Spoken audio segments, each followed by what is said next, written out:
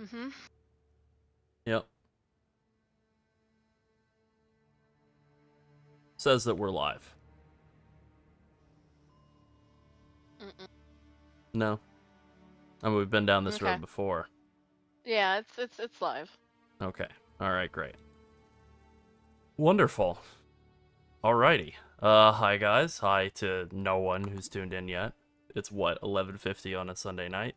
That's the perfect time to I mean, stream, we can right? just wait until people get here to Yeah, it's probably not a bad talk idea. about literally anything. Yeah.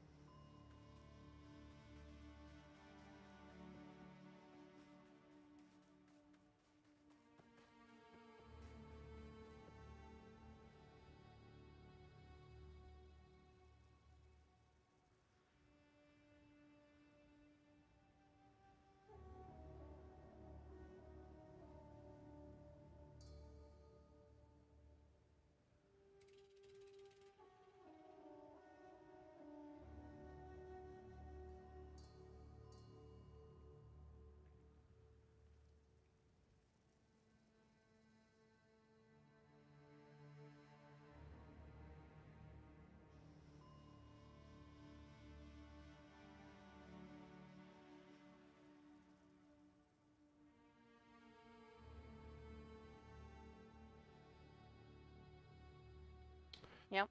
Alrighty. Well, right now I'm just sitting around in town, but yeah, I just made it into Act 2 Which Cruel on which this character. this is the What's up? one for your alt leveling. Yeah, this is gonna be for a video I'll probably be putting out, hopefully tomorrow, God willing. Just about like leveling characters through the campaign very quickly. Kind of something I've been cooking up for a little bit. I got very lucky and had a bunch of very nice leveling uniques drop all in the span of like half an hour, and I was like, all right, I guess that's a sign that I need to go ahead and level another character and start working on, kind of the the replacement to like speed leveling setups in PoE 1, basically the PoE 2 equivalent, and I think that the PoE 2 equivalent is actually better. So I'm just gonna go ahead and get into, I'm in Act 2 Cruel right now, like 48 or whatever, and just gonna kind of get into it. Go kill whatever the hyena boss at the end of this zone is named. Don't remember. Yeah. And yeah, I would say it's definitely better than the like Hollow Palm setup from PoE 1. You basically just stack strength, so you get life, in addition to tons of damage. So I have no deaths. I have AFK'd a bunch, but oh, maybe I logged out. But yeah, slash deaths. El Zilcho, pretty good.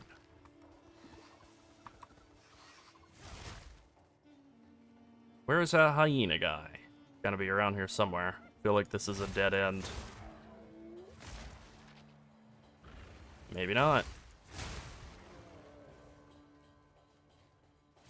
Alright. Yeah. A middle of the night stream is always a wild card. I don't think it's gonna be. Yeah. I'm I'm actually really shocked that there are 16 people watching right now, Yeah. but I'm actually elated by it. Yeah, absolutely. Well, we were saying before we went live, like, should we bother streaming at like 11:55 on a Sunday? And yeah, that's the perfect time to do it. I say go. And here we are. Oh, little camp. That's not what I'm looking for at all. Where is that hyena Yeah, guy? we He's got to be around here we somewhere. are rarely ever live. Yep, We are thinking about changing that in the future, though. that is We get asked a correct. lot. We get asked a lot. Yeah, it's true. I think the issue for me, as evidenced with this stream, is I never really know how to start a stream. What, do you just sit there and talk to yourself like a lunatic? Or do you sit there in absolute silence, also like a lunatic? I don't think there's a good answer. Probably just like music and a stream starting in 5 minutes countdown. Alright, boss time.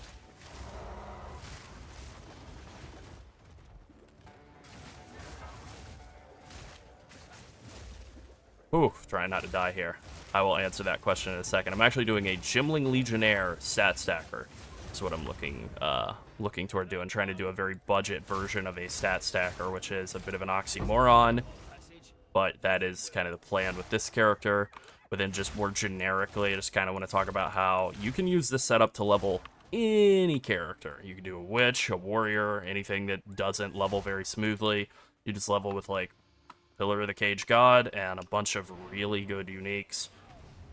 You know, Carnage Heart. It's not the greatest amulet, but definitely works for the campaign. And that's kind of the thing with, like, a lot of these leveling uniques. Definitely work for the campaign. Alright, where am I going with my next point here? There we go. And yeah, pretty much the whole tree is just like strength. Just top to bottom strength. Alright, We heard about it too in our comment section. Yeah. Yeah, I've seen a lot of people playing this, and it's very enjoyable. It really, like, you just zoom around and right-click everything, and then it dies instantly. That's pretty much the extent of it, but, you know, what more do you need, right? Very satisfying gameplay loop. I mean, it's why PoE1's been so successful for so long. Run around and right-click. I agree. I really think if I had to pick things that I think are big mistakes with PoE2, it's not a ton of them, but I think that that is definitely one that stands out as a huge mistake. Being locked into your ascendancies and being locked into, like, the runes that you put in, I think those are two massive mistakes. Yeah, that is pretty much exactly what I have going on, Rex. I had a pillar drop, and I, like, chiseled it up and put all the whatever on it. Blacksmith whetstones and the two holes on it, and then I corrupted it, and I got a third hole, and I was like, I'm not sure this pillar right here. It's like, I'm not sure what I want to put in those, so I guess I need to get another one and corrupt that one for leveling setup. And I got lucky, and this one corrupted into having some flat damage, so pretty good. Alright, off we go to the wrong place. Great. Outcast. Good job. Yeah, I'm doing it. I don't love... I understand Good why they did navigation it. skills. I understand why they did it. I don't love... Okay, that just changed. I swear that said something. Okay, whatever. How the map is different every time you go through the campaign. It's not going to be a problem for once the game is in full release and we have 6 actual acts, but they'll be all laid out in one way for the first time through, like, Act 2, and then they'll be completely different when you go through on Cruel, and it has thrown me off every single time. Really quick, while we have 20 people amazingly watching at midnight Join us our time. at midnight on a Monday. Yeah. So we try to answer every question that we can. Even the ones that are like, why are you so stupid? Yeah, yeah.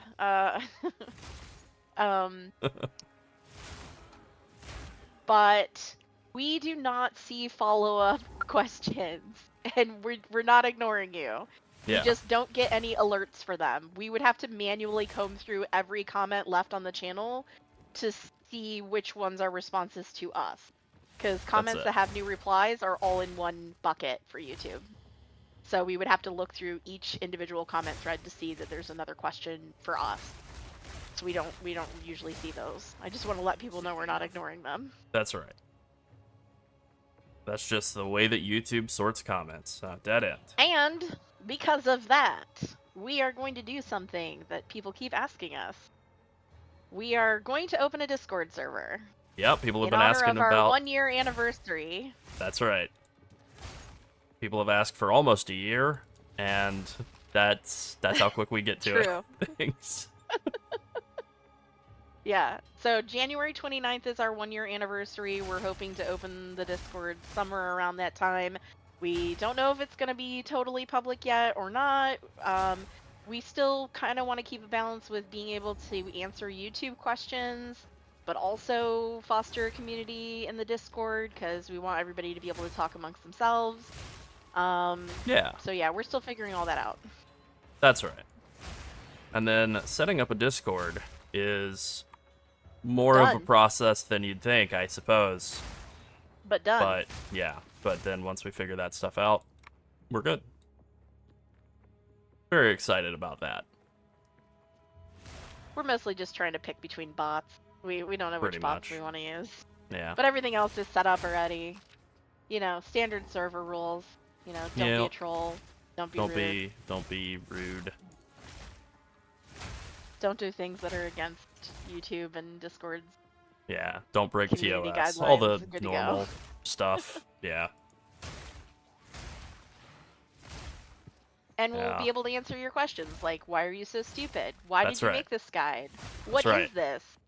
Why do I want to build that's a glass cannon? And other questions. Yeah, that are glass pressing cannon like that doesn't even hit hard. Yeah. The perfect build. A Quinn builds damage and a Mathel builds tankiness. That's what we're looking for. Yep. Yeah. A better load of weapons came out of this place.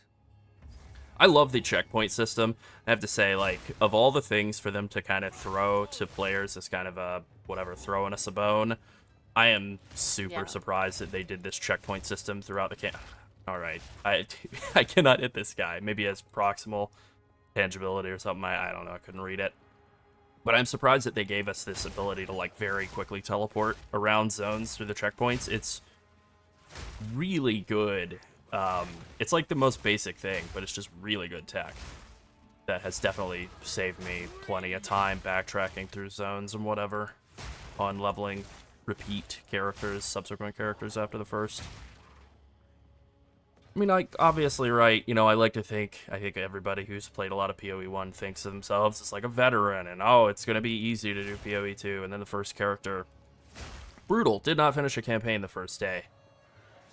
And, I mean, I had some other stuff pop, I had a raid that night, but still, I wasn't close to done with the campaign on day one. And then, you know, subsequent characters, flying through, definitely feel like some of it's just getting better at the game and having move speed boots and stuff, but really I think the ability to skip back and forth between the checkpoints has been humongous.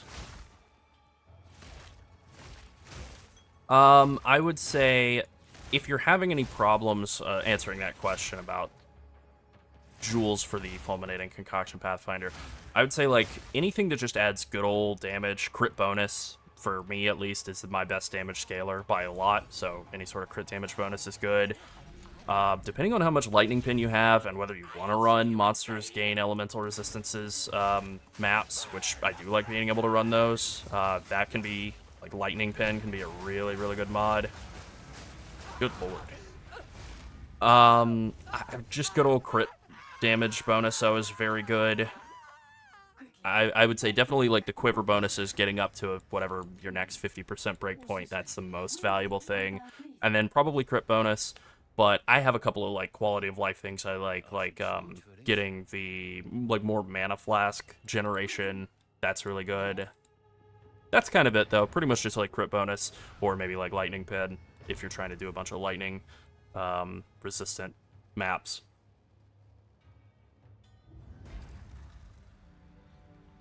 Loading screens are a bit long, especially opening up the map. There you go. That's a third criticism I can lob at the game. If I open the map, it's like a minute of my life gone. Speaking of, where am I going next? Oh, I guess I don't know. I gotta go talk to old what's her name.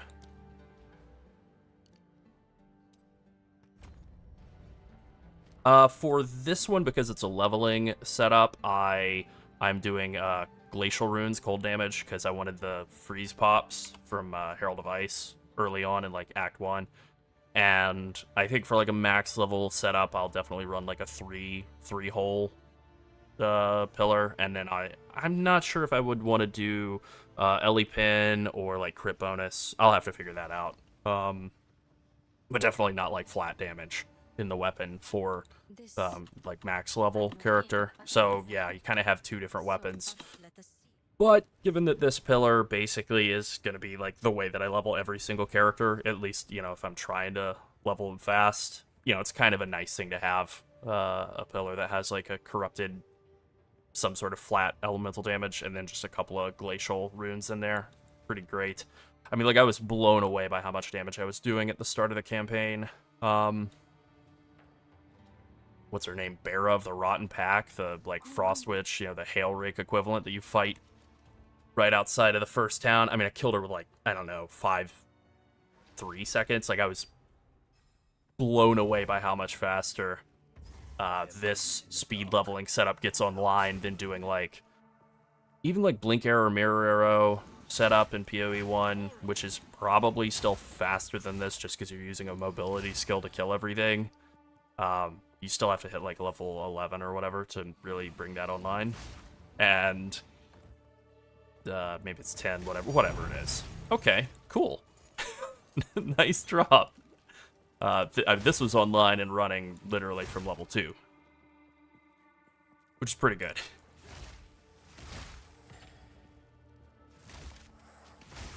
Definitely it The map loading alleviates... screens. What do you think is causing that? Because they're not that slow in PoE 1. Yeah, I don't know. I have wondered that myself. Maybe it is something to do with the fact that stuff is randomly placed around the maps. Like, maybe that is actually causing some of the issues with the loading screen being longer. It's having to, like, generate something, you know, not a... I didn't make it, so I certainly don't know. I haven't really been paying attention to the speed of other people's loading screens, to be honest, but I mean, your setup shouldn't be struggling at all. No. So. No, it's something I've seen a lot of on, like, Reddit. A lot of people complaining. Definitely one of the biggest complaints in the first few days of the game being out in early access is how long the map loading screen is. A bunch of people doing the Interstellar meme. This little maneuver is going to cost us 50 years or whatever. Every time they open the map screen. I feel like I went past where Balbala is, but maybe not. Maybe she's up ahead. Maybe my last couple Balbalas were just close to the entrance. I think I'm heading back. Okay, yeah, I am.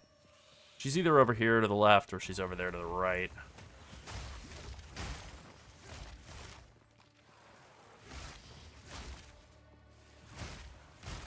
Yeah, I know console people are having much worse issues than just the map opening, like having no loot filter.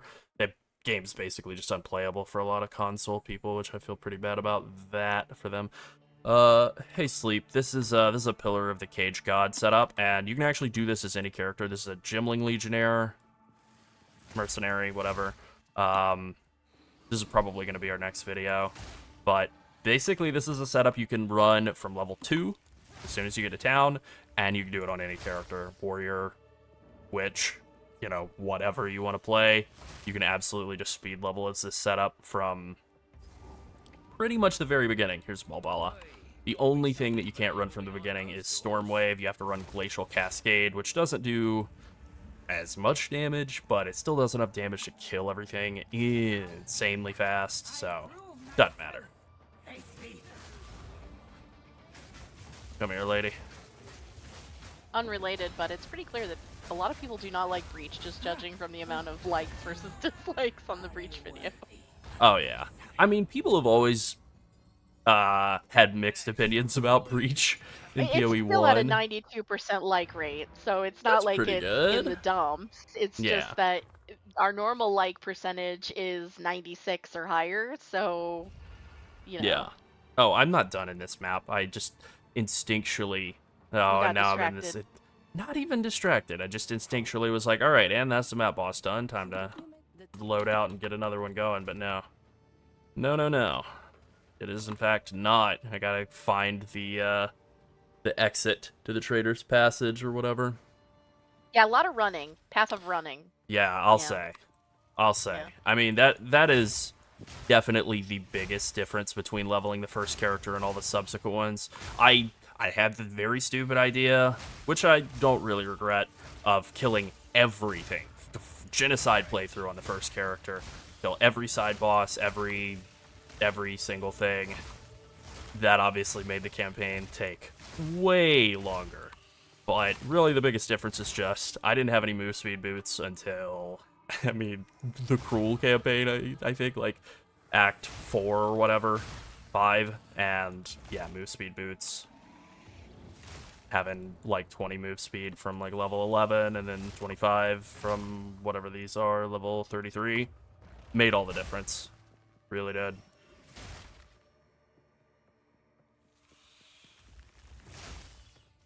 Definitely something needs to be done with some of the really bad map layouts. I mean, I could rail forever about Augury and Mire just being terrible. There's definitely like a weird... I'm not sure what the word is, like fascination or something, with just like hallway style maps, or just long, tons of connected hallways. And there are builds like the one that I'm playing right now, Stormwave, Skills, I guess, that are really good for just annihilating everything in a hallway. And then there are a lot of skills that suck in hallways, and you know, that's definitely something that's going to need to be sorted out as we get further along. I mean, I think the biggest thing is just a what? Can you take What's a that? screenshot of your this? Yeah. Yeah, I'll stop. This is what I'm doing right now. As a mercenary, I came down, I took all of these.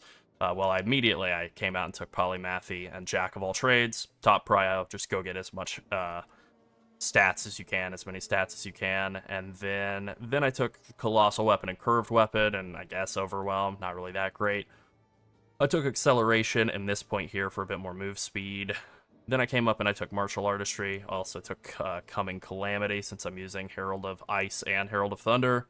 And then took Whirling Assault. I actually think it's bad. I think these 2 points are bad. Probably going to drop them for coming down here and taking Proficiency and Falcon Technique. And then I think pretty much after that, I'm just going to try and take some more, like, maybe some defensive stuff, maybe a little bit more damage stuff. I might come take Lightning Rod here in a bit, because I do not exclusively lightning damage. It's mostly cold on Ice Strike. It's a little bit more on Stormwave.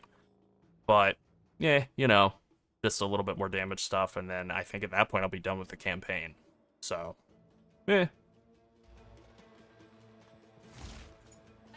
I agree with that. I think that is exactly right. I think that the end game, especially with Breach, kind of being the only, like, really doable in-game juicing mechanic. Yeah, basically you just flood the screen with monsters, and then you kill them insanely fast with Herald of Ice or Spark. And you can use Herald of Thunder to make your Herald of Ice work better. That's pretty much it. It's like, you know, there are aspects of the campaign that I think are truly incredible. I thought the first playthrough of the campaign really did hit what they were trying to go for with, like, the slower, more methodical combat. I loved it. But then the end game really does just feel very PoE1. Which, I mean, I had some people in my orbit who were, like, very concerned about the end game actually being horrible and boring and slow, having to use multiple skills, and, you know, they are very much in the campaign, the mindset of, like, I really just like PoE1, I just want more PoE1, and definitely once you get to end game, they got what they wanted. I could go either way. I could absolutely be alright with the end game being a lot more slow and methodical, but I think that might not appeal to as many people. So I don't know. I mean, the feedback on screen clearing builds is just as mixed as that feedback. I mean, Yeah. If we showcase builds that clear screens and are insanely fast in Glass Cannon, people are upset that it doesn't have enough defense. And if we show things that are super defensive, they're upset that it can't kill things quickly. Yeah. Yeah. You can't win. Well, you know, you can't please everybody all the time, and, like, I don't know, I feel like Grinding Gear, at least for me, has definitely earned a lot of goodwill. So, like, I'm willing to kind of let them make mistakes and experiment and stuff. And there's no but at the end of that sentence. I think that the experimenting is going pretty well, and I really like the game so far. I kind of can see the vision, though. I think I'm, like, able to see what I think this will be in 6 months or a year's time.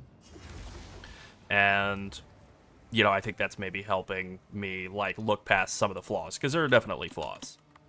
Hey Bob, did you comment about your witch hunter on the last video? Someone did, which Someone makes sense. did. Yeah. Someone talked to, yeah, someone said they got to T5 and then they were having trouble with their witch hunter. But Yeah. I don't know if it was you. I really liked the concept of Witch Hunter, and I thought it really Oh, looked. it was. Yeah. Yeah. Nice. I really liked the concept of Witch Hunter. I thought it looked like it would be sort of like an analog to Deadeye, where it's just like what you get out of this tree is insane damage, just like freakish monster annihilating damage. But then it really wasn't enough. They what they've done with Cole has kind of made that whole setup not so great. And you can get some good tankiness out of Witch Hunter. I like that concept a lot. But then what? You're taking an ascendancy that's just like, I'm tanky? I don't know. So I want more for Witch Hunter because I think it's cooler conceptually So than does Bob. Gimling Legionnaire. But right now it's definitely like weaker, and that's kind of a bummer. Well, I mean, we're going to get a PoE League, PoE 1 League in, I would say, probably a month. You know, we'll see. Maybe it's more like 6 weeks. But I think we're getting a PoE 1 League in Feb. You know, let's say early Feb, mid-Feb. I'm very excited about that. Certainly hype season's going to be booting up in the next couple of weeks at the very least. Very unexpected thing for me in all of this leveling this character is how much I like the mercenary. I think his voice lines are awesome. He's just like me for real. He's much more like me than I realized any character this game would be. No, I like him a lot. Which line would you say is most like you? Him shouting moron when he kills a monster. Okay, all right, Yeah. fair enough. Yeah. Yeah. Yeah.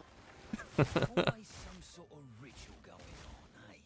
Yeah. That's probably a good call. It was a lot of busy work, and some people Yeah. like that busy work, but it's I not did. for everybody. Not for me. It's not for me. I liked the busy work, but honestly, like, yeah, Necro League was definitely the one to skip of those two. But Boat League, it had its ups and downs, right? You know, every league's going to be like that to some extent. Have some positives and negatives, but Boat League was good, but it definitely overstayed its welcome. Even the people who really liked it, which I did, I'm ready for Boat League to be a thing of the past. Definitely added some good stuff that's going to be sticking around forever, though, like gold. That's definitely not going anywhere. Where the hell? It's probably this way, past that checkpoint. It's at Yeah. the other end of the map, obviously. Yeah, that's right, know? obviously. It's at the furthest distance you need to run, clearly. That's right. Oh, yeah. Well, that was the thing that was... This feels very Diablo 3-esque to me. This feels Oh, very yeah, very much so. Rift-esque to me. Yes. With there being this one guy hanging out in the corner of Yeah. the smallest little alcove or whatever. Yeah. Yeah, that was the, like, positive and negative of Necro League, was it was so easy to get insane weapons. Like, unreal insane weapons that should, in a normal league, cost, yeah, like, 1,000 divines. You can get them for, like, 50. And that was, like, really good, obviously, for hitting peak player power, but then you could hit peak player power that would normally take, like, a month and a half or something. You could hit that in, like, 2 weeks of Necro League, and so obviously that's going to kill player retention.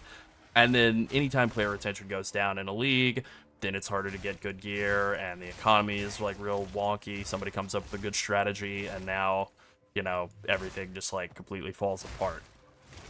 Kind of a landslide effect. Very nice on the raw mage blood. That's very nice. Yeah.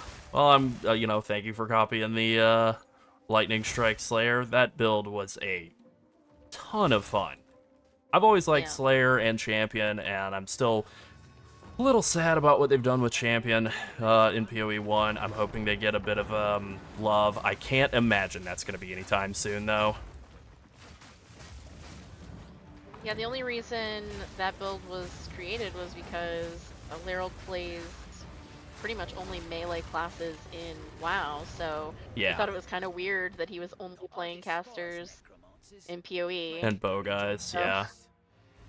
And so we were like, well, time for melee build. Yeah.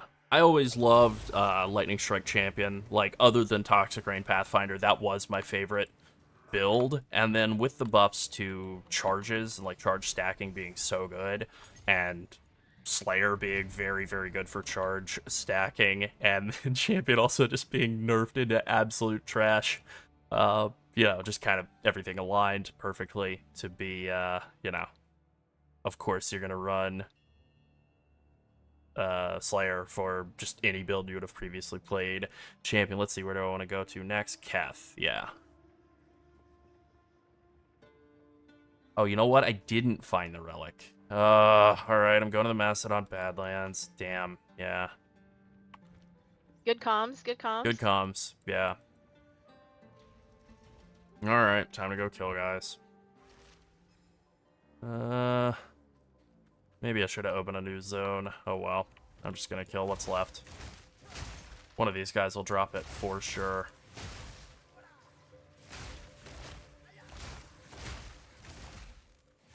Yeah, the reward is so useful. Yeah. See, yeah, that's pretty nice. Yeah, definitely you have some, you just have those lucky drops sometimes. I'm trying to remember the last time I had, like, a really lucky apothecary early in a league. I can't remember what league it was. It was before we started doing any YouTube stuff, so it had to be, like... I don't want to say Crucible, but yeah, it might have been Crucible League. Yeah, this channel was like 3 years in the making before we launched it. Yeah. Oh, you know what? Yeah, you might be right. It might be Bone Pit only. Well, let's see if I can find a checkpoint around here. There we go. It's those pesky other jobs we were working, preventing That's us right. from making YouTube content. That's right. Spending more Those time real playing life WoW responsibilities. and thinking, you know, I love WoW, but I have a lot of criticisms. Only a few. Yeah, only a few.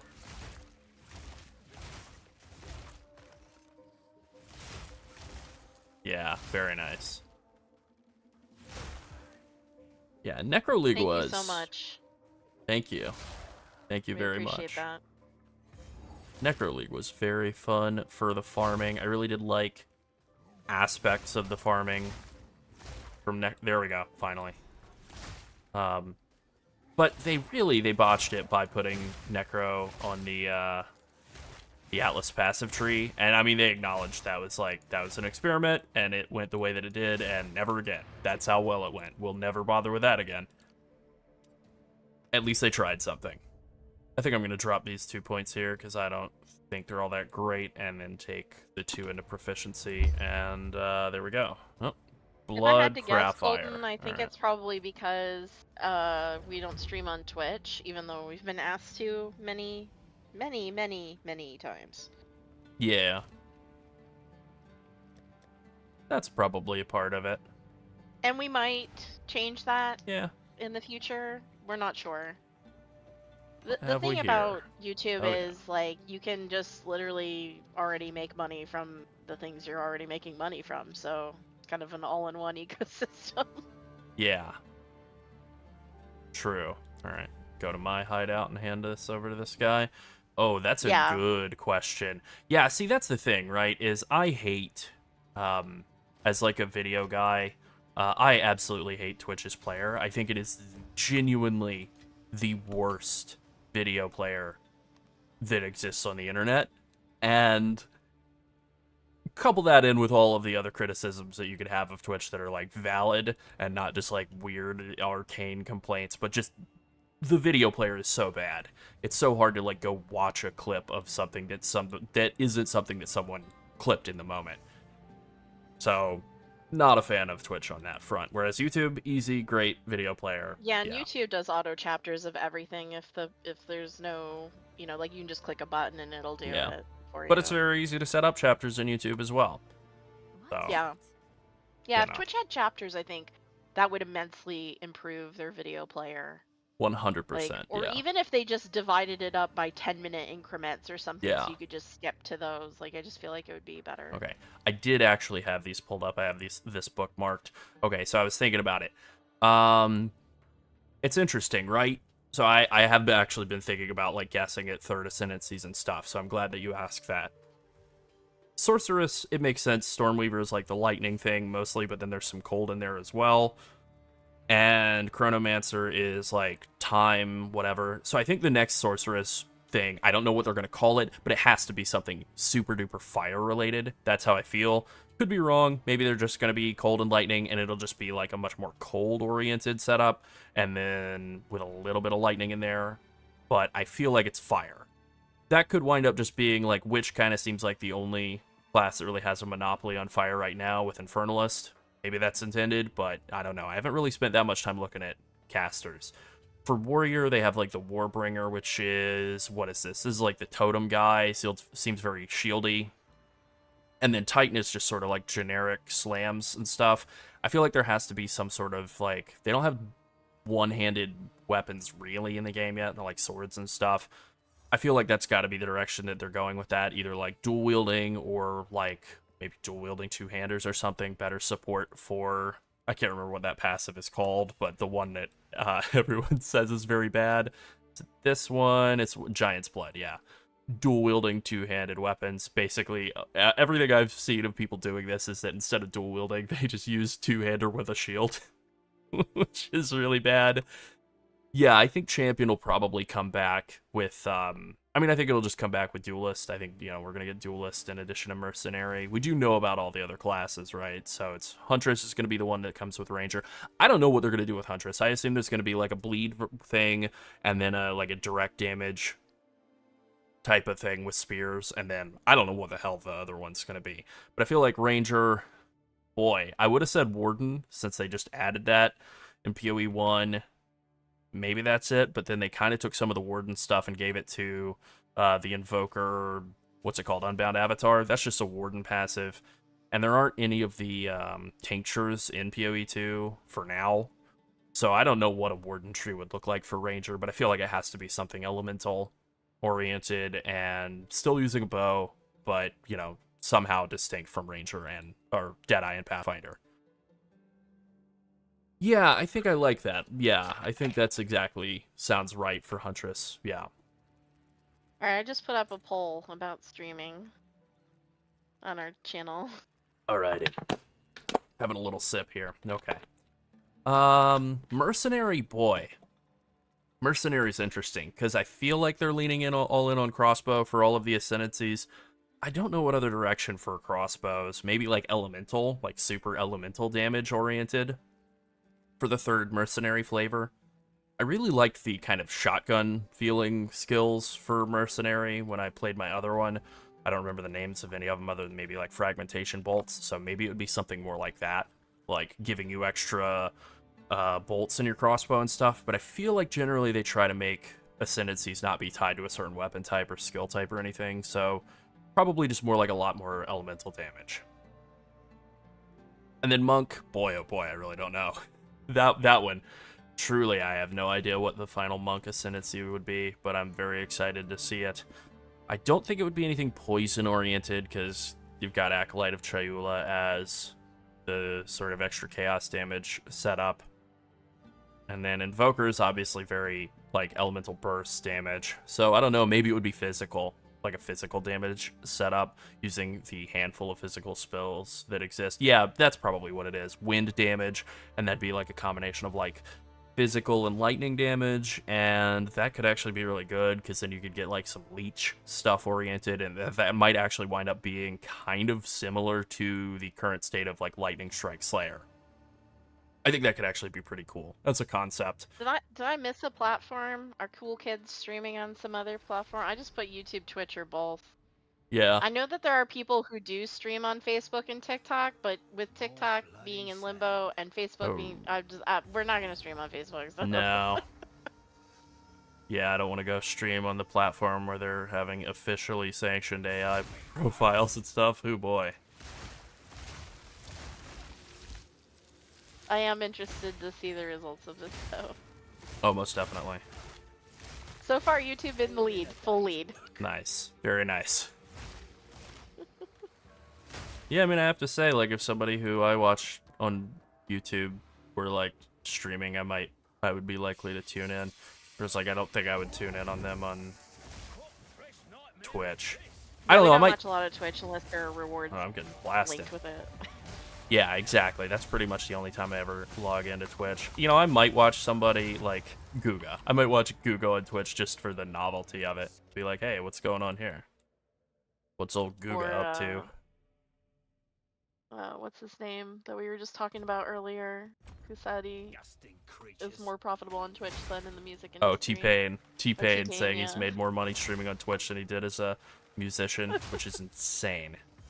But, like, yeah, alright. You got my interest, T-Pain.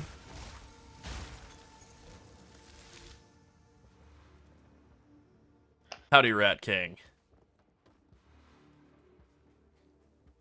Yeah, that's true. I mean, that's the whole, like, nature of the internet and profitability, right? It's just one constant war between advertisers and the people who don't want to watch ads. Oh, and just to clear something up about advertisements, we do not pick those. We don't have No. any mid-roll ads that we are like making ourselves that we have No. agreed to. That's right. So if you're seeing crazy stuff and it's not good, you should report it, because we've seen some reports in our comments and they're like, oh, I saw Oh, yeah, a it did, huh? RMT site or something. We're like, yeah, you should report that. We Yeah. did not pick that for sure. Good comms on the Relic. And yeah, I mean, just... Yeah, hearing that people are seeing ads of that kind, like... Oh, perfect. That's Like, very disappointing. I have extreme hate for the companies that sell that kind of stuff. Really, really, really, really, really not on board with that at all. I wouldn't say that this build is uniquely mine in any way. I think this is like very well known at this point, this like stat stacking gymling, but the setup of leveling with a pillar and all of this and being something you can do from like level 2 on any character. Who's next? I mean, I'm sure other people have also noticed and are talking about it, but I haven't seen anybody else talking about this. I haven't been looking though, so how would I? But yeah, it's pretty insane how fast this character is leveling. Definitely, if I were better at moving quickly through zones, it would be faster. Like I'm not gonna be breaking any records or anything. I'm sure that like Havoc or whoever's probably doing a full fresh start run faster than I'm doing this twink run, but that's fine. I'm like stopping and making notes and stuff. And I'm not a racer, so there's that. True. Yeah, you can just say whatever you're slow, you can just go, well, I'm not a racer, and then that's fine. Oh, where is the exit? Nope. I had to ask Somewhere if you meant around here. food or build, because usually when we do a WoW stream, we've just cooked or True. are cooking or. That's true.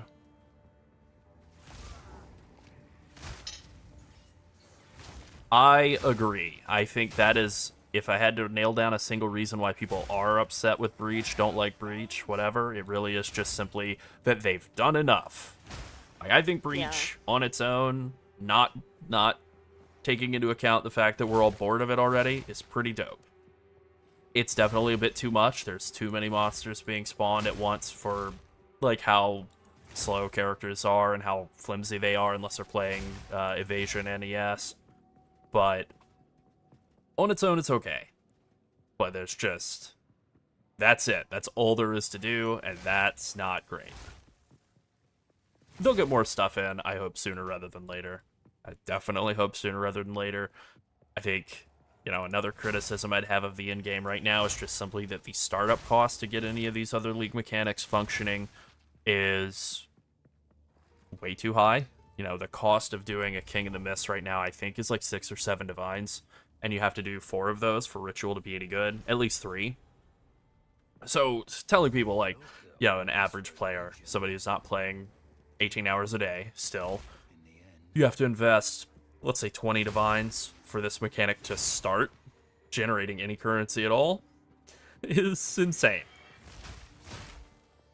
I think Ritual's the worst example. I think Expedition's not as bad, but the problem with Expedition is, like, I was sitting around thinking about ways to, like, make up videos about, you know, the various mechanics, like, here's how you make currency with this one, that one, the other thing, and, like, the Ritual or the Expedition video is going to be 4 seconds long. It's going to be me saying, here's how you make currency with Expedition, and then just on the screen, just black screen, white text, you don't, and then that's the end of the video. That's not great. Oops All Rogs, I don't think is working at all with the current state of the gear crafting system as it exists. I don't mind the idea of Oops All Rogs, though. I kind of like gear crafting, and I would like for Expedition crafting to be good, but at least as it stands right now, it's nothing. All right, let's go. Blimey, a trap. Yeah.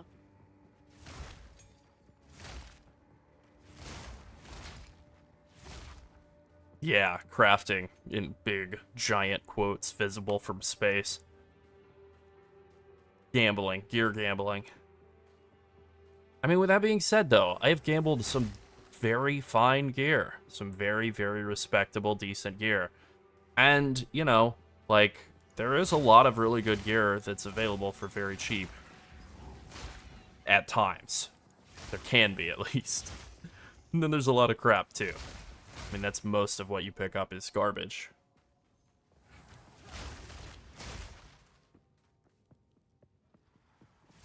Yeah, I think essences are definitely in a poor state at the moment. You know, they're supposedly our way of kind of doing a little bit with crafting, but they don't really... They don't fix the...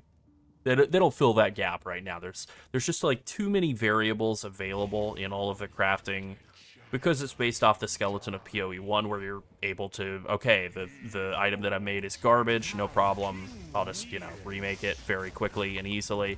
And with all of gear crafting being a one-shot mechanic, this guy health bar even going to show up? Nope. Killed him before his health bar showed up. Good lord. I don't know. With gear crafting being like one shot in PoE 2, there's just way too many spoiler mods and spoiler mod tiers available on gear. That really is it. I mean, I said it in an earlier video, but whatever. Like, I think the fix is just to make it so that when you're crafting higher level gear, the roll ranges are constrained. So you're not getting, like, you're trying to craft a physical, even if it's just with essences, you're trying to craft, like, a big physical weapon. You slap a Fizz essence on there, and then you get a, you know, adds 2 to 4 physical damage on a, like, an item level 84 mace. Like, that ain't no good. And that really is the problem. Can I use any of these yet? Hell yeah, I can. What do we want? They're both 11. Okay. Let's do Herald of Thunder.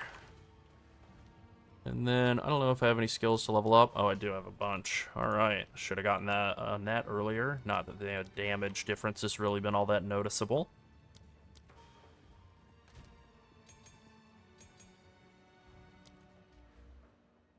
Okay. Let's see. Do I come up here and take Enhanced Reflexes and get that extra dex, or do I just come over and take Falcon Technique? I think I'll do the extra dex. And then I can drop those 2 points in whatever it's called over here, Whirling Assault, and put them right in there.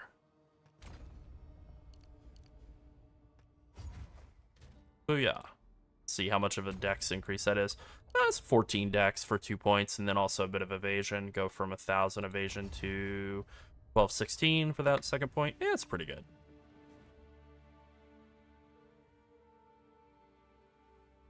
Yeah. Yeah, keeping annuls in and keeping them ultra rare is like... you know, it's like, okay, so they've kind of made it so that the ultra wealthy are still able to do old school PoE 1 crafting, sort of. I mean, it's whatever it is. It's like 8 divines for each attempt at annulling and exalting, but like, so, you know, that level of, not deterministic, but certainly continued tinkering on an item exists for the 1% of the 1%, but then for the other 99.99% of players effectively all gear is one-shot. I don't know, I don't love it. Even though I like the idea of omens being there as a way to help with some more control over crafting. I don't know if the fix is to weaken them or to make them way more available to players. Probably both. I do want more control over crafting. I like the idea of the rune system allowing you to just add in extra stats. Like, you know, I'm not losing a suffix to get this 12 lightning res in these gloves. That's cool. Having them be locked in permanently is not great, though. No reason why you can't just overwrite them. That's like that's like the worst part of, like, Battle for Azeroth World of Warcraft kind of design, in my opinion. So that's definitely something that needs to be axed whenever their first update for the year is. Later this week. No wonder. Yeah. Yeah, what are they doing? Having a holiday? That's or right. Something? Taking a break? Oh, look at that guy floating around frozen. Hell yeah. No breaks allowed. Only working. Hey, I'm happy for them. They definitely earned the Christmas break. I'm surprised that they actually were gone and silent and all. Like, it's good. They should be, but I'm just a little surprised.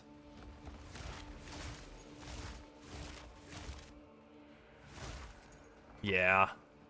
I mean, like, that's something about PoE 1 that I've kind of always liked. Like, I don't particularly like Abyss, and so, you know, I can just do other mechanics and then trade for stuff from Abyss. I like that, conceptually.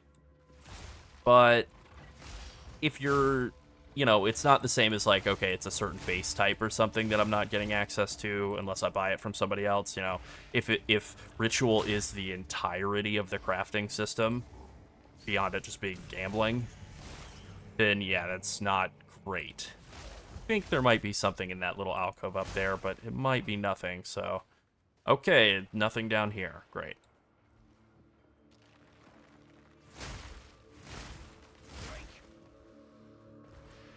I definitely think that with Ritual still being the same mechanic as it currently is, I think that's going to tire people out.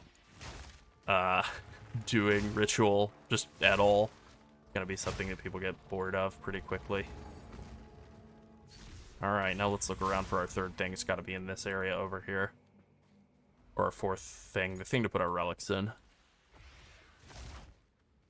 Yeah, I agree. I think that is basically the recipe to a successful PoE mechanic, is a combination of a crafting material, crafting something, some sort of crafting mechanic. Like Breach has it with the Breach rings and the catalysts. That works. Not super complex, but that's okay. And Expedition really has it, but then it also has to have some sort of currency component as well. Yeah. Expedition doesn't have a currency component. I think if you look at the other in-game mechanics too, the ones that aren't on maps, we'll do life recovery from flasks. What are they called? Trial of Chaos. I've been thinking about this. This is like definitely something for a future video. Trial of Chaos is really weird because it's like it gives you omens, or whatever they're called, soul cores, and those are really useful. Some of them can be very valuable, some of them not so much. But then it just gives you like 4 mod corrupted rare items that are completely worthless and have no sockets for everything else. There's never any currency that comes from it at all from the direct league mechanic. You can get, or whatever it is, in-game mechanic. I don't love that. Like, I think just getting a fistful of absolutely worthless rare items doesn't really make sense. Especially when you compare it to, like, Ritual, or I can't keep saying Ritual. Although, yeah, sure, actually, Ritual can at least give you some occasional exalts and stuff. But, Trial of the Sekima, you can definitely get currency from doing that, and, like, valuable items and stuff. Trial of Chaos just feels so anemic by comparison. Thin as a mechanic compared to Trial of the Sekima or any of the map mechanics, even Expedition. Thank you, Tetley. I really liked that build too. I think I was looking at it recently. I think that's the most successful video we've ever put out on the channel. Is it? I think so. Which, you know what, I'm pretty happy with that, actually. Because, you know, if I were to pick anything that I like that I would want to be super successful or whatever, it would either be, from PoE you're 1, right, that it is. is. It would either be It is Lightning pretty- Strike or Toxic Rain, right? It would have to be one of those two. Yeah. And I'm happy either way. Dead end. Yeah. I think that's the most fun Lerald's had playing PoE so far, other than like playing, you know, PoE 2 and things being new and whatnot. I think I Um, agree. I think you had the most fun playing that build. Yeah, I think I agree. I was looking at my time played in PoE 1 this league. I don't remember what jogged me into doing that, but I didn't play as much of that character as I thought. I think I only played like 6 or something days on it, which it felt like I played like 400 hours, but I guess I played less than that. But I played a lot on the Berserker at the start of the league. I played an insane amount. I mean, a lot of that's AFK, but I played like 8 days of that Berserker, my first character. Yeah. Yeah, Citadels are interesting because I've had spots where I've gone like literally hundreds of maps without seeing a Citadel, and then I have one spot on my Atlas where I have 2 Citadels right next, like on the same screen. And I know that what they're basically going for is delve but sideways. So like the goal seems to just be you just go away. You just pick what's your favorite direction. Up, left. I'm a big left fan. And you just start of the league, you go, I'm going left, and then that's it. You never go Left any to direction barrel. except left. Exactly. And you just go left from the start of the league until the end of the league. Just as far left as you possibly can be. Now, our And next highest build guide is at 75,000 views, which is less Yeah. than half of the Lightning Strike Slayer build. people like that build, and you know what? Me Yeah. too. Yeah, you were very excited in that video too, so I think that's True. another reason it did so well. True. Yeah. You're like in your element. You've always Yeah. loved Toxic Rain Pathfinder, and that's I always do. been your jam in PoE, and I think you still love it, right? Oh, absolutely. It just has. But- It just doesn't have great single target damage. It's just not a great Yeah. bosser. And it doesn't But have with any sort that, of you crit were scaling like, this is because it great. can't. This is fantastic. This is so Yeah. fun. Like that's all you said the entire time you were Oh, yeah. playing it. Oh yeah, I had so much fun with that build.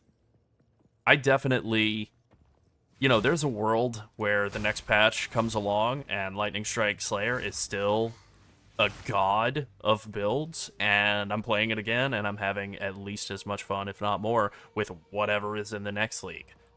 Let me think about it.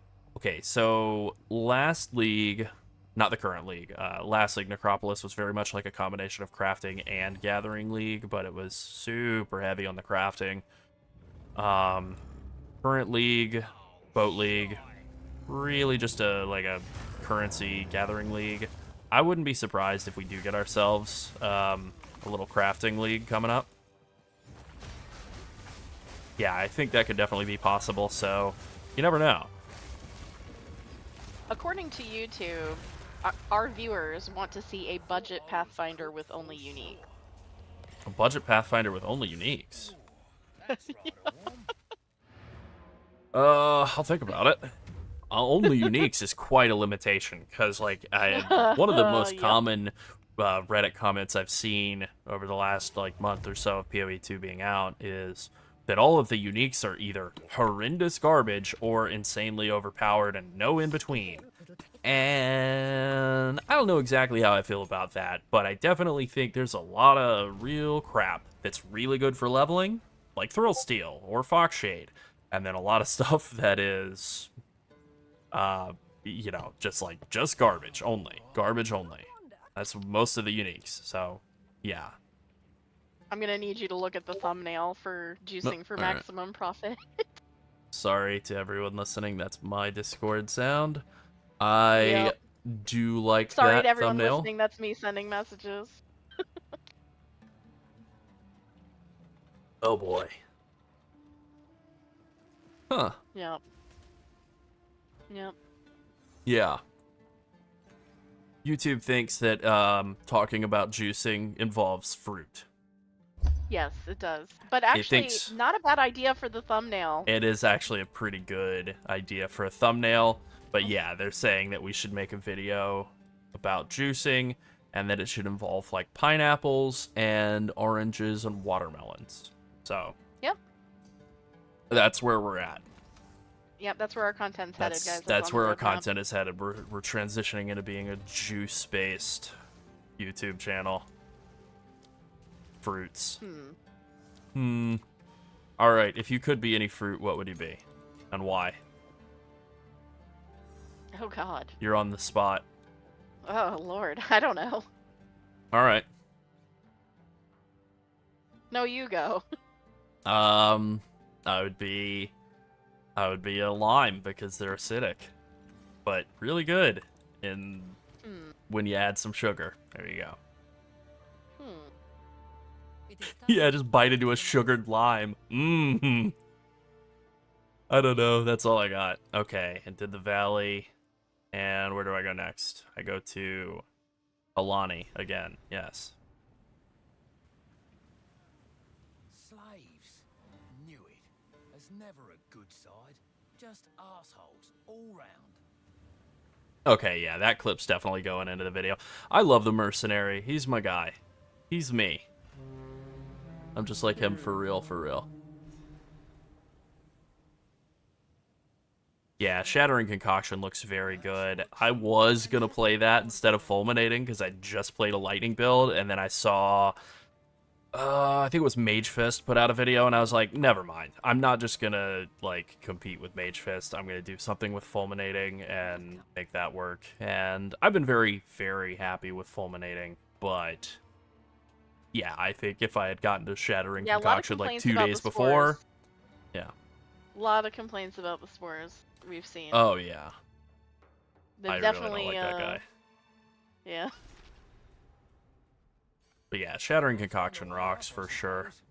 It has lower flat, like, average damage than Lightning. That's always, that's always the way it is with Cold, though, right? Cold's going to do less damage because it gives you CC. But it does give you CC, so you're definitely safer playing that. On average, anyway.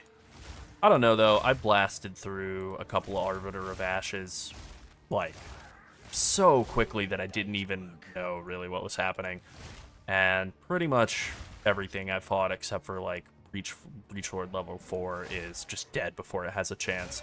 With the exception of map bosses that have the Energy Shield mod added to them, because those guys, for some reason, that Energy Shield mod just, like, 6x's their health.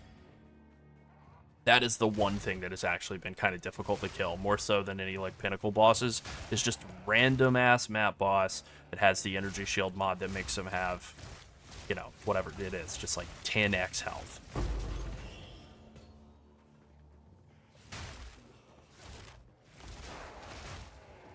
Interesting. Poison Gas Arrow Chayula Monk?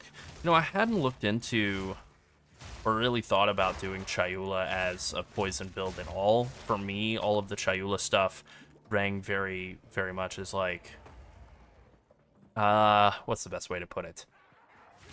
Do something normal, elemental, physical, whatever, and then all of the chaos damage is just extra. Kind of like some of the extra damage mods that you'll get, like extra elemental damage as chaos on like weapons from Betrayal in PoE 1. But with that being said, using that to fuel more poison damage makes perfect sense. So I do think that like a Chayula Gas Arrow Monk could be really good. Yeah, I don't really love Chayula. I think most people don't really love Chayula because of the way that the purple flames don't really work that well. And the way that I got around that was, and I'm actually using that in this leveling setup, is to just use Mantra of Destruction and the Bell, Tempest Bell. You just build up Mantra of Destruction, then you drop Tempest Bell, and then everything that gets killed by the Tempest Bell, every single thing will give you the stacks of the Chayula buff. That kind of gets around that. And then if you're playing Acolyte of Chayula, then the buff is stronger. It's 10% extra damage as chaos per stack, or whatever it is, 14% instead of 7. And you know, you get a bunch of extra chaos damage across the whole bell, too. Mantra of Destruction is like 30-something% extra damage as chaos. And it applies to the whole bell, and it applies to all the multiplying that bell does, where you get a bunch of extra damage for hitting it with, like, lightning or whatever.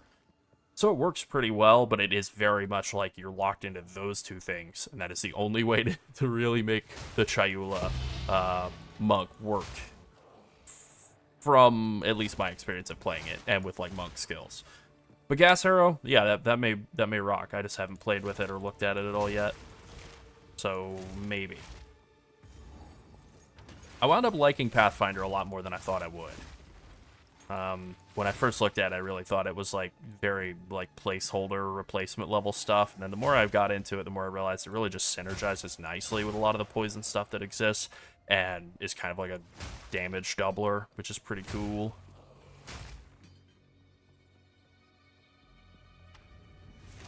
I'll definitely take a look at that. Even if it's whatever, if it's not as good, it's very creative. So I like that aspect of it. Oh yeah, I like that. Shattering Pathfinder, doing, yeah, just like basically one-shotting bosses is nice. I was worried they were going to nerf it. I've come back around. I don't think they're going to. I mean, they just buffed it, right? They just buffed it at the start of... It was like, I think the first patch they did in Early Access was to buff all of the concoction spells. Maybe it was the second, but either way. They're not going to buff it and then immediately nerf it again.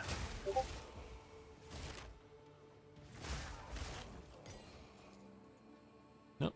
Support. I've been burning through a bunch of support gems and kind of running low on my supply.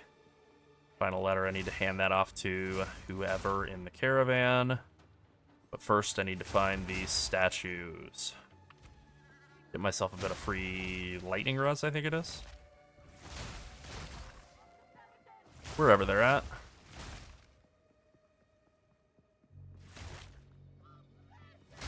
Well, it seems like most of the people who are watching have voted. So far, Yeah. YouTube's still in the lead. I mean, I realize Excellent. we are polling on the YouTube platform, That's so true. yes, I do That's right. appreciate Selection that bias, bias yeah. that Chad pointed out, but Good call.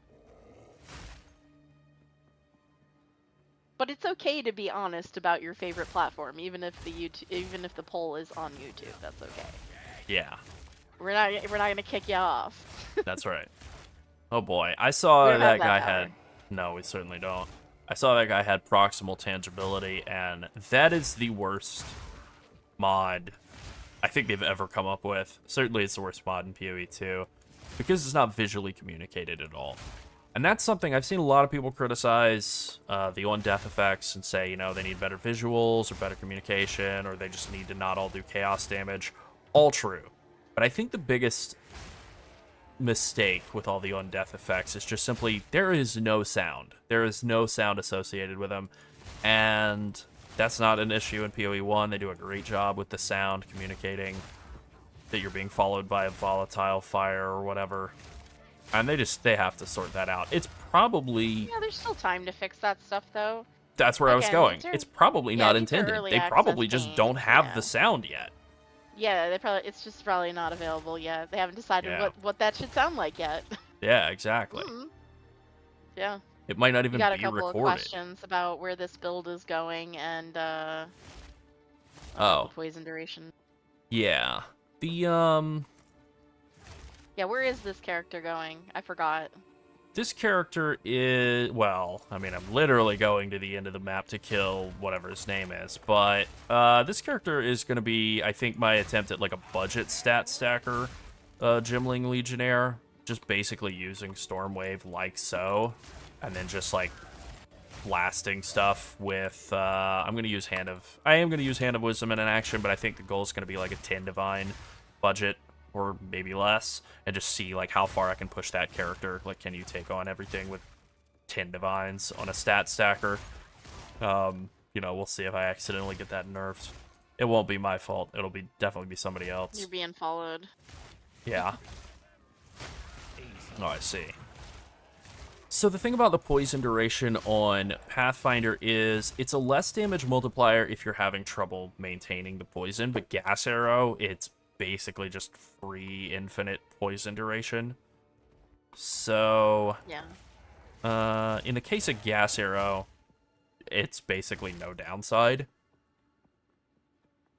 I swear those statue guys are around here. They're probably going to be over to the east. I'm going to explore every single aspect, every single one of these little ramparts. Yeah, okay, they are over the east. Hoo boy. Oh, Thank you. That's very nice. That's very nice. Yeah, I've always been a huge fan of Toxic Rain Pathfinder. I don't really remember when I first started playing it. I just remember hearing, like, because before that I never really had, like, a super comfort build that I loved. I would just, like, kind of watch Mathel and then play around with stuff that he had, and then it would get super, it would be super expensive because it's a Mathel pricing. And yeah, just like kind of. Well, would you say it was before or after we started our first YouTube channel? When did we start our first YouTube channel? Like 10 years ago? 9 years ago. Definitely after that point, but I don't know. It's one of those things where I had a bunch of false starts in learning to play PoE because I had a friend who told me, you gotta play this game. It's so perfect for you. You would love it. And this was like 2013, so the game was brand new. And I logged in and looked at it, and I was like, this is ugly. Can't do it. And then over the years, kept trying and, like, got to Brutus or got to whatever, like halfway through Act 1 at this point, and then, like made it most of the way through the acts and then gave up. But eventually I just, like, said, yeah, I don't trust Blizzard, the Diablo team anymore at all, so I'm going to move on from that. Good decision there. I'm going to see what these guys with PoE, the ugly PoE game, are up to. And now look at how ugly it is. It's, it's so gorgeous on top of being a good game. So. Damn, I nailed it. It'll be 9 years in August. Damn. Our first video, I think, was a short. Yeah. Yeah. I mean, it wasn't called a short then, but yeah, it is now. Yeah. Yeah, I agree with that. I really do hope that the Widow Hail damage scaling on concoctions sticks around, because I think they are a super fun build concept that does eventually get outclassed by other things, like the character I'm currently playing. Like a stat stacking Stormwave, Gimling Legionnaire is better than a concoction build at everything at high enough budget, even at like pure single target damage or anything.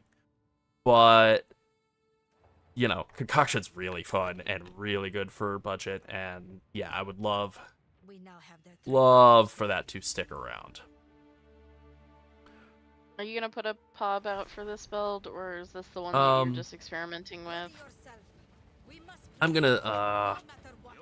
definitely going to make like some sort of video and put out some sort of build planner about this character specifically, but then I'm also gonna just do like a video about leveling and like how you can basically use this setup on any character. And so I'll definitely probably put out like full 6 build, whatever they're called, max roll build planners, whenever I do that video, which maybe tomorrow, hopefully.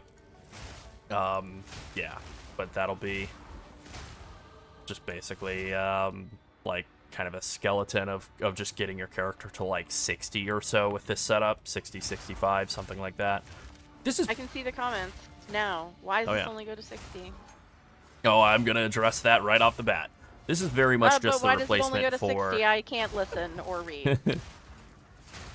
Oh, you can't read? Then why even reply? Gotcha. That's right. Oof. That was very close to my first death. Still not happening. Yeah, this is... Ooh, I was gonna say this is the worst map in the game, but it's not. But boy, this layout is not great. There's way too many of these like tiny little tight bottlenecks, and that is definitely something that's gonna need to be expanded. Like, I saw Subtractum talking about how horrible... I was just about to level a minion character, and then I saw like thumbnail for a Subtractum video pop up in my YouTube feed that was like, minions are unplayable, they're a war crime, or whatever. And I was like, okay, you have caught my interest, and I want to see what you have to say. And then I watched him trying to walk them through I think it was Augury map or Mire, just some hallway, and they just don't work. They just like completely bottleneck, like Diablo 2, Maggot Lair, Skeleton Necromancer is just absolute 25-year-old game design nightmare that's still rearing its ugly head. And I was like, as soon as I saw that, okay, no problem. Definitely not going to touch a minion build until that is completely resolved. So, you know, that might be... It might not even be fixed in early access. Who knows? Not to be a doomer. Maybe that'll be sorted out on January 10th. But until then, no minion builds for me, thanks. Yeah. And so I thought, like, all right, what's good in all of these horrible narrow corridors? And you're looking at it. Yeah. This is insane in all these horrible narrow corridors.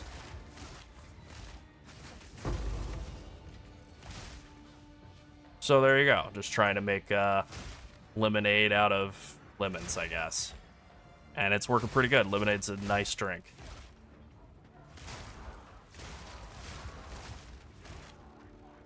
I think I agree with that sentiment. I do think that this build is probably more problematic than Stormweaver. I hope that they don't nerf it before I get the chance to play around with it some at...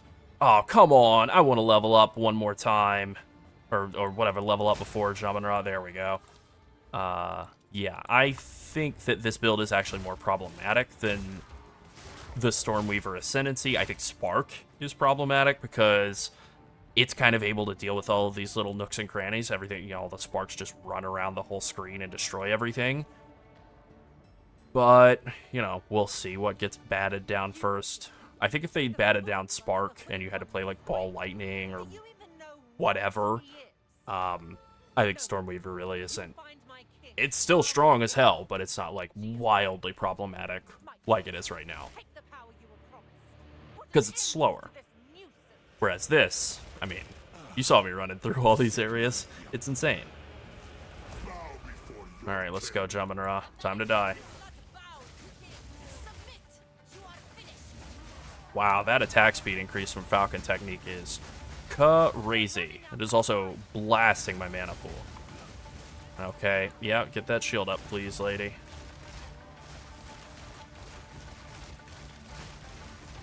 Yeah, mana is something I'm going to have to figure out with this build, because right now it's a little tough. I think the easiest fix, the thing that I'm currently doing in the passive tree with my Anoint, is just getting mana on kill.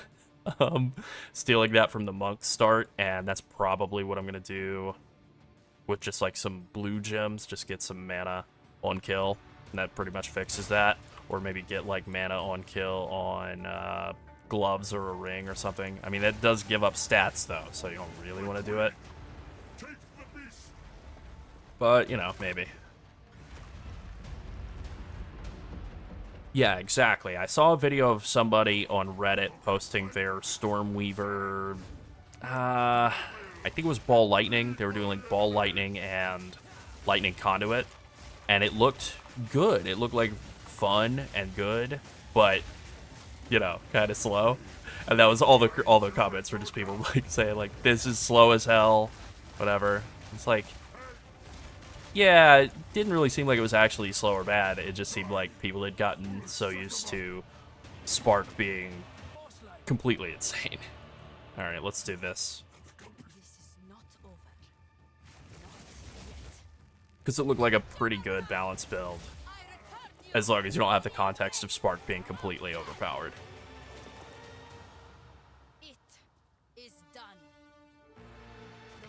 Yeah, I think so. I mean, that's a lot of investment, but I do think, yeah, you put a ton of investment in any Lightning Stormweaver build, it's going to feel pretty great.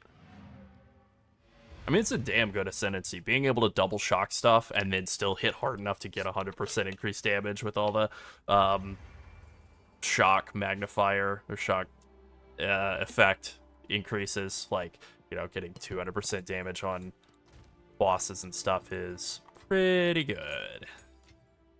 Got a lot of crap in my bags. There we go. That's another criticism, an actual one. We need a map tab. We need more. We need a breach tab. You know, we need a lot of tabs for things. Who goes there? Yeah. Oh, yeah. I meant to get this letter for my 2 points earlier. My bad. Oops. Oh, boy. Where am I going next?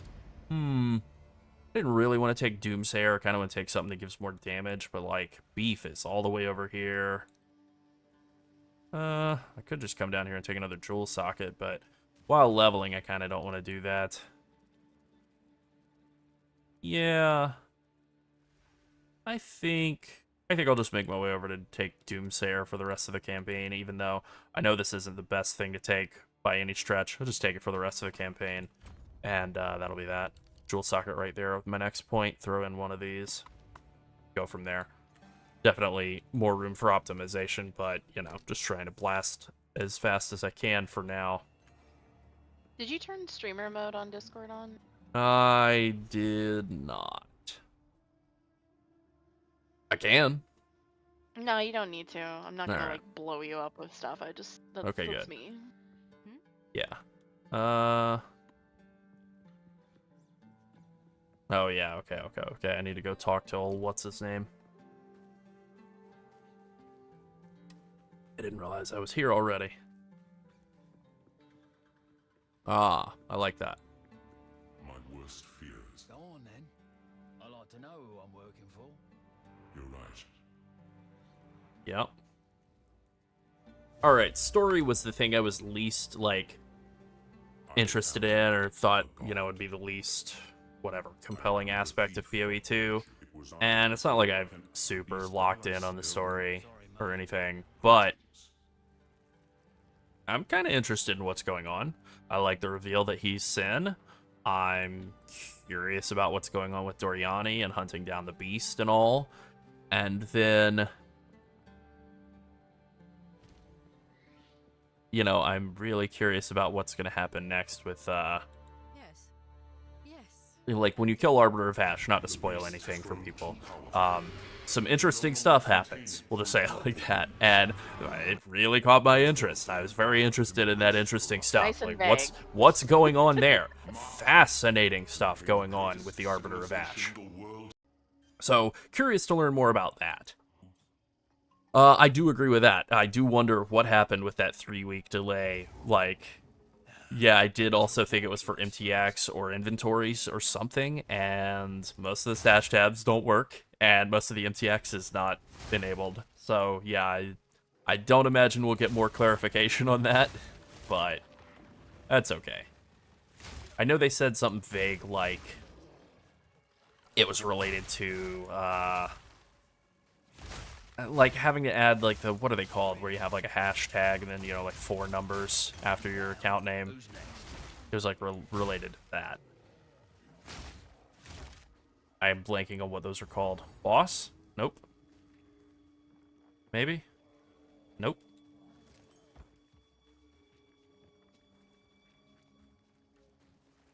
Nice. Yeah, I might have to actually, like, figure out the story of PoE 2. It might be good. I don't know.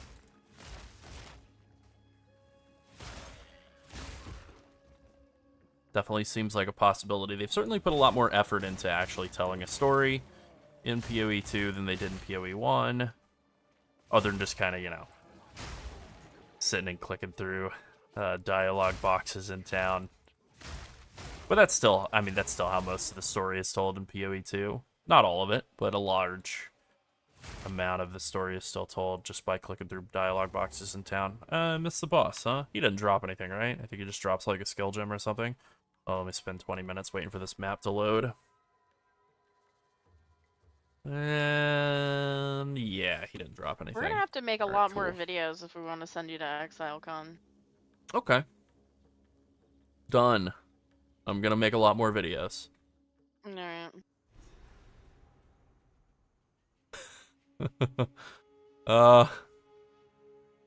Nope, misspelled his name. I think you're in the clear. I can buy. She's awfully upbeat. Do whatever it takes. Got any levelable skills? Not really. Alright, just throw all those in there. I know at one point I was pretty close to 500 gyms in here. Yeah, I definitely need to pull out some of this, like a bunch of these tier 14 and 17 gyms and just vendor them all, I guess. I don't think you're gonna find people like that working at GG. So No. I think it's a pretty. I think you can just pretty much assume across the board that that's not gonna be behavior you experience from them. That's right. Oh, I miss the desert. Yeah, that's right, Would not Mizuno. be very cash money of them. Yeah. Stat stacking Gymling. I do have, I'm level 57. I have Ahoas, but I'm holding off on equipping those until I'm done with the campaign. Just want to see, like, I'm doing a combo of, like, testing kind of speed leveling setup that you could use for any character. Although, obviously, I do think Gymling's probably the best for this. Deadeye maybe would be the other ascendancy, I would say. It's, like, competitive for kind of the fastest. But yeah, like, definitely once this character is maxed out, or done with the campaign anyway, I'll kind of transition into just being a good old stat stacking Gymling, but cheap. That's kind of what I'm going with this, is I want to see how far can you push, like, 10 divines. Which was pulling with the ahead for a setup. little bit there, but Oh, YouTube has surprising. secured lead. Yeah. Yeah, I love time travel in video games. I like it a lot, especially when it's handled, you know, Except for decently when well. Blizzard implements it. I don't like that, actually. At all. No, they pretty much can't do that well at all. Yeah. You get stuck in their time traveled areas. Yeah, And sometimes they bug out and won't let you back to present day, which is true. not True. good. But, yeah, in any sort of, like, narrative-driven games, But PoE, I love time fine. traveling. Yeah, I like the concept a lot. I love Alva showing up, and I just like Alva in general. She's one of the better characters from PoE 1, and so having her, like, take center stage for large sections of PoE 2, I think was a really smart move.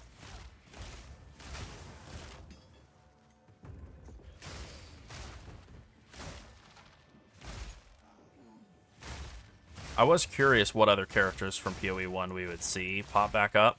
Sin makes sense, Another notch on me and Alva makes sense. I've noticed a lot of people saying, like, Alva does not seem like she's aged 20 years.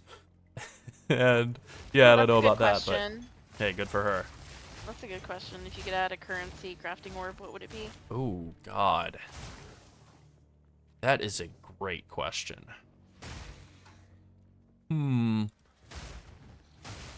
Oh, man. Quick, you have to answer now.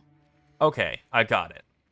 A version of an essence that adds and removes I mean, this is basically a harvest crafting mechanic, but whatever.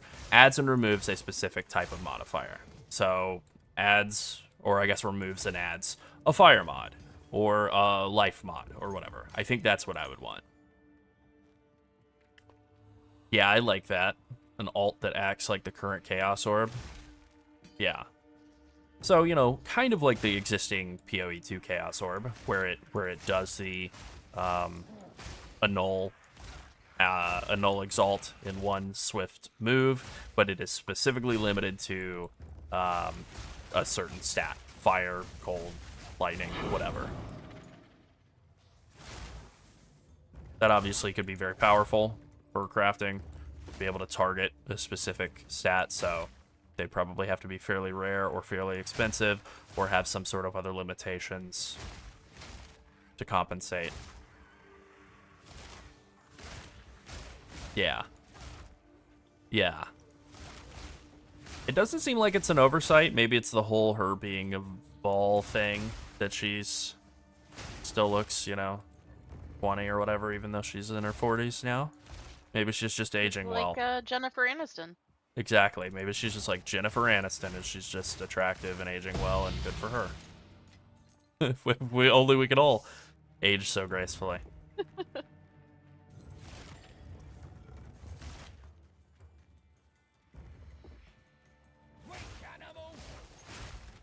You know, I think part of I was gonna say I think part of why I like her, but no, that's not it. I think I just like the way that they have her kind of taking center stage, and then also at the same time they have two absolutely incredible fights with Viper Napwatsi and then Doriani happening while she's kind of like playing a large role in the narrative that's being told during that time period of doing those fights. Definitely like, I don't know, cemented her as a good character just by association with two incredible banger fights. Yeah. You know, on my first run through on this character in Act 3 regular, I walked in and the vessel, the vial, whatever it is, was just right there in front of me. I just picked it up and walked out, and that was great. And this time I'm getting the full tour. Unfortunately. I'm sure that my second run through of the campaign is not actually going to be longer than the first one, but it's kind of starting to feel like it. You know what? I got a jewel right here. Which one of these do I want to use? Neither of these are great. No, we'll take the damage with quarterstaves. That seems better than Herald skills deal more damage. Pretty close. Pretty close to having fully explored the map here, so. Gotta be done any second now, right? Yeah, this is a stat stacker. Stacking strength at the moment. That'll change later on to be int and dex, but for now it's strength. Or just, you know, blasting the campaign. It's got to be over there. Okay. Well, at least I'll finally make my way over to the end spot. Or wait, is it that there? That's not it, right? That was something else. Oh, I'm going to be real mad if I've run around in a million circles looking for something that I've already run across. No, this was just this sarcophagi. Yeah. This character for leveling and all costs less than a divine to put together. All of the leveling uniques and all. As an in-game build, I'm thinking I'm going to shoot for like a 10 divine budget. About half of that's going to go into Hand of Wisdom and Action, so the rest of the gear is going to be pretty budget. But yeah, that's the way I'm leaning. Do like a budget stat stacker over there. Has to be over here.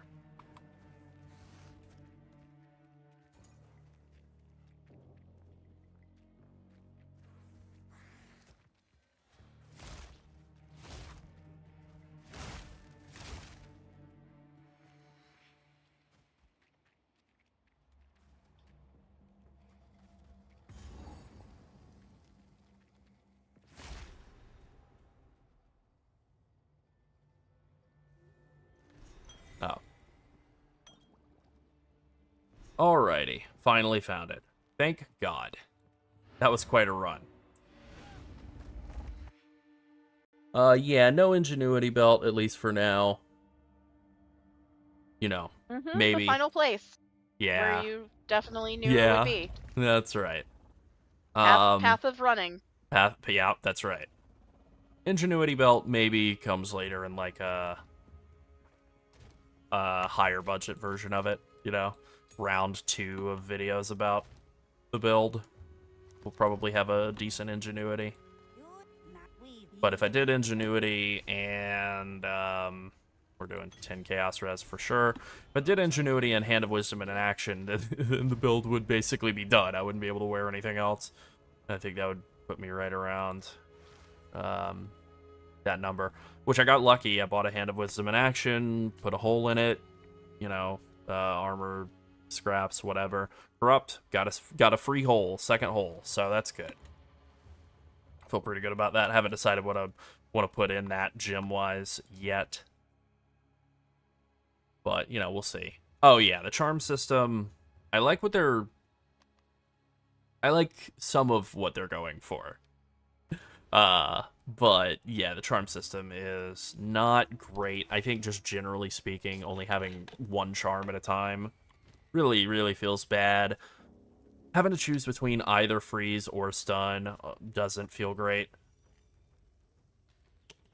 Because, like, you run the stun charm, and then you're not, like, getting killed by stuff stunning you, and that feels pretty good. And then maybe like 5-10 maps into doing that, you get frozen for like 3 seconds by some random mob, and then you are, of course, dead. It's like, okay, then you go back to the freeze immunity, and then a couple of maps later, you get stunned by something and die. And it's just very irritating to bounce back and forth between those two. And obviously, it would be better to have 2 or 3 charms all the time, but, you know, it's like, I don't know, then at that point, maybe all the belts should just have 2 or 3 charms by default. Yeah, let me find... Oh, I thought the teleporter was going to be right inside, but that's right, this one's a bit further in. Yeah, I'll show off my character a bit here. We'll do more of a full video about this in the next day or 2 as well, and have like setups for all of the different classes, but basically just starting out, coming right down and taking Polymathy and Jack of all trades, and then kind of filling out some other stuff for more damage and AoE from Colossal Weapon, Curved Weapon, that kind of stuff. And then we're just pathing around and taking strength basically everywhere. Acceleration's really good, gives you move speed and attack speed. This little node right here gives you some move speed, so I like both of those. Coming up and taking Coming Calamity and Martial Artistry, bit of extra damage and some stats, and then coming in here taking Falcon Technique, Proficiency, and Enhanced Reflexes just for a bunch more dex. And then I don't really know that the way I have this currently set up is like super optimal. Well, I know it's not super optimal. I could definitely do better, but yeah, I'm just gonna basically take Doomsayer here at kind of the end, and maybe take like Adrenaline Rush or Natural Immunity. That might be the move, right? You got a bunch of dexterity, get yourself a bit of free ailment threshold. That ain't too bad. There aren't any unique charms yet. I do like the concept of those. I don't love the concept of one of them being, you know, a magic finding item. But I don't know. Unique charm, or just charms in general, it's like, if all they do is give you, like, stun and freeze immunity, then that's all anybody's gonna use them for. I don't know. I don't love the stun system in PoE. I never have. I've always thought it was, like, one of the jankier aspects of the game. It kind of feels like lag to get stunned, so I've always thought it was something that never really felt that great, and I don't really feel like it feels great in PoE 2 either.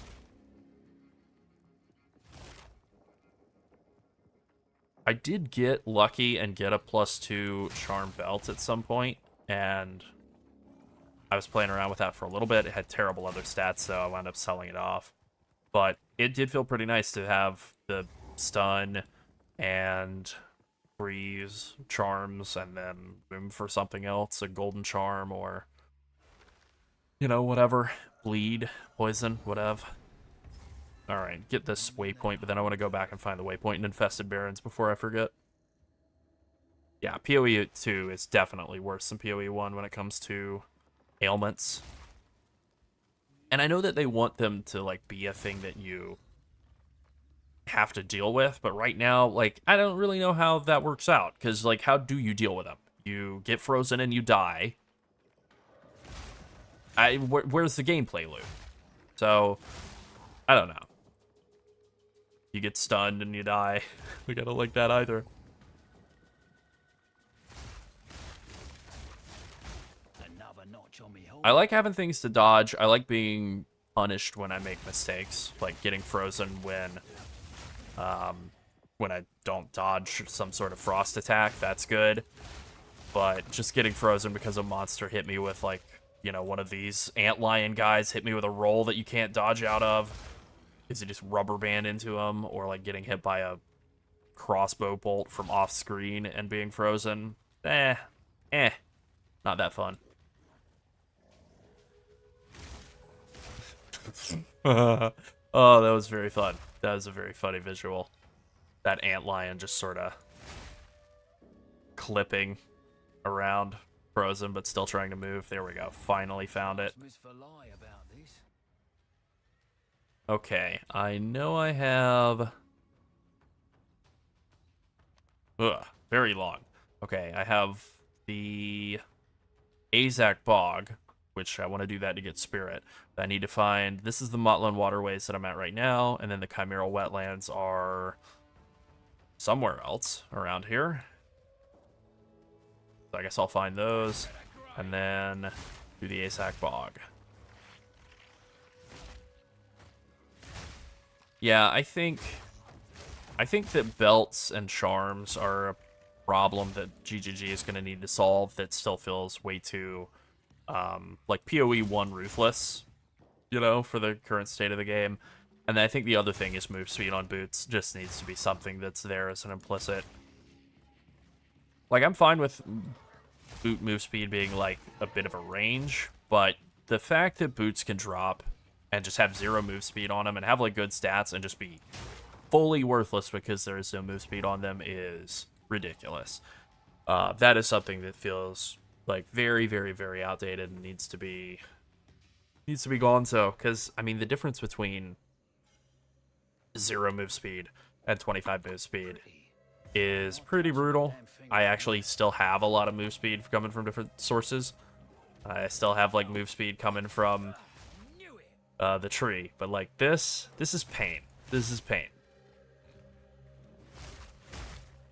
Oh, most definitely. And like they like move speed on boots because they want boots to feel like a unique, like an item slot, something that feels different from just rings or armor or whatever. And I agree. I think that's good. I'm also on board with that.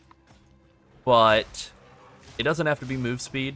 It can be so many other things. It can be like literally the stuff that protects your feet, right? There's so many ground effects in the game. Having boots have a nice counteracting effect to all the stuff that's on the ground, I think is a way to make them also feel like they're a piece of armor that's on your feet, and actually do more so than just simply making you run fast. Oh yeah, I did miss the monkey in that first area. Oh boy. You gotta get better at walking. Yeah, I really do. And looking. That's true. That's the other half of walking. Yeah. Yeah. Is looking.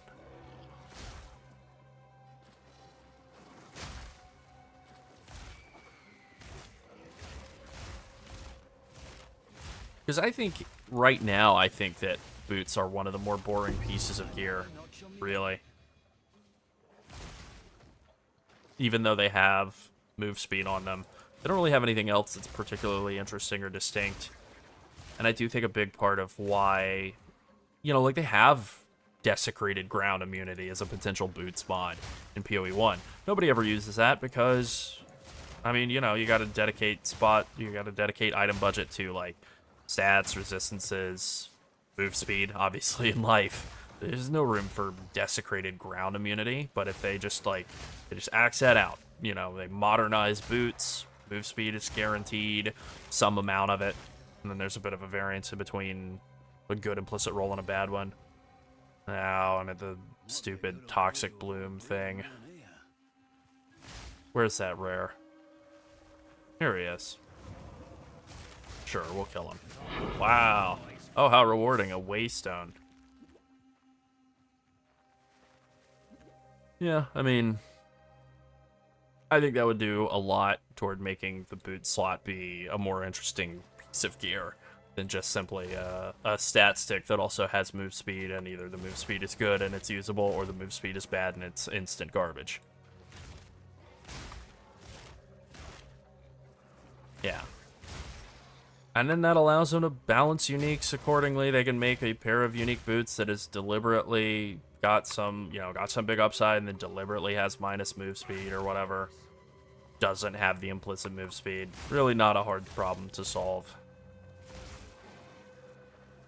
I think it opens up more interesting design space, to be honest, to have move speed just be kind of a guaranteed thing on all boots, instead of just a boring limitation of having to have move speed or they're gone.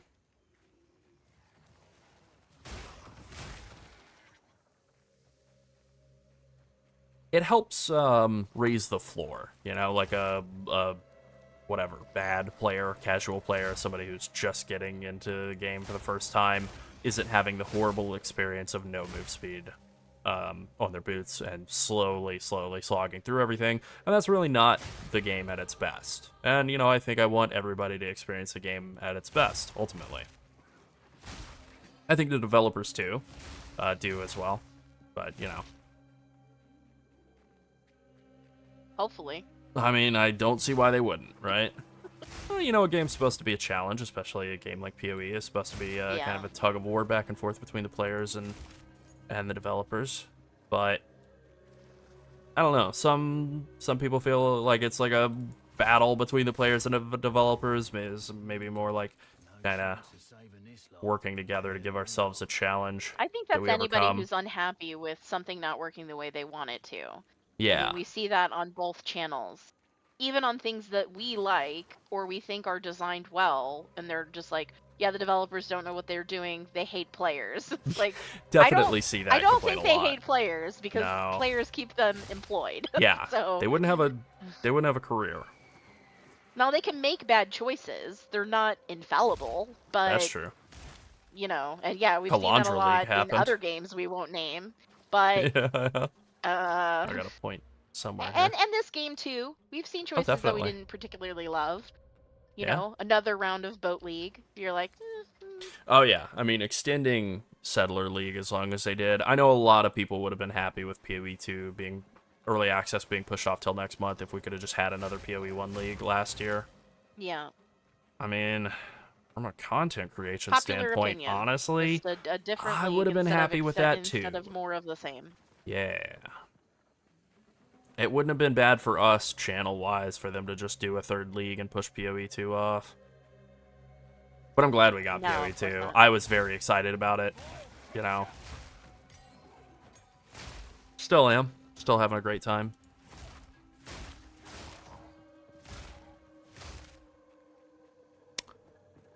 Surely I will find this horrible chimera around here somewhere. This map is too large. Yep, here we go. Finally found it. Here we go. Yay. Okay. Oh boy.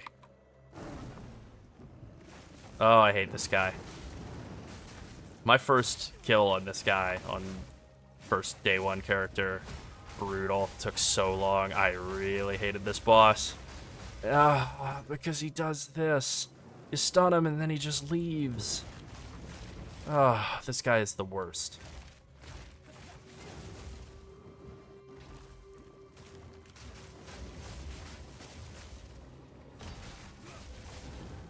Die, die, die, die, die. Okay, good. He didn't get a chance to escape again. Great. Yeah, I was just... Oh my god, that fight was so brutal on the first character. I finally figured out I could kill the stone towers after like several minutes of the fight going on. Rough stuff. Yeah. It was very much a like, this is the worst fight of the campaign, whatever. And then finally realized I could kill the towers, and, you know, then it was still not great, but it wasn't quite as bad.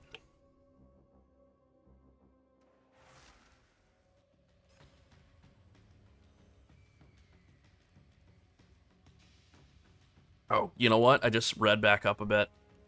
Good comms about Alpha. I did not realize, but that makes sense. Oh, time traveling.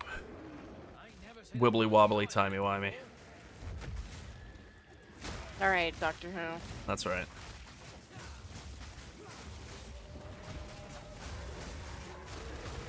Alright, well, that's a dead guy. Pretty easy. Alright, somebody wants to buy something. Don't mind if you do.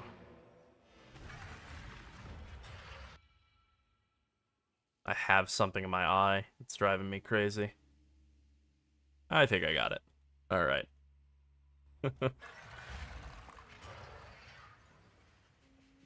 Loading screen. So long. Yeah. Yeah, I didn't die to that guy on the first time through, and then I read that people were, and I was like, that's interesting. No, I didn't think he was that bad the first time through, but I was being very slow, deliberate, methodical, Dark Souls. And then second time through, cruel. Just running through, wasn't prepared for him. Bam, flattened. And I'm like, okay. And I didn't even get the checkpoint for him either, so flattened and a long run through a bunch of mobs that had respawned. I was like, I see what everybody's been talking about.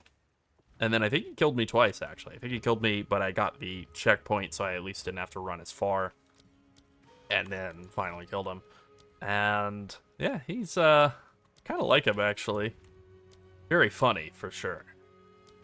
A gorilla with a pillar, and that's the whole boss fight. Yeah, it's pretty good. Horror concept is dope. Okay. Off to the Azak Bog, and then Ascendancy or whatever. This is PoE trade overlay that I'm using. You are confident? I give PoE overlay 2, I guess.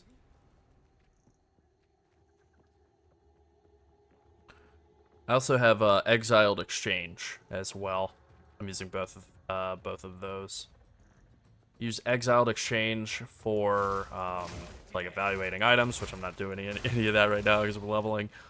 But then I use the PoE overlay 2 for, you know, like dealing with whispers and stuff.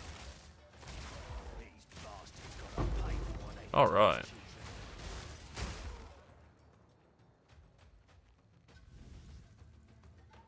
Found the big fire damage and fire res buff. How much res do you get out of this? So I have very little res right now. 19, and where's the last Wicker Man? Did I light them all? I don't want your damn dark power. All right. I'll show 25. 25 fire res, and then however oh, it's item rarity? I thought it was damage. Oh boy, item rarity. Cool. Oh wow, it's paying off already. I'm rich. Oh, no, no, no, no, no, no, no. I will not be dying.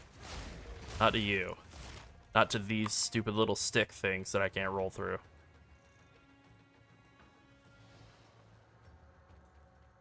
Oh, I'm actually in Cruel. I started out playing this last night, and I made it through Act 1 Cruel, and then I started up tonight at the start of Act 2 Cruel, and that was however long ago. Hour something. 2 hours? Some number of minutes ago. What? What? What are we trying to find the time of? How long I've been going? Oh, 111 minutes. 100. Make a wish.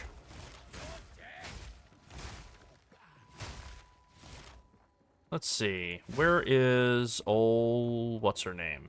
She's either going to be right here, which seems too good to be true. Or she's going to be way off over here to the southwest or something. It was too good to be true. I knew it.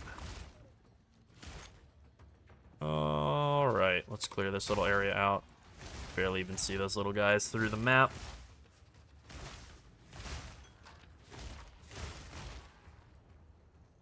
Alright, to the southwest.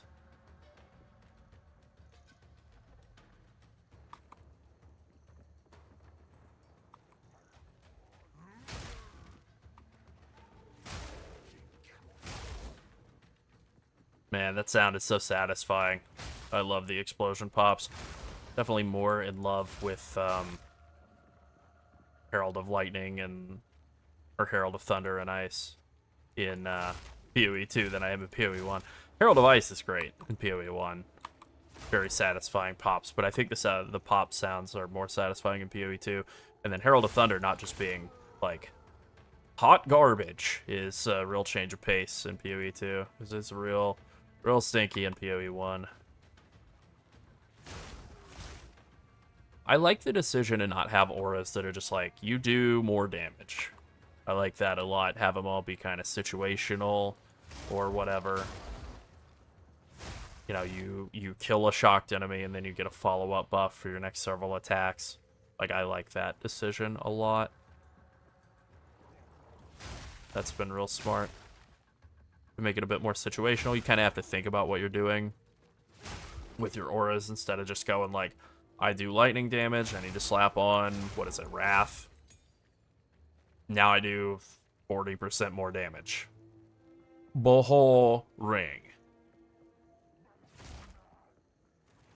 I agree with that. We definitely need more spirit. I think auras are the most interesting thing you can do with a lot of your character's power. Like, I definitely think combining auras so far has been more interesting than combining skills. Although, you know, combining skills is fun. Combining auras has felt way more interesting and fun. It might still be in here. Maybe the entrance is from the top. I have seen this layout before. Nope. Not it. Okay. Northeast then, probably. Yeah, I like that. I like that idea a lot. I do want to play Witch at some point. I really wish. I hope. Because I loved, Necromancer was my favorite character in Diablo 2. And I just liked a good old classic skeleton Necro. And I really hope that they get minions sorted out in these, like, cramped, narrow hallways and stuff. But right now, I feel like every map is just full of these hallways. And then minions basically cannot get through them. So, yeah. Minion build, like, good for a lot of, but not all of the campaign, and then horrible in maps. That doesn't sound... That's not a good sales pitch. Alright, Larold, time to tell the future. Alright. Ooh. I actually think Righteous Fire and Cyclone will both be good when they come out. That's something that's definitely been, like, a noticeable weakness of a lot of characters, other than the Gas Arrow Pathfinder, is the ability to have just persistent damage. So there are so many mechanics that spawn guys in, corruption being, you know, beyond just being like a thing that's around in most maps, or large numbers of maps. Spawning guys in that are immune. Delirium spawning guys in that are immune when they come into being. Gotta be up here. So some way to deal damage that doesn't involve, like, targeting a guy and clicking him and then waiting for a projectile to get over there and all of that. And, yeah, Righteous Fire. Righteous Fire fits the bill. Gas Arrow right now kind of does what Toxic Rain has done in the past in that same way. Cyclone, being able to just hold down Cyclone and hit the moment things spawn. I think those are actually going to be all super, super, super strong when they come in. Okay, not here.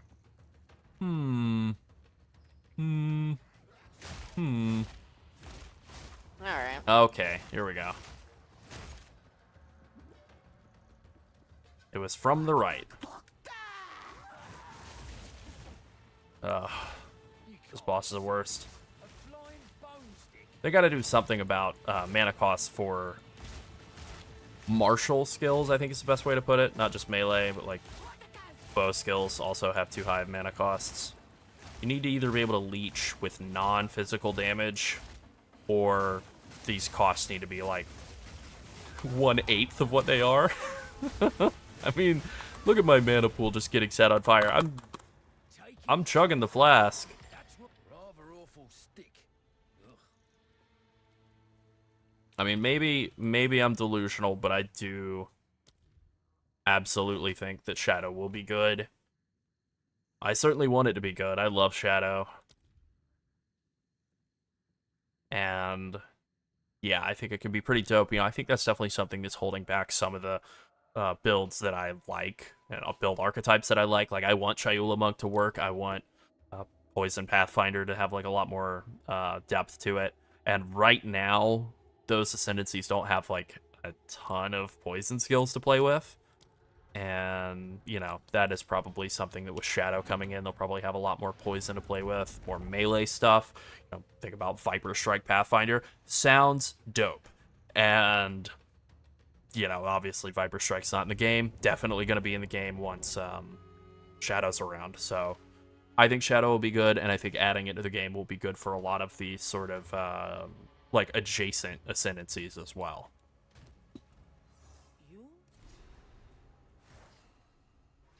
I don't need any of these, but yeah, sure. Throw that in the junk tab. Just can't be abiding. Okay. That's fine. Don't need any of this. Trash, trash, trash. I think we're going to get all of the classes before 1.0. I certainly hope so. You know, I hadn't really thought about it all that much. I did think we were going to get all the ascendancies before 1.0 as well, but, you know, maybe not. Maybe we won't get all the ascendancies. Maybe we'll get, like, 6 more classes, but only 12 more ascendancies. And then we'll get the remaining 12 ascendancies with 1.0. We know that we're getting Huntress and Druid fairly soon. I have no idea what soon means. Soon might be March. Soon might be next week. 2 weeks from now. I'm hopeful that it's a couple weeks from now. But, you know, we'll see about that. Let's see, where to? Draconi's Machinarium or Ascendancy. I'm 59. Let's do the Machinarium.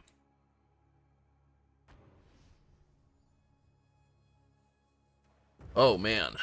I think auto-targeting skills, maybe the worst example of those is I don't have a Spirit Gem on me, or a Skill Gem on me. I think the worst example of those is Tempest Flurry, the Quarterstaff skill.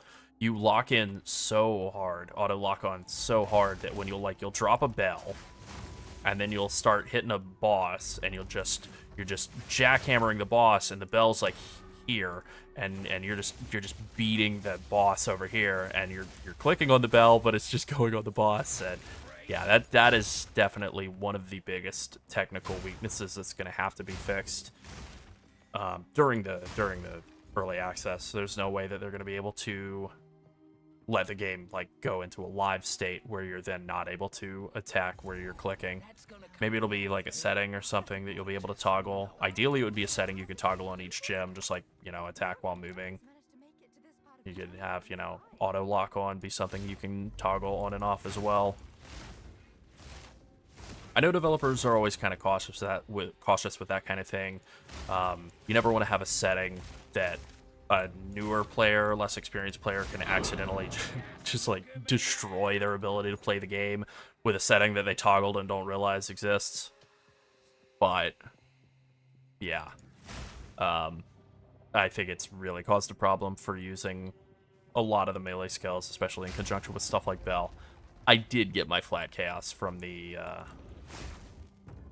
vial. I always take chaos res in Cruel Act 3, and then I've basically done, I think I've done all 3 of the other vial choice. I took mana regen on this character. I did stun threshold on my first. Still felt like I got stunned all the time. I took elemental threshold on my second character, which has wound up being fine. Initially, I was regretting not having taken mana regen on the Pathfinder, but then now that I'm playing Concoction on that character, who cares about mana? So, let me through. What am I stuck on? That's another technical limitation that's going to need to be sorted out. Where am I? What's happening here? Who's attacking me? You know, like a lot of camera occlusion stuff will have to be sorted out. Yeah, that would be good, yeah. Yeah, it's not like I hate everything associated with Diablo or Diablo 4. There were definitely some very cool things. Things that I did like. Hydras, in particular. Always been a fan. I like those in Diablo 3 and 4. Not so much in D2, admittedly.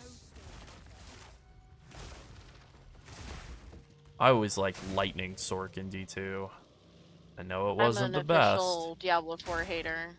Yeah. Oh, we both are. I loved 3. Did a lot with 3. Climbed a lot of yeah. leaderboards with 3. Enjoyed it a lot. Oh, yeah. Loved old crit Frost Wizard. That was like my favorite for a long time. Yeah. There were some very fun interactions in Diablo 3. I know, you know, that game was very arcadey and fast and whatever, and it had all the scaling issues where their method of balancing everything was never nerf anything, only buff. And obviously that's not like a recipe for a good, healthy game, but it was fun. It's definitely like fun little bursts from time to time at the start of a new season. But then, man, they fully disappointed us with Diablo 4 just being like a stripped down worse version of Diablo 3 with, honestly, I don't even know that I like the way it looks better than Diablo 3. I think I might prefer Diablo 3's look. I prefer Diablo 3's look. To me, I liked how spooky Diablo 3 was. Like, I liked a lot of the maps where there was just like undead below you, skeletons and stuff. In Diablo 4, I just feel like everything is just sort of in a state of decay more than spooky. Yeah. Yeah, very much so. And yes, I agree with that comment too. Absolutely, they were not skill trees in Diablo 4, they were skill twigs. Yeah. Yeah. Like, I get what they were trying to do, but just, I mean, complete miss. Complete swing and a miss. And then to be like, okay, well, no problem, let us fix it. Buy our expansion that's coming out exactly 1 year after after the initial release. Surely we will fix everything in the expansion, and then that's just going to be the business model for Diablo forever. It's like, well, I guess Bobby Kotick got what he wanted in the end with WoW. He didn't get it annual expansions, but he's going to get it with Diablo. Great. Yeah. Shame about destroying Diablo, but whatever.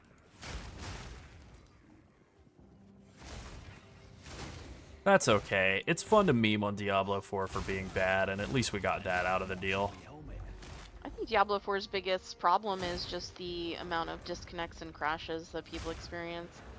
Like, a lot of people are still, to this day, reporting that they're disconnecting every couple of hours, and that makes me sad as somebody who That's does a horrible. lot of volunteer tech support stuff for Blizzard games in general. It just is like, it feels like something that should be addressed in publicly, but is.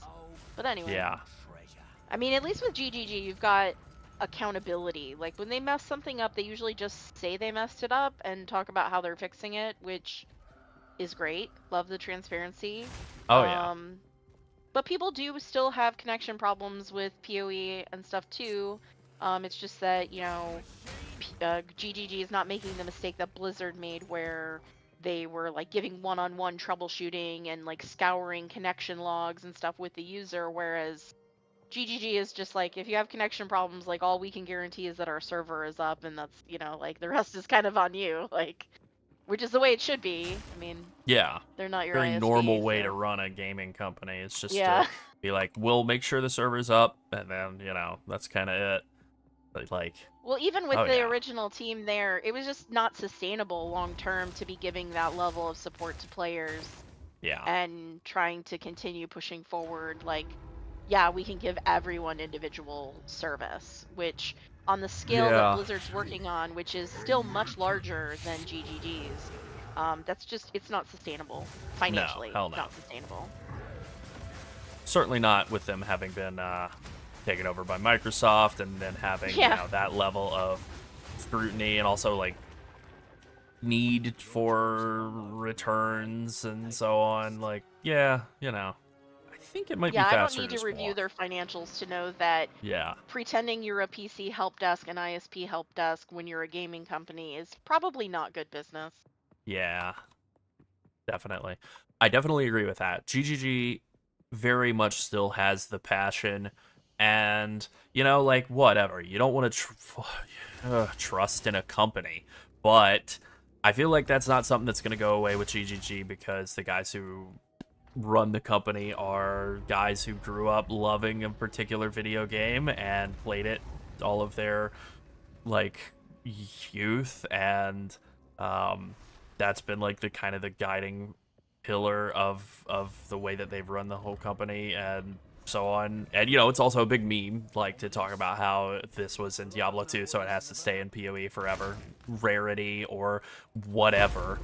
But I do think it's been like a pretty important guiding principle for why they've made the game the way that they have, and why they still care about it. There's no Bobby Kotick's running things at GGG, where it's just like some finance guy I'm sure you're who gonna doesn't agree care with about this, video Laurel, games at all. Every time they have like a feature launch for Blizzard games, I feel like, and don't get me wrong, I love World of Warcraft, I love Overwatch, I loved Diablo 3 very much, but every time they have like a feature thing and they talk about it, I feel like it's so forced and scripted, whereas every time GGG is like rolling out something new and they have like a Twitch stream about it, it's just like, a couple of people like sitting around vibing and like talking about the thing they're working on. I don't know. It just Oh, most it's a definitely. completely different feel to me of like, hey, this is the thing we're working on and we want to share it with you versus, hey everybody, today we are doing the thing. Okay, Like you I have don't. kind of nailed something that I have thought about for quite a while when it comes to the way that like Blizzard does their public releases and kind of shares information with the community and stuff. It feels like I'm watching Blue's Clues or Peppa Pig or something. Yes. Like I feel like I'm being talked to like I'm a teeny tiny little baby whenever I'm watching Yeah. Blizzard. Happy to tell you about whatever it is that they're here to Colton share hit with it you on the today. head. They're answering to shareholders, not to players. And I Exactly. do think that they have. Okay, so they've actually done like a few things over the last couple of years with WoW that have made it like there's definitely been some good choices, but then there's Very been much things so. that I'm just like, whoa, who asked for this? Yeah. Like, And who cannot- asked for this is probably not a shareholder, exactly, but somebody Exactly. who's trying to make it so that you definitely have to play the game for more hours, and they're trying to elongate player, run time on doing this or that. Gearing up a character has to take, 13 weeks to gear up a character, as opposed to in the past it might have taken 5. Yeah, of I the same understand why amount of people stuff. play Season of Discovery stuff Oh, because yeah. that level of player power is fun. It's exciting. It's like Oh, what you're yeah. building in PoE, Exactly. And the gameplay loop to blowing up get there things is really shorter. fast feels cool. It Yeah. just feels cool. It's stuff you can't do in real life. You can wander around the world aimlessly in real life. You can't Yeah. blow things to smithereens in real life without a lot Very of true. consequences. So Yeah, that's right. We're getting somewhere now. Yeah. yeah. No, I mean, it's like I've said, like there's a big part of me that wishes I did like the classic WoW, but I experienced it all at the time when I was a younger Yeah. man, and I'm not trying to relive that, but I'm glad for all the people who are enjoying it because it does seem like it's a lot of Yeah, fun. we're not trying to yuck anybody's yum. No, that's not for at all. sure. Not on classic Yeah, WoW. do whatever you like, but at the Did same I? for us, it's just we don't want to replay the thing we already played and solved. We want to Yeah, solve something new. Pretty much that. Yeah. There we go. But yeah, some of the stuff they've done with like Season of Discovery and the hardcore classic WoW seems insanely fun. Like if I did have a taste for that, I do think I'd be having a great time. Probably more so than I am having currently in retail WoW, to be honest. Yeah. And there is some stuff that I am actually very excited about, happy about in retail WoW, but then I look at like the next season of Mythic Plus, and it's like perfect like comic that somebody edited together, of like, oh, there's a time traveler. Ask him a question so we can figure out what time it is. How did the next season of Dungeons look in WoW? Absolute ass. It could be any time. That's Yeah. basically what's going on with the coming season of WoW Dungeons. Like they might, it's definitely a candidate to be the worst season of all time in Yeah. terms of dungeons. That's not great. And so what we're trying to segue into is we'll be playing more PoE. That's right. I mean, if it's Exactly right. if it's an absolutely horrible season, you can find us here. That's right.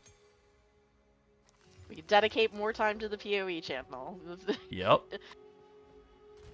In the case of no news is good news, that's not really a thing in the gaming community. So That's right. Let's see. I should do one of my ascendancies. Should I do ultimatum? Do I have any 10 ultimate? No, I don't have any 10 ultimatum, so I'm gonna have to do a Jin Baria. I mean, I don't really have to do my next ascendancy, but it would be kind of nice. I also don't necessarily need to keep using this horrible Meganord's girdle, but I could. Don't drink the water. I think if I swap, I'm gonna lose life. Yeah, I get so much strength, or so much life out of strength. So, I'll just stick with the Meganords for now. Ultimately, a rare belt with a bunch of strength on it would be good. I would love to see dungeons in PoE. I'm all That about would be that. very I love cool. dungeons. That would be very neat. Like some like kind of like some Diablo 4 stuff, but better. That'd be great. Yeah, exactly. I mean, like, a lot of those concepts were good, but then they just wound up being the execution on a lot of like the outdoor bosses in Diablo 4. Okay concept. Execution wound up being what exactly? It's world bosses from WoW. Everybody right clicks the guy until he dies. The Oh, studio boy. cat is hungry. I'm gonna Studio feed cat's him. hungry? No problem. Yep.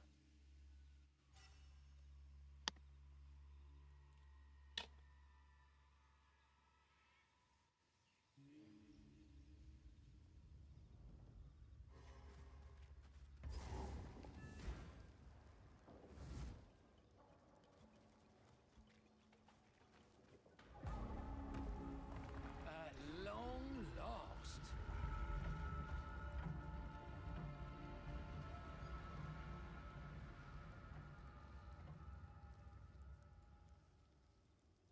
Just a second, we're discussing something off mic real quick.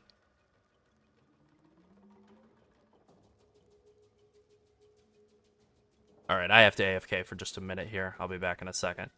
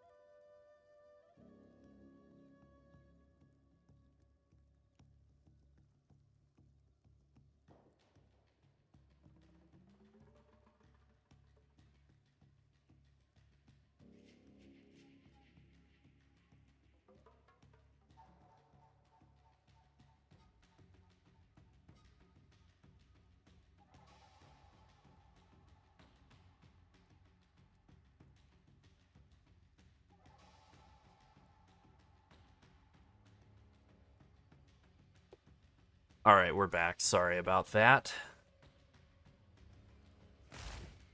Diabetic cat need medicine That's right. and food. That's right. Alrighty, I'm just checking back on chat here because I know we missed a couple here. Very thankful for the pause feature. Yes. Oh my god, what a great change. What a great addition.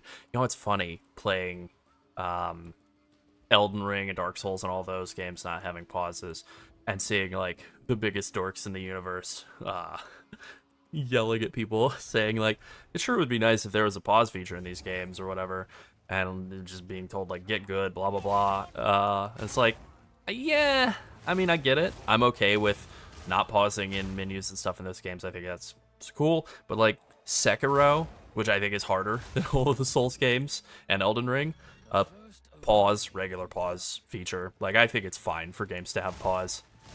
You know, the difficulty is when you're playing the game, and I definitely think the added difficulty of having to have like good micro when you're in menus, that's cool. Yeah. That's definitely a Dark Souls feature, but you know, being able to like pause and go get a Mountain Dew or pee or whatever, like if you're a parent, you have a crying child, and now you have to just die.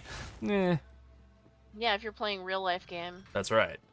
Like, Yeah. you know, I think it's fine to have pause. It clearly worked for Sekiro. I think it's great in PoE too. I'm glad I haven't really seen anybody being like a huge, massive dork about it. I've only seen people say like, "Yep, this is good. This is great." This is gonna get ugly. Did I just run in a loop? Yes, I did. Okay. Oh yeah, that's true. Yeah, the ability to pause when you're playing with other people too, like everybody can cumulatively pause, that seemed really cool. Not something I've tested yet, but definitely I thought that was a really good feature as well for people playing in groups or whatever. Also the bit of, I was having some horrible lag, like on Christmas Eve and Christmas, and I was getting to experience their sort of like instance auto-pausing tech that they put in for when you start having like lag spikes or packet loss or whatever. And I have to say, even though I was very unhappy about the lag, it worked really well. I definitely found that I had some deaths to lag, but mostly it was to just sucking or getting stunned or frozen or whatever. The usual. Yeah. That lag during Christmas was terrible. Yeah, it was real bad. Nice little Christmas gift. Yeah, there's some Brutal. lag. Yeah. I don't know what that vest is. I don't recognize that off the top of the dome. That is Dust Bloom. Okay, I do recognize that. It's crap. Alrighty. Yeah, I was wondering about the trials myself. I thought maybe we would get something kind of Labyrinth influenced. But then I thought, you know, if they were going to reheat Lab, wouldn't they have put that in the first two instead of this sort of like fancy version of Sanctum, which I got to be honest, I hated it the first time around. Really, really, really, really did not like it on the first character. But it's a roguelike, right? Like that's kind of the point, is that it's really bad the first time or two or three, and then pretty easy once you get things kind of set up, like, you know, you've completed the meta progression. I don't know that being the first ascendancy though, something that like starts off by smashing your hand in a car door and then progressively just like, you know, turns to like slaps on the wrist. I guess that's a welcome to PoE bitch kind of moment for new players. So maybe that's exactly what they're going for. But But then Ultimatum, by comparison, felt way less awful. The affixes in the Ultimatum, though, are pretty brutal. Yeah, I have had that issue with a bugged monkey, and melee builds literally couldn't kill him. Yeah, I just had to, like, restart. The Concoction Pathfinder just being able to throw potions up until they hit the monkey and kill it, that was good. Had a lot of the visual occlusion bugs in the Trial of Chaos as well, just like pillars that are in the way of the camera, can't see what's happening. I think if I had to fix anything about the Trial, I would say I would like for it to drop currency at times instead of worthless rares, but really I think it would be the escort mission. I would just annihilate that. I would just nuke that from orbit. The escort quests in any game are horrendous, and they're definitely the most horrendous in Trial. Maybe it's just because the radius for the escort is so small. Maybe it's because the statue you're escorting is so slow. Little a column, both. But it's bad. Uh-oh. Oh, you can roll out of that lever. Cool.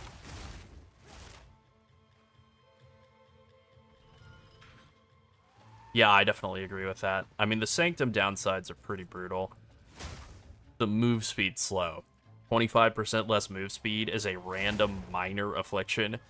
Like, in PoE 1, yeah, okay, maybe. It counteracts your Quicksilver Flask, fine. In PoE 2, get the hell out of here. That 25% move speed slow is death. Especially with there being Sakuma trials that are, like, run through this area quickly. So, that probably needs to be, like, a 5 or 10% slow or something. Some of the other ones, too, like, as minor afflictions, no evasion, no energy shield. Oof. But all the Ultimatum downsides just feel like so much more bone-crushing than their PoE 1 equivalents. Okay, it opened my map automatically, but then doesn't allow me to teleport. Interesting. Bug report. Yeah, definitely. I would love a...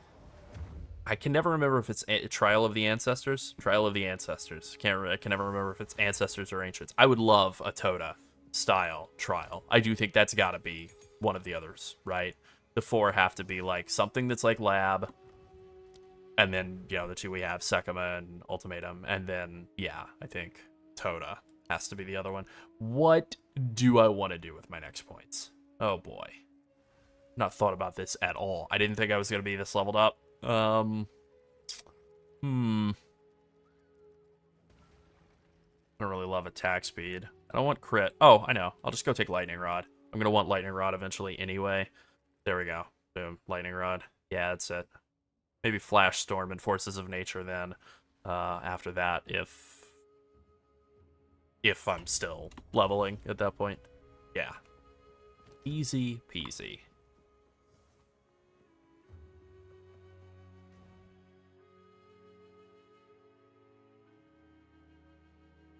Yeah, I mean, I feel ya. I think that reusing Sanctum, I get why they did it, right? Very efficient use of resources to just repeat Sanctum, reheat Sanctum, but yeah, I'm not super in love with it. Definitely the fact that I did my first character as melee, that really made Sanctum kind of not nearly as fun. And then doing subsequent characters as ranged. You know, it's so easy as ranged, and it feels pretty good as ranged. So, kind of like it now as ranged, but yeah, as melee, it was torture. All right, I'm gonna grab a Mountain Dew real quick.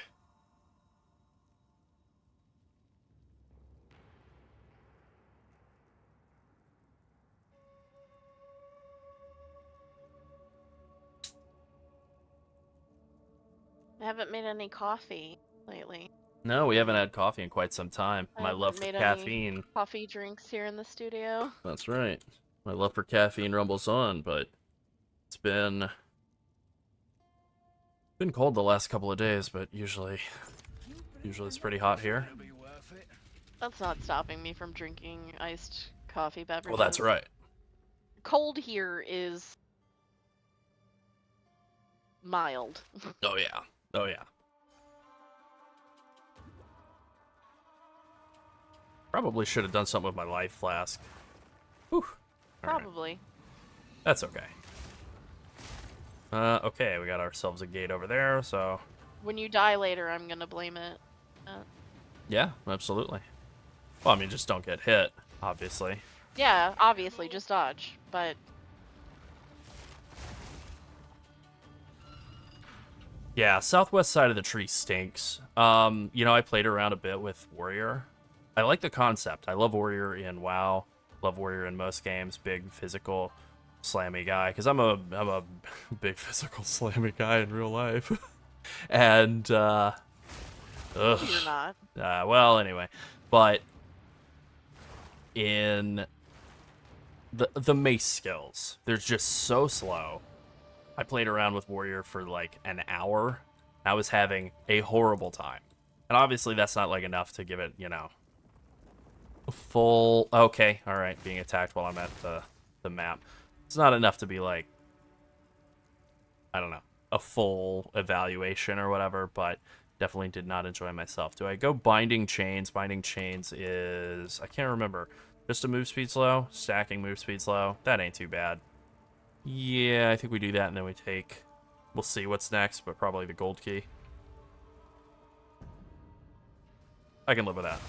Oh, Imagine if you were anything like your character in real life, then you would be, other than the shouting things, I'd be shouting things. we wouldn't have a studio to come back to. That's right. Wait, which way are we going here? If I in real life was like my character in game, I'd be a murderer, so I'd be in jail. Maybe. Oh yeah, Depends maybe. on how much money you have. That's true, yeah. If I were a rich killer, I'd be fine. If it's the other way around, If my in-game character is like my real-life character, oh, he'd be dead. He's facing stuff that's way too dangerous for real-life me to handle. Instant death. Just like bones turned into gelatin by whatever these monsters are.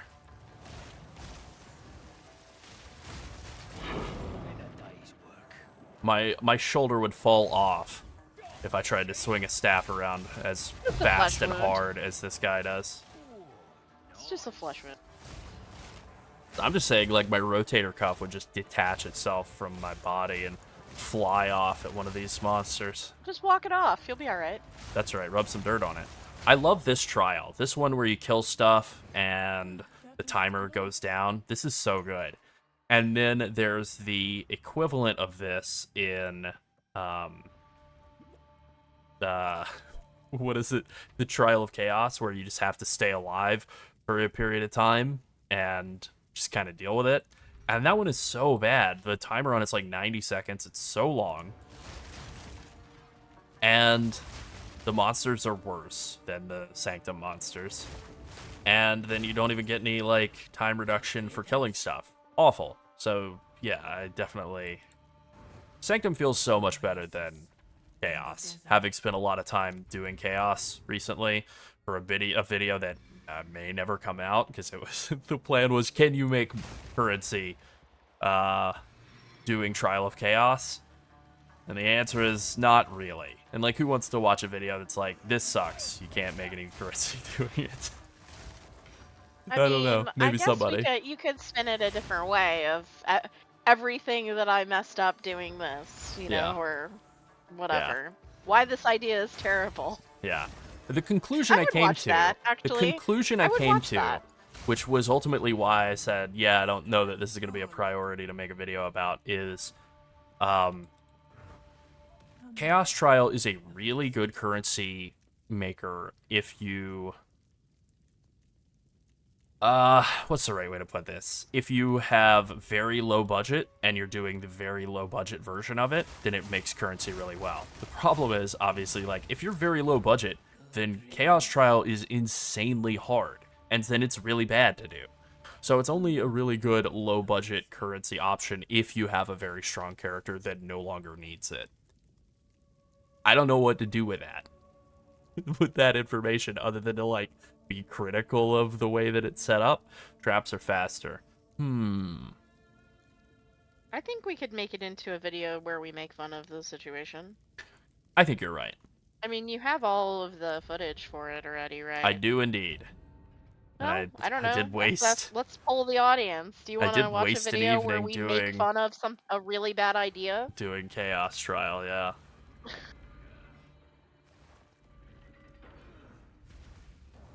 Yeah, there probably is a video idea in that. Just like, Chaos Trial is not great right now. That's probably what it is. And then just start out in the intro spinning like, I was trying to do a thing about how you can make currency doing this. And it wasn't good. It's a terrible idea. It was a bad idea. And here's why. Yeah, see? Yeah, absolutely. Yeah. Yeah, don't do this. I would watch that video. Yeah. I already know what happened, yeah. But I would still watch it. Because I killed Trial Master like 10 times, and that's, what is that, 400 exalts at the time, at least for the keys for Trial Master, and then I got back, I don't know, like 150 exalts worth of keys, and that's great. But then I think he only dropped like 2 things that were worth a divine, 2 shields that I sold for like kind of cheap for a divine each. But yeah, that's basically it. Do I want to take damage? I don't want any of these. Those all stink. Yeah. All right, yeah, maybe I will go ahead with that in the next few days as an idea. We've done it. We've convinced him. Alrighty. Oh, I froze him. All right, great. I'll just stand over here. It takes a village. That's right. I'm so There we go. I'm gonna brush this cat. Yeah? How's he feel about that? Die. Really excited about it. Excellent. Love a happy kitty cat. Seal relic. See if any of these relics are any good. Oh, merchant has 2 additional choices. Don't mind if I do. Bosses take 13% increased damage. That's pretty good. Double sacred water. Alright, throw those in my relic tab.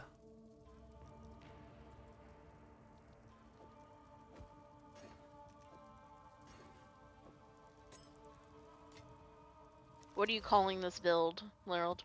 This character, this is definitely going to be a stat stacking Shimling Legionnaire.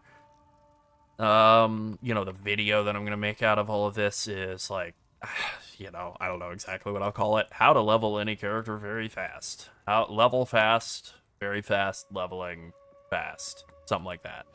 Yes, with lots of the word The best, fast in the title. best At fast. least 3 or 4 times. Mm-hmm. That's right. The best Going on the fast advice of YouTube leveling speed. suggestions. Good, super fast. One of those. Something like that. Glowing Orb is pretty good. Silver Chalice can be pretty good.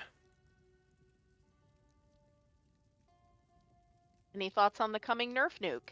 Oh, yeah. I mean, they're definitely going to nerf something. I'm not sure exactly what all is going to get nerfed. Maybe concoctions get nerfed. I hope not.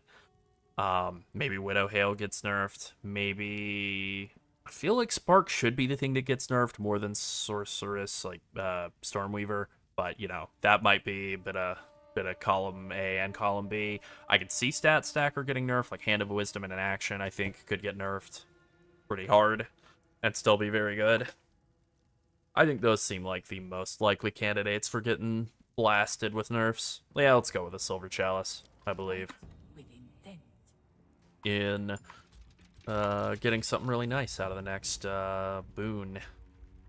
We'll see what it is, but I'm willing to gamble on that instead of the orb.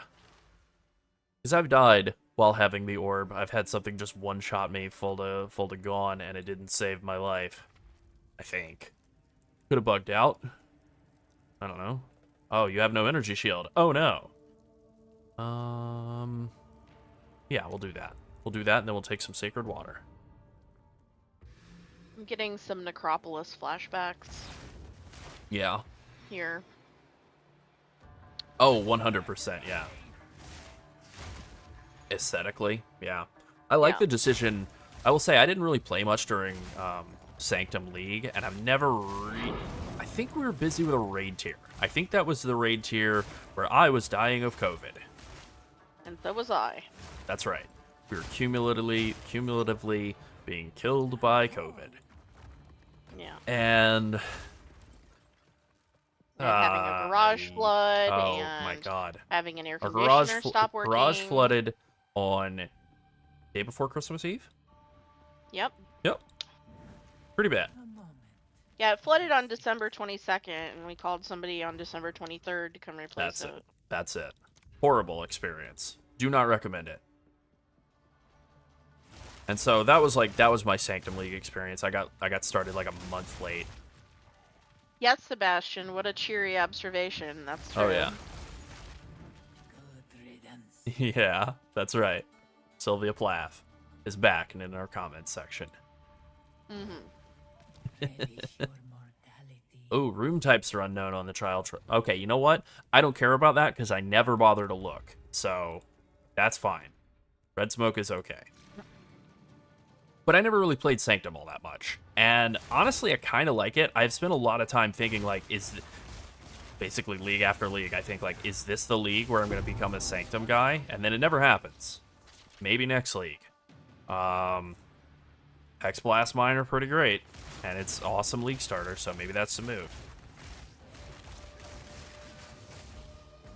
Oh god, mana, please. Yeah, that is something I'm going to have to figure out with this character. Because my mana be looking real bad right now. And I definitely do not remember to hit 2 often enough. With that being said, I think I'm still hitless on this run. Halfway through floor 2, not too bad. No evasion. Oh god. Oh, it's that or 50% more monster life. Alright, I'll take no evasion. I haven't been hit yet. That's all about to change. Yeah. You're now cursed. That's right. Freeze is good. There's no way around it. Chill is definitely the best, or cold is definitely the best type of damage. Obviously, Spark is the strongest build in the game right now, stat stack or whatever. But, you know. Oh, 25% more max honor. Oh, 50% more defenses to go with the 0 defenses I have. Great. Let's see. I still have active minor boon. Your next minor boon gets turned into a major boon, so I should just buy whatever the cheapest thing here is, which is 280, so it doesn't matter. I'll buy this and see what it turns into. It turned into 26 honor on room completion. Great. I guess I'm glad I remembered I had it, so I didn't lose out on the 30% less monster life. Okay. I'll just deal with this, and then I'll get a boon, and then that'll be that. I believe that the less life affects all the bosses. Like, all of them, every single one of them. But I'm not 100%. Haven't tested it out to tell for sure. Who's next? But I believe that increased damage taken by monsters and increased damage taken by bosses on relics does apply to all the bosses. Where's that last guy? Here we go.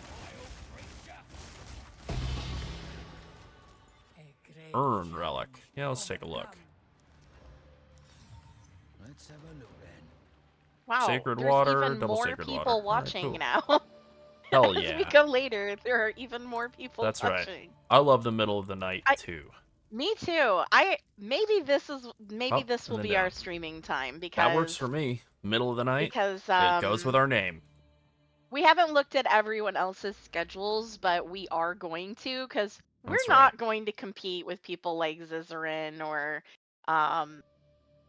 why can't I think of anybody else's name right Mathel. now? Try or Mathel or Yeah. obviously. But Yeah, we I would don't like wanna to try to maybe compete with stream Mathel. a bit more, Absolutely. but we want to do it when there are people available to watch as well. Yeah. So That's right. I don't want to stop anybody from watching Mathel. of course not. And also, I don't think there's a risk of that happening. I'm just saying. No, probably Yeah. not. But it's okay. Yeah, We're doing our best. that's right. Oh no, I am so insanely slow and I can't roll. Oh god. All right, well, I finally got hit. Yeah, I knew that endurance or that Thank you so much, evasion Jacob. That's really was gonna be a nice. problem. Thank you. Yes, that is very nice. Thank you. I don't know what got me, but yeah, that was rough. Yeah, ultimately our big issue right now is that we are getting a lot of sponsorship requests. However, they are with products that we would never recommend or right. with services we completely do not support morally, ethically. Yeah. So, yeah, that's our big issue right now. Yeah. We're probably going to reach out to some things that we would like to support. Like, we would like a NordVPN link. We love Nord. Yep. So that would be use great. them myself. Nord, if you're listening, help us out. That's right. I rolled into that. Damn, thought I rolled through. Yeah, I'm using NordVPN right now. Yeah, same. But yeah, like I saw a Sir Gog video in which he said like, you know, he's had a lot of RMTs or people Yeah. reach out to him, Yeah. offer him lots of money, and Yeah. you know, I can say same. And I absolutely would rather be buried alive than help RMT people. Thank you, Bob. Actually, we've already been offered that, but Yeah. we said no. He said no, thank you. No, thank you. The thing Oh, is, no, I is walked that into a when you're a trap. smaller channel, the companies are asking a lot of you. Like if you're a bigger channel like Mathel or Ziz, then they want less of an ad space. But with us, they're like, oh, you're a small channel, so we can take advantage of you That's because right. you obviously want money. So Yeah. we'll pay you money, but we want like a minute or a minute and a half of your viewers' time. And we're like, yeah, nah, That's no, no. insane. That's so Sorry. much time. Yeah. Yeah. Too much. Way too much. Not gonna do that.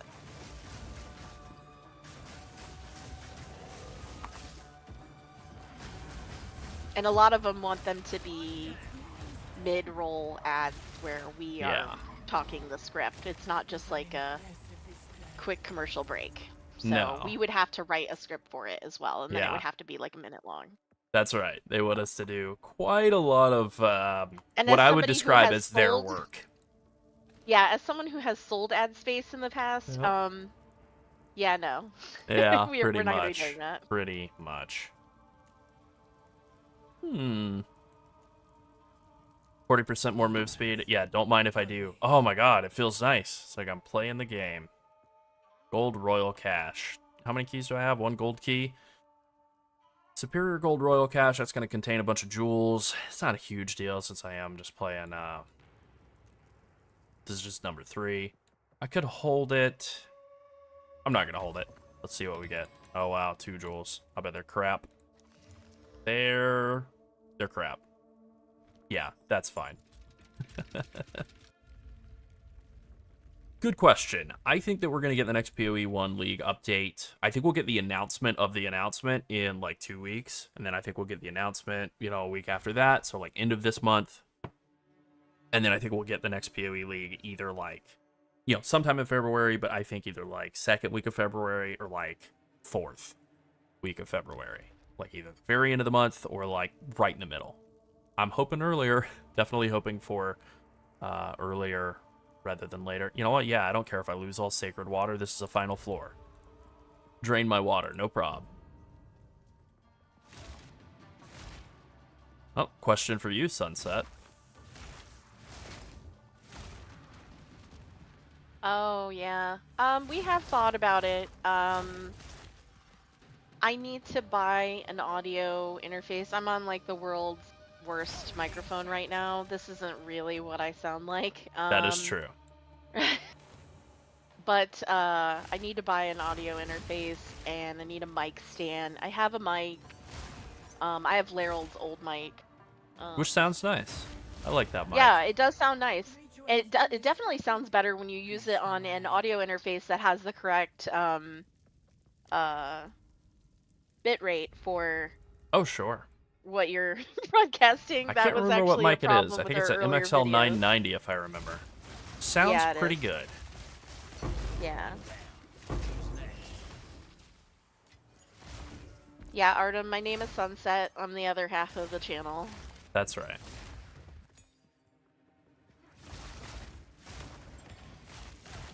Oh, The Ruby gameplay dropped. footage that you see in all the videos is generally Larold, and then I usually handle like our community stuff. Obviously, there are advertiser requests. I answer a lot of our comments, and I will be managing our Discord when we open it. Which, if you haven't been listening since the start of this stream, which I would make a lot of sense because that was 2 hours ago, but anyway, we are going to be opening a Discord. Our That's one-year right. anniversary of the channel is January 29th, and we are finally going to open a community server, and we haven't really decided how public it will be yet because we are still answering all YouTube questions like crazy. Yep. I know that a lot of people think that's insane, but I really do think it helped us build our channel so quickly because we had a lot of 100%, yeah. interaction. It certainly wasn't my awesome thumbnail design.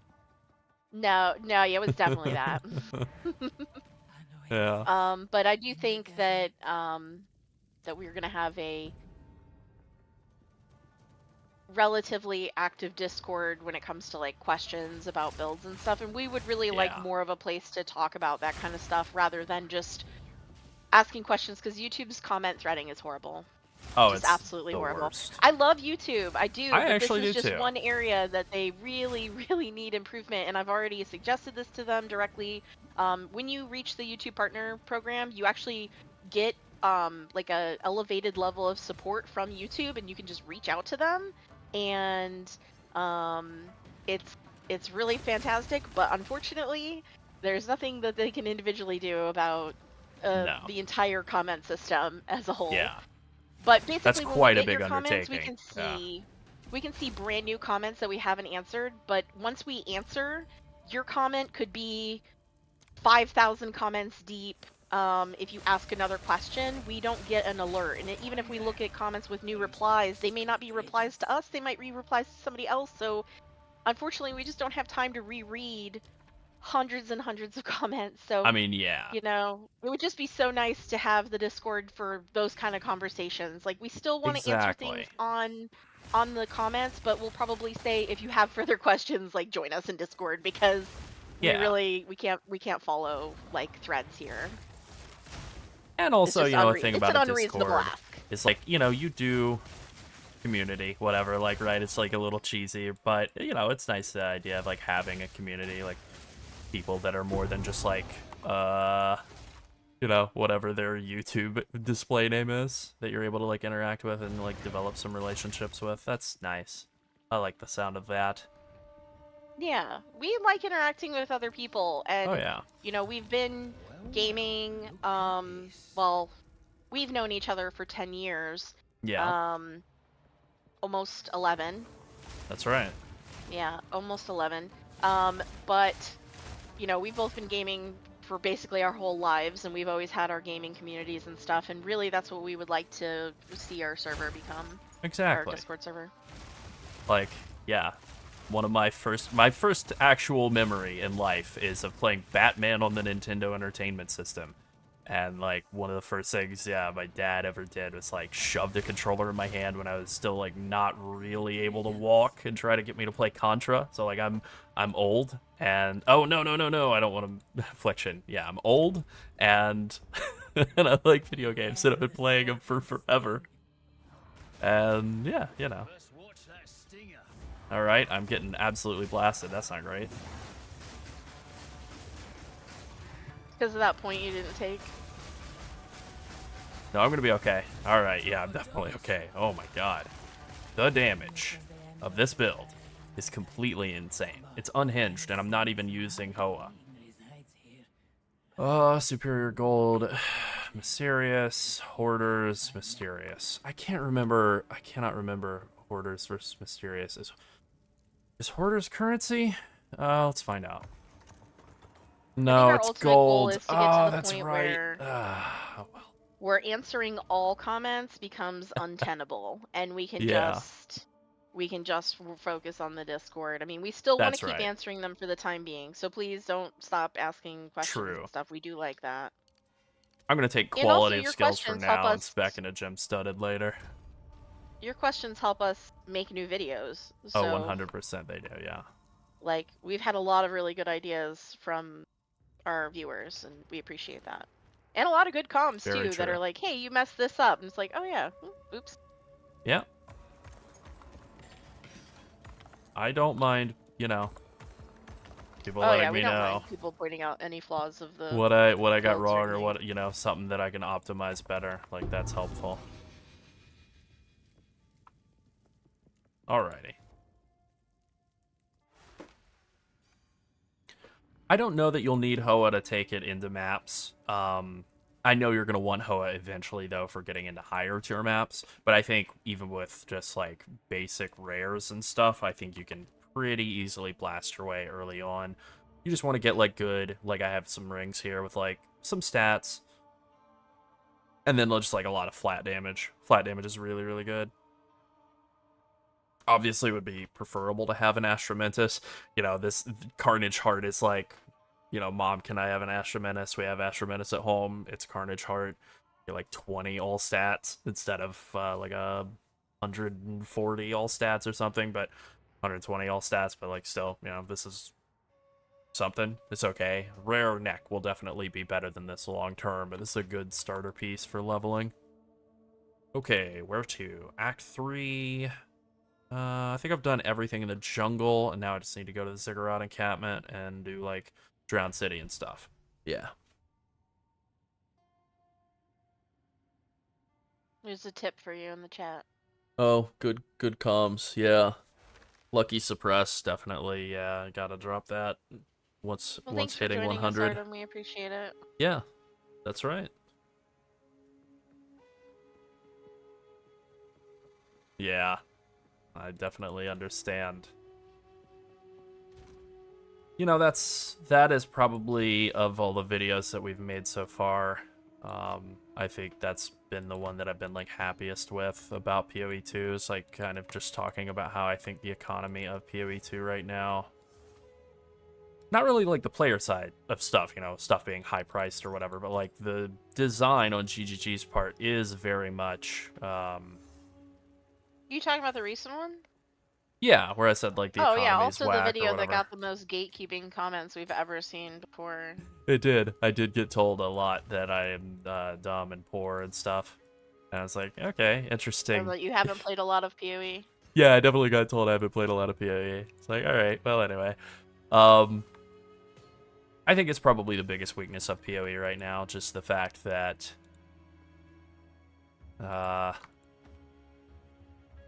that there's so few ways to farm currency in a like consistent manner. There is killing rares and hoping they drop stuff, and then there's doing the same exact thing but in Breach, where you kill rares and hope they drop stuff. And yeah, you know, that's definitely a weakness of the game right now. But it's early access. The fact that they got any of this stuff out and now there actually is an in-game to play and explore is like kind of a miracle.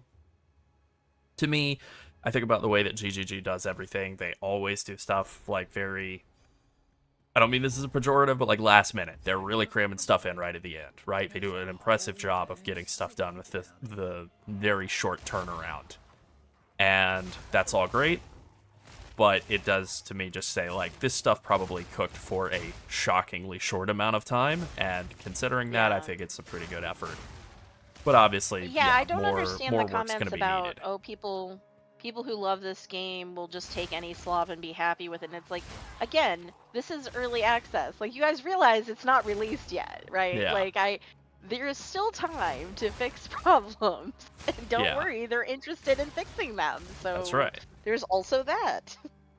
Yeah. I mean, yeah, are there going to be things you don't like that go live in the game? Well, yeah, because 100%. somebody else will like it. And, you know, not everything is for you. Some things are for other people. True. Oh, it's so hard to understand. There are things we don't like doing. There are certain weeks we don't love. Yeah.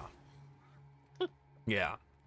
But definitely, like, I want there to be, like, more mechanisms for farming currency and mobs and doing stuff than just Breach. And that's kind of how it feels like, you know, that's basically all that it feels like there is to do in the game right now is Breach.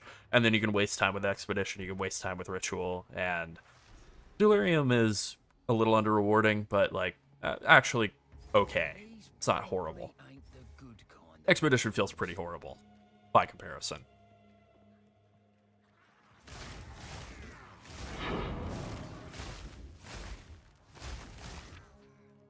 Oh hell yeah, another tier 1 Waystone. I'm blasting.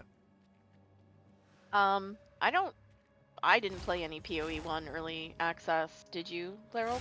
No, I had friends who did and told me it was good, but I did not actually start playing PoE 1 until, like, I think until it was in the early days of being out.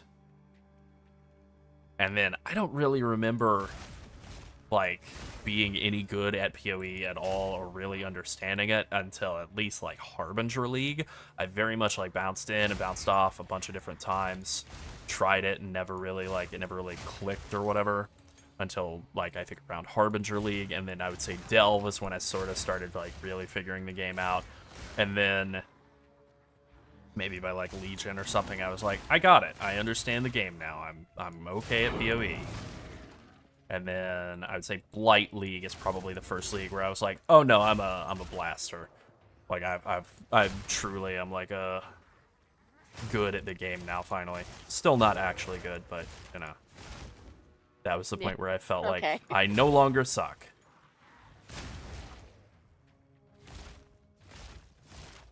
Thank you, Bob. Thank you, Bob.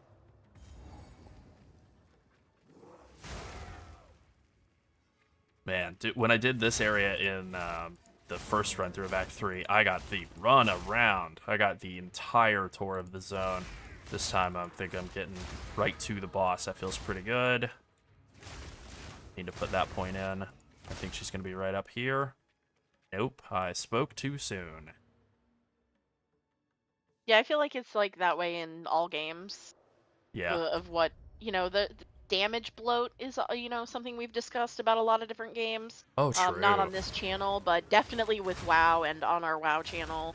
Yeah. Just number bloat Yeah. is a common concern for WoW with They have to do a the, squish every engine. 2 or 3 expansions, yeah. Yeah, the engine doing all of the mathematics for those numbers is like, you can really tell when it's struggling. Very much so, yeah. And then makes all the add-ons and your computer struggle because Yes, it does. math. But Yeah, and they had that with the Diablo 3, and then I don't even know with 4, but they definitely had that with Diablo 3. Simple enough. There we go. Here she is. A lady. Nope, maybe not. Spoke too soon again.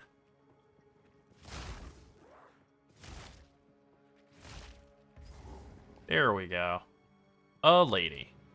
wow, Warframe is the name of a game I haven't heard in probably 12 A little bit. years. Oh, I've definitely heard Warframe. Never played it though, but yeah. Had a friend that played it. I played it for like 5 days, I think. Yeah. I had some homies who played it too. And they loved it. Oh my god, she is really wrecking me. And now she's dead. Nice. Literally, it has been 12 years since Warframe launched. Nailed it. Nailed Damn. it. Nice. It'll be 12 Very years nice. in March. Wow.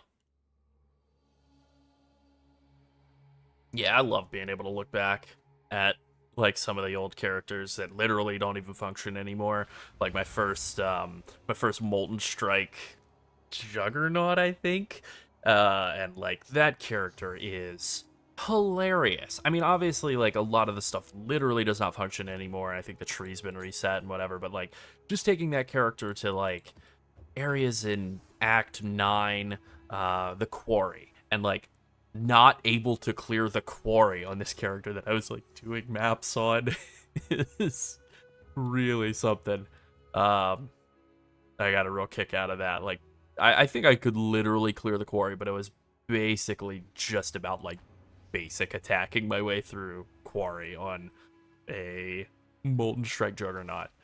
And then sometimes you look at some characters and you're like, oh yeah, that character absolutely piped, and like obviously the tree's been reset and stuff, but like if I were to put stuff back together in that character, it could still absolutely blast tier 16s no problem, just like it did, back in like Blight League or whatever.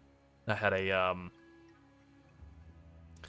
Stormbrand assassin that I really, really loved in Blight League, and yeah, like I think that character, definitely Assassin's not like the ascendancy of choice anymore for that. You can get better results with like a Hierophant, be nice and tanky, while also doing more damage, but, Stormbrand, still blasting. She's a bit warm in here. Oh yeah, this area.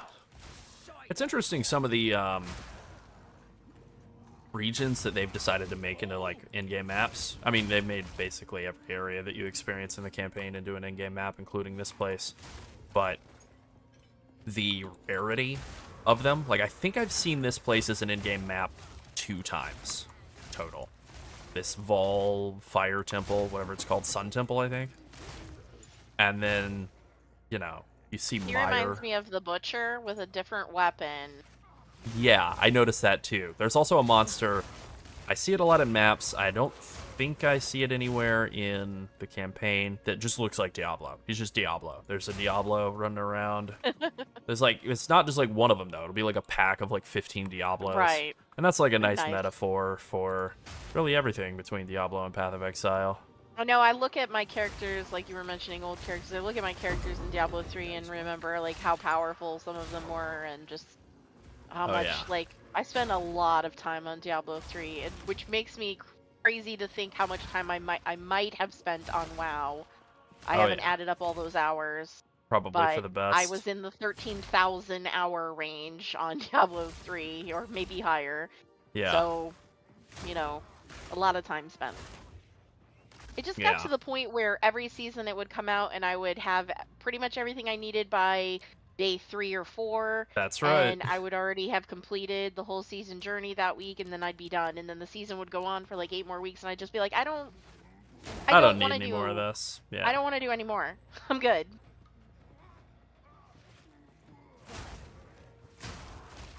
Yeah, I hear ya. Oh, no, it's that corner. I've never had it be that corner over there. All right, then. Well, that's where I'm going. Ugh, not More through blood the wall, for the though. blood god. That's right. There is something that these Volv guys say. They say it a lot, and I don't know what it is that they're saying, but it sounds like Buon Samdi. It's definitely not Buon Samdi, but it sounds like Buon Samdi from World We of could just Warcraft. pretend it is, actually. That's what I hear every time. I just hear him go, Buon Samdi. We don't mean any offense if it is actually something else and someone knows what it is. It's just that's Somebody something we're who gonna hear speaks because we learned a lot now. Nahuatl. Yeah, I don't speak. I don't know that Nahuatl. these guys are speaking Nahuatl, if I'm even I saying don't that know that correctly. either. I imagine not. They're No. probably speaking gibberish. Video Maybe. game ease. Simlish. They're speaking Simlish. Mm. Oh my god. I've missed on every guess. Yeah, I agree. It's going to be really fun to look back at builds that we felt like were good, you know, and they were good in the first, like, 3 months or 6 months or whatever, when we're even just, like, 6 months from now. I mean, even year a from lot now. has changed in PoE 1. We get comments yeah. on old builds that are just literally from the last year, but they're so different now because they've made adjustments to how individual items work or how individual nodes work, and then you're like, well, and so people will be like, does this build still work? And it's like, no. No. Yeah, that's true. No. The, No, and do you have an anything update for it? Mahaxatl's No. Machination, it's like, yeah, anything Mahaxatl's Machination based that was like a caster before, yeah, absolutely, I got an update for you. Don't try and play Don't this. do it. Don't do Yeah, it. if you're using Mahaxatl's, it has to be an attack-based build, which means it's trash, because you're doing Mahaxatl's and then attacking with a one-hander. Like, just no. Nah, nope. So, yeah. Sounds bad, because is bad. Yeah. I mean, I'm sure there's something you can make work, but I'd rather not. I'm sure that there is, just nothing I'm interested in doing. That's right.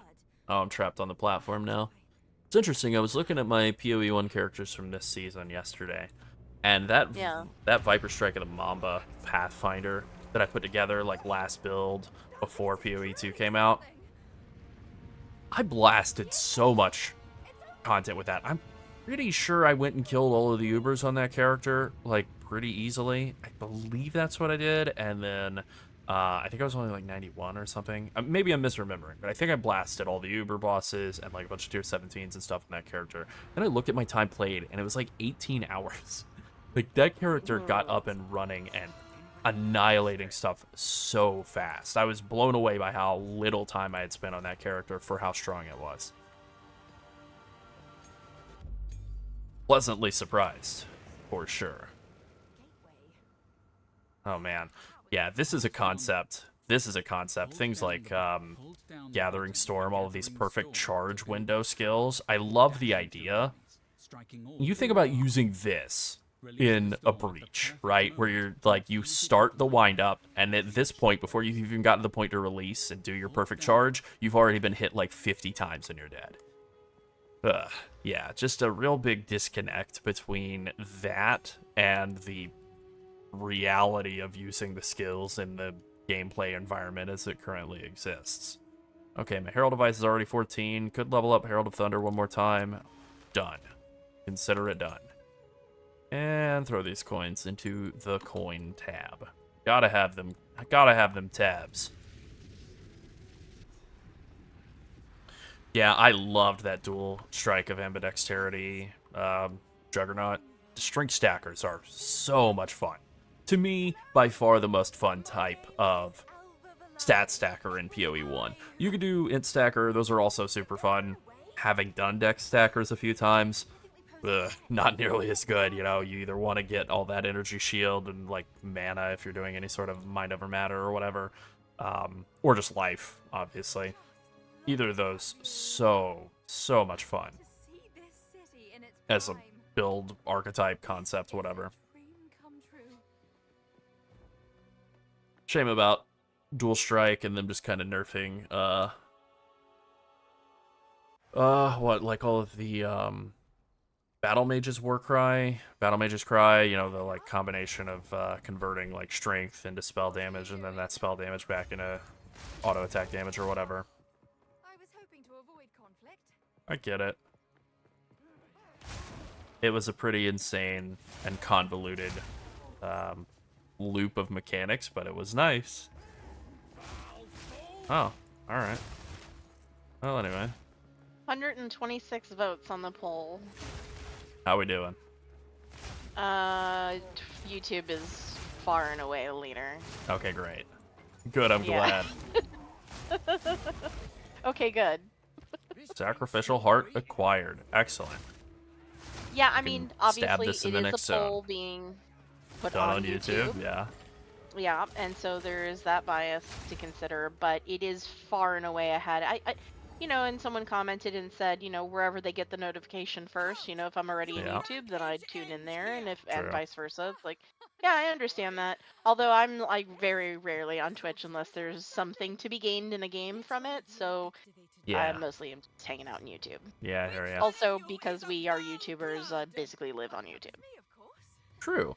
I am Alvin. Alright, here we go. Time to kill my favorite boss during the campaign. This was my number one, I think. Certainly my favorite of all the non-act bosses. This boss is so cool. And I've seen her one time in mapping. Once. I'm pretty sure your favorite boss to kill is Pizza, but okay, go on. Well, yeah, in real life, yeah, absolutely. You are nothing but a low. And she's just getting vaporized. You will fall before us. That's right. I love this, too. I love this, like, they all despawn, and then you're like, wait, what? Legion. That's where they went. They went into the Legion mechanic that's going to be added in, I don't know, like, April. April. Update to the PoE 2 early access is going to have Legion. I'm just guessing, but, you know, that'd be pretty... Yeah, just Good. making stuff up. That's right. I'm lying. Yeah, lying.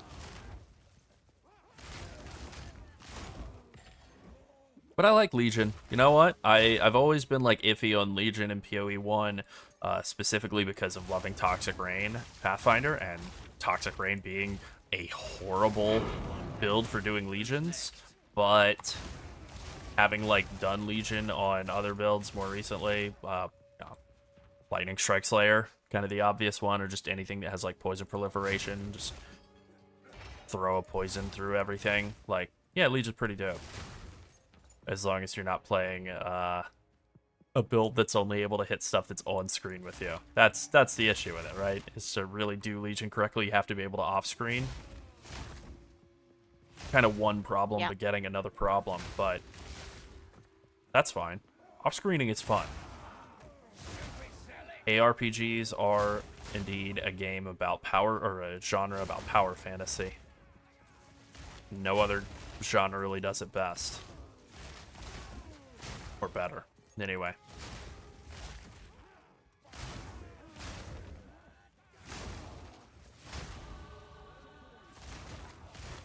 It is funny how much we were told, or how much I felt like I had heard anyways, that Dark Souls was this huge influence. And I make no mistake, I repeated it back myself, and I did feel it during the first playthrough. It felt very Dark Soulsy and Elden Ringy.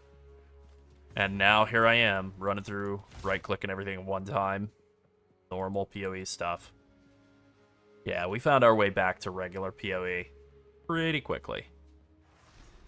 Yeah, Good we- question, Jacob. So there is no way to quality fulminating concoction, or basically any skill that you get as part of an ascendancy. I don't know if that's a bug or if that's an intended thing, and then they're gonna have some sort of like future mechanic that interacts with it that adds quality.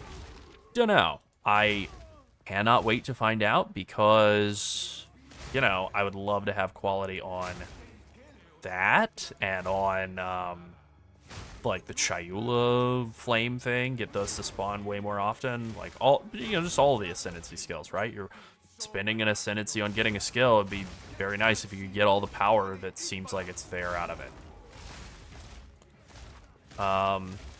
As for heralds, I don't know. It does seem like they kind of should be nerfed, you know? But on the other hand, I don't want clear to just be bad.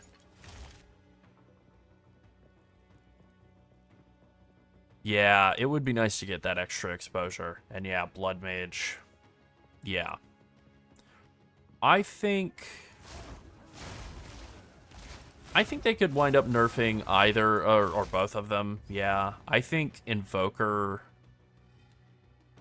as the Ascendancy currently exists, is crazy strong. So I could see that one actually being more likely to get nerfed than...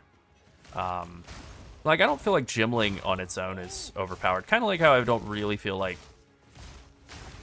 Stormweaver's strong. Very, very strong. But I feel like Spark is more of the big problem with the whole Spark Stormweaver combo than Stormweaver. I kind of feel like the opposite is the case with Invoker. I feel like Invoker is so crazy strong. More so than necessarily like if you take the skills that you use on an Invoker and just plop them on like a warrior or something, it's not as as good, obviously. Ooh, baby. Dirty and disgusting, not glorious. All right, let's stab that heart. Let's see what Yeah, happens. pretty good animations. Pretty good looking. Nice and gross. There we go. We're just about out of here. I'll just take Flash Storm with my last point, which I'll probably get before I get to Doriani. Give me a bit of light res. That's good. Oh, you know what? Could have come and taken Frazzled. Didn't think about that, but that mana regen would actually be pretty helpful. Yeah, we don't know if GGG is listening to us at all. We have no idea. I would assume they're not. Yeah. I would well, assume they're maybe. not. If there is anything I could change in the game about the classes, I think it would be that.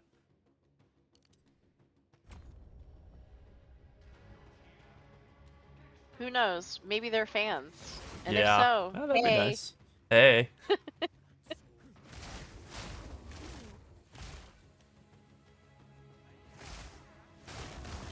Yeah, I think if you tone Archmage way down and you nerf Spark pretty hard, I think Stormweaver with just some other lightning skill is like fine.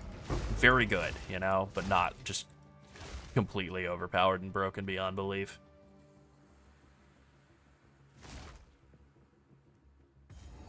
Yeah, I do think that about the like Invoker stat stacking, yeah, versus Gimling.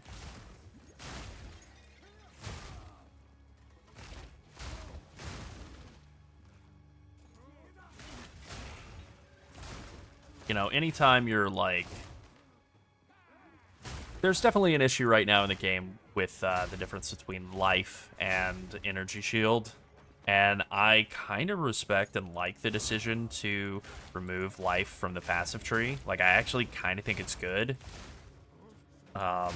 It's definitely been fun investing into other defenses, energy shield, evasion, that kind of thing. But the reward for investing in energy shield is way out of whack. Yeah, I mean, you just get massive energy shield increases for your investment, far more than you ever got out of in PoE 1 or out of life in PoE 1, or like the balance is just way off. I don't know why I went the wrong way there. Anyway. Yeah. Yeah, maces. I mean, I said it before. I played a warrior for like an hour, and I was just having a miserable time. My initial goal had been to play all of the classes, like, you know, with the quote-unquote intended skills, you know, staff, monk, bow, ranger. I did crossbow, merc initially. I got to, like, you know, whatever. I was just gonna do like the first 3 acts on all the characters doing that. And then I started up a warrior, started playing that, started up a witch, started playing that, and I was like, man, I am not having a great time with either of these characters. and ultimately said, like, yeah, I think I'm going to audible over to what I'm doing now, just trying to figure out, like, how to super fast level on every character. And, you know, maybe I'll revisit that once they've had some more time to cook on the warrior skills, because they feel pretty bad so far. Slow, not tanky, and doesn't do enough damage. It's like the trifecta of bad.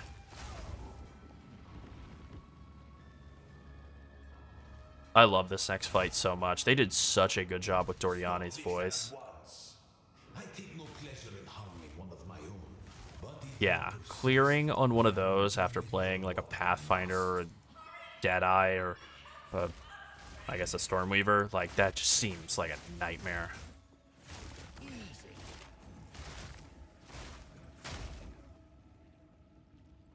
It's annoying too, because like with all of the Dark Souls talk in the run up to this game, I love big two-handed bonk. Like Strength Faith, that's my preferred build type in Elden Ring. Strength or Quality is my preferred in all the Dark Souls games. I just like a big old bonking hammer. Get in there and just bonk everything until it's dead. And that is a just awful, awful situation in PoE 2 right now to be a bonker. Alright. My favorite voice line of the entire... Here we go. At the eve of the end, the demon of Azzoatl has finally come for me. Oh, yeah. Show me what you got. Hell yeah, I love the Mercenary. He is my guy. Oh my god. Oh man. Yeah. Yeah, hit pretty hard. Gotta figure out mana. That's the biggest issue right now. Just really gotta figure out mana. You know why we're here. It happened. It cannot be stopped. No, I will succeed. There is no escape. I'm just here for the lady. There's no need for all this. Yeah, I love the Mercenary. He is a surprise fave. I did not expect that, but I love the Mercenary. He is my guy. 100%. I'm him for real, for real. But non-critical. There we go. No, do not fail me. All I've done. Not now. All that Multiple voice lines playing simultaneously. That's fun. Saved. Yeah, I'm sure they'll iron that out at some point. Maybe, maybe. You can stay here and You die. never know. I wish Izaro they- still Come with us. I wish over- they had a way to Save the like future. try different builds, like legacy of further the into Valley their must be protected. um I do know. what like a you little wish. trial, like a yeah, Yeah. experience stuff. My friend Yeah, I Yeah. understand. I mean, I think that they've done a really good job with I open up hey, like being able to like hold down Alt and click the little thing and then watch like this is how Lightning Conduit works, and the guy who's doing the voice for this, yeah, that's fine, but I Good just voice mean for like it. you know, If there is an So will you help? I suppose I'm you bought. invest I so will go. much into a build, you know, Oh, yeah. especially if you're like really juicing it up, and you there's not really an easy way to like see like what would it be like if I was not playing this, if I was playing something else. Like I kind of wish we had that, like just like a trial area of like this is what endgame options this character has, you know, Yeah. etc. I mean, people have been begging for a training dummy for forever, and I understand their reasoning How for about a not giving it training to dummy? us, Yeah, but I don't think boy, I'm it on sure board would with be that. nice Now, to have I some think along like those a mock lines. dungeon, activate like the- Yeah. you know, like just a mock area where you can go and like see what those skills will look like later in your tree and whatever. I just Well, where you're casting stuff, but it's not just like blasting holes in your hideout. Yeah, yeah. I Yeah. understand. Yes, exactly. Yeah. Yeah, I like that. Yeah. Where there are no stakes, no chance of dying or anything like that. Losing Exactly. XP No or ripping your stakes, character just or whatever. looking at how skills work, how they cast, what they look like, because I'm a very visual person. So yes, I do like things that feel powerful, but I also like things that just look cool. Like that's Oh, what yeah. keeps me interested in the game. Agreed. And yes, there are a lot of MTXs you can buy that will change things to look cooler or different or whatever. But I also just want to like the core of those skills and Yep. how they work and feel. And sometimes you don't know that you don't like something until you're like really deep into it and you're like, oh yeah, I don't know, this was a mistake. Yeah. And that feels punishing, and I wish there was a way to eliminate that. Yeah. Yeah, I feel that. I mean, that's definitely always been a big part of why I like Toxic Rain, as much as I do, is it looks good. And, like, the same goes with Lightning Strike. It looks good, and there's, like, a bajillion MTXs for it. I mean, I guess technically speaking, Yeah. base Toxic Rain looks like crap, but there's a billion MTX for both of them, and, you know, they I'm look sure good. someone likes it, Larold. I wouldn't call it crap. I don't I'm sure know. somebody thinks it's fine or whatever. Yeah. Hello. All right, William. Can't do that here. Yeah. All right. Time to go do some sick T1 maps.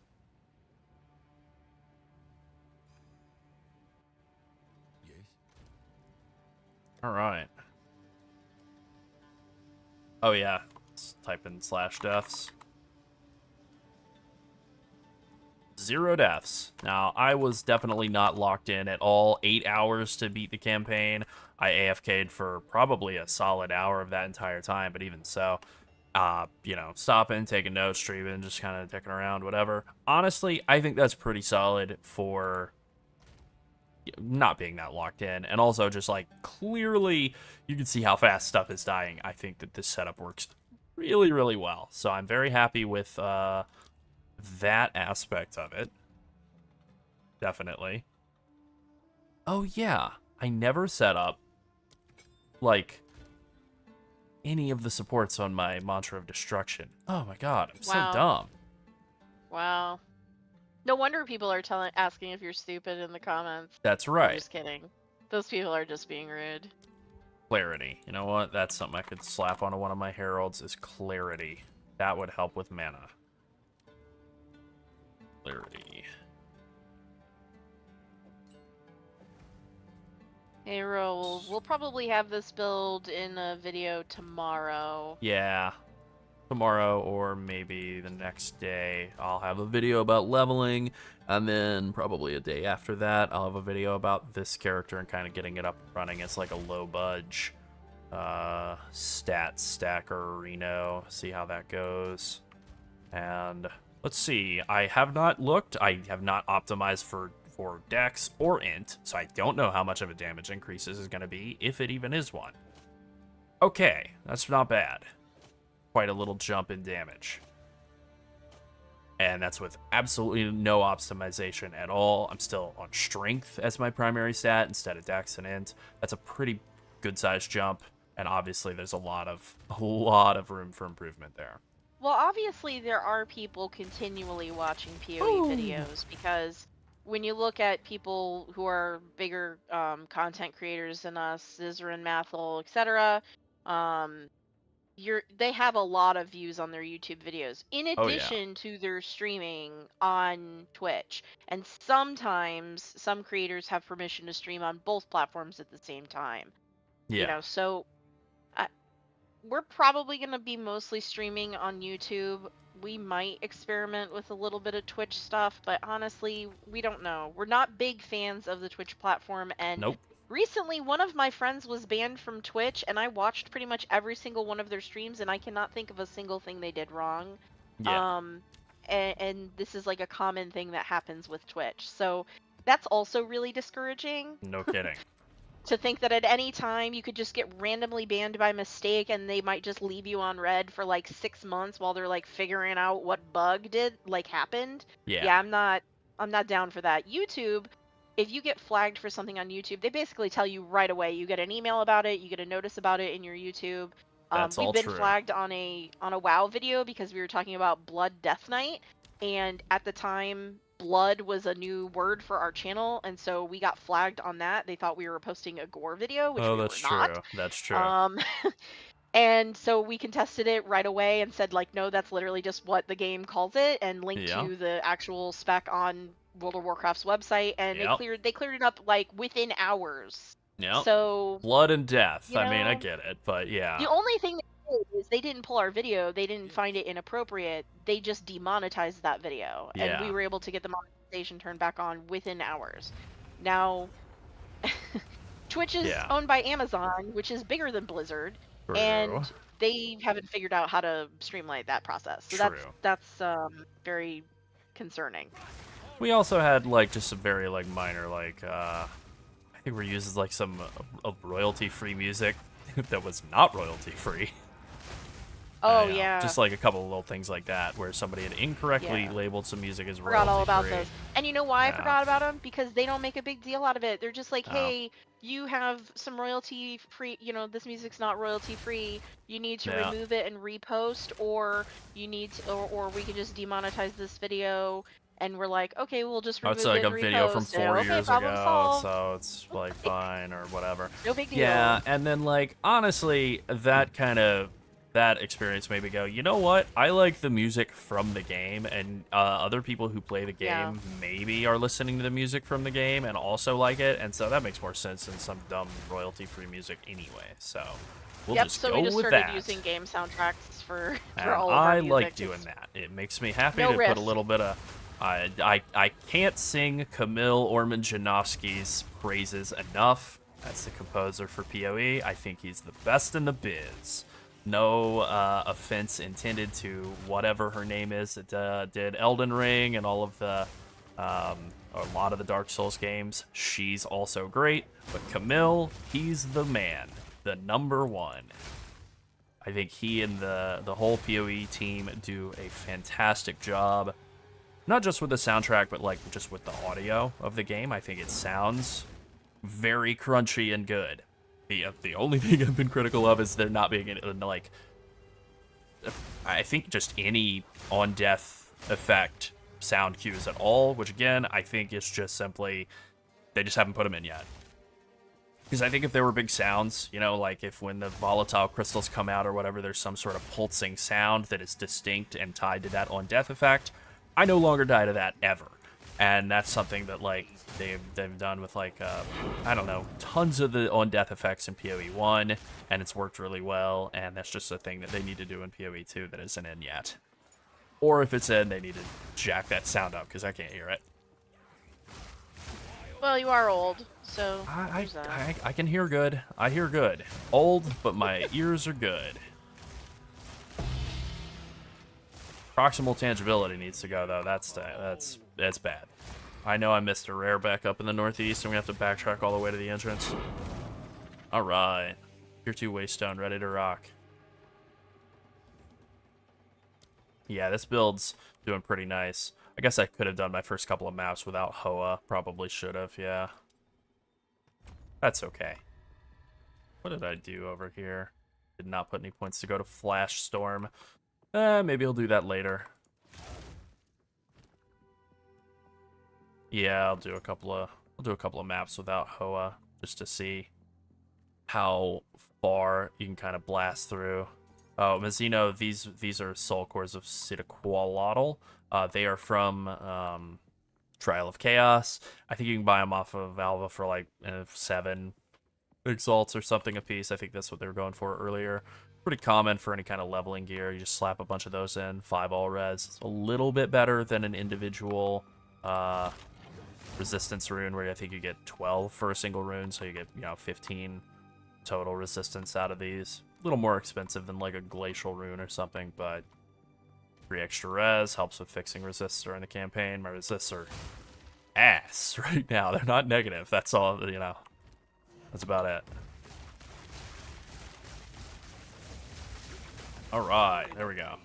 Time to go.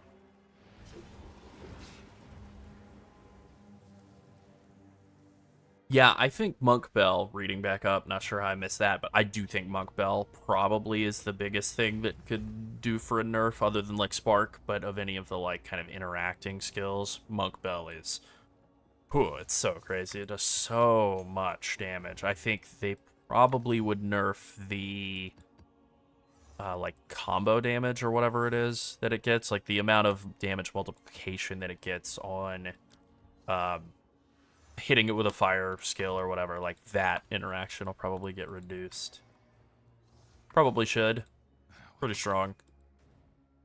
Alright, can I go to my hideout and actually run maps from there now?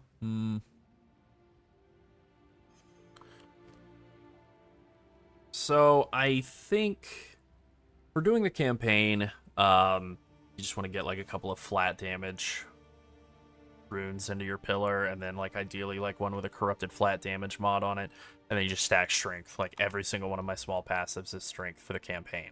However, at max level, you get flat damage out of stacking int. So I think the goal, I haven't really spent much time looking into it or thinking about like how I would do this at max level. I was purely thinking about like doing the campaign. I think the goal will probably be to swap over to like more dex and int, less flat strength stacking. Although maybe not. I mean, the life that comes from the flat strength stacking is very nice. Obviously, the goal is going to be to get a little of everything, but yeah. What have we here? Ah, that's 2 rarity mods giving me 20. Yeah, okay, that ring's no good. Oh yeah, that ring stinks. All right, well I tried. Blew a couple of exalts into it. Yeah. Let's just see if any of these are like an upgrade or whatever. Yeah, I could just use these like regular old rare gloves for the time being that are shockingly good. Basically as good as Hoa with the stats that I have for now. That's a pretty good ring upgrade, feels like. And then let's see about this. All right, 2 good ring upgrades. Yeah, okay, fine. And these are just like flat damage for now, just flat damage, bit of stats, nothing fancy really. Certainly not going to be setting any records for tankiness or anything at the moment. I will play around with this Morior Invictus later on. Not sure what runes I'm going to socket into it. Not sure what runes I want to socket into my pillar either. I might just do like the very boring approach of just like socketing like soul cores in for a bunch of Ellie res, like the safe approach. I self-farmed this. I killed, what's his name? Arbiter of Ash a couple of times, and I got Morior Invictus out of it, so I spent, you know, like 6 divides or whatever on each kill, and I got this nice one divine unique out of each of them, but fun to do the fight at least. And, you know, the ideal is like to put the rarity, the magic find setup into your Morior Invictus and all that, but that's like 4 divines or something per core, whereas just putting in all res is like 7 exalts. So probably just do all res to kind of get the build up and running and kind of make the whole plan of the character be like, this is very low budge, this is the cheapo depot version of a stat stacker. Definitely going to use a Black Sun Crest, although I want to use a good one, not one that's corrupted garbage like this. But yeah, I'll knock out a couple more maps here in the meantime, doing it without Hoa, just using a pair of rare gloves that I bought for 1 exalt, and just see how this boss goes in a burial dog.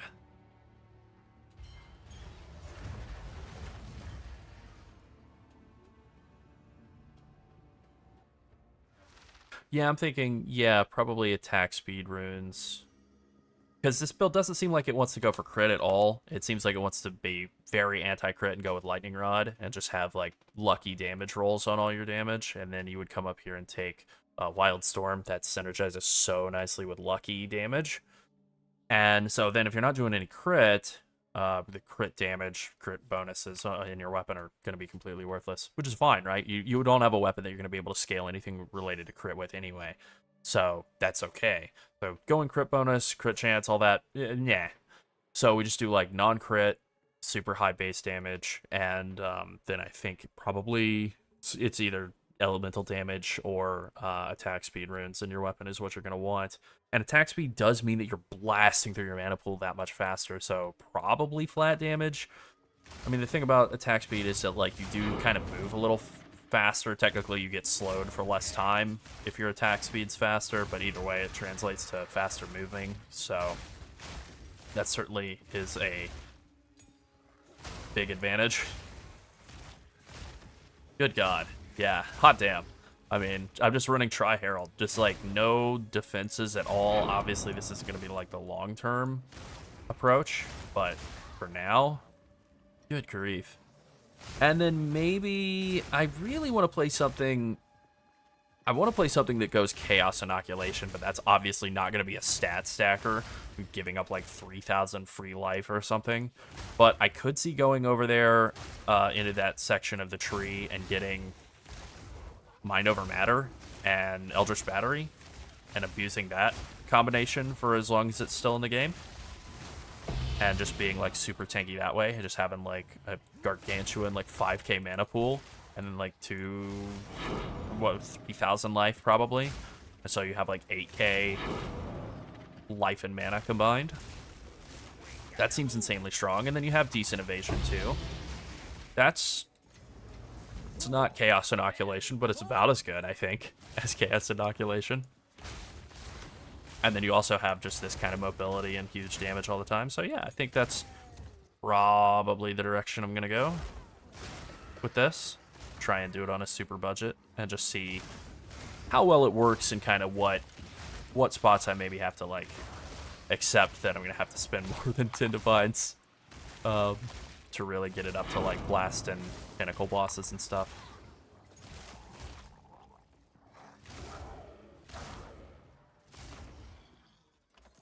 Very fun gameplay loop, that's for sure. Yeah, that is so much. Int and so on. That sounds... I mean, stat stackers are incredibly fun, and a tri-stat stacker is such a good concept, and it's exactly what works here. You know, it's exactly what you want.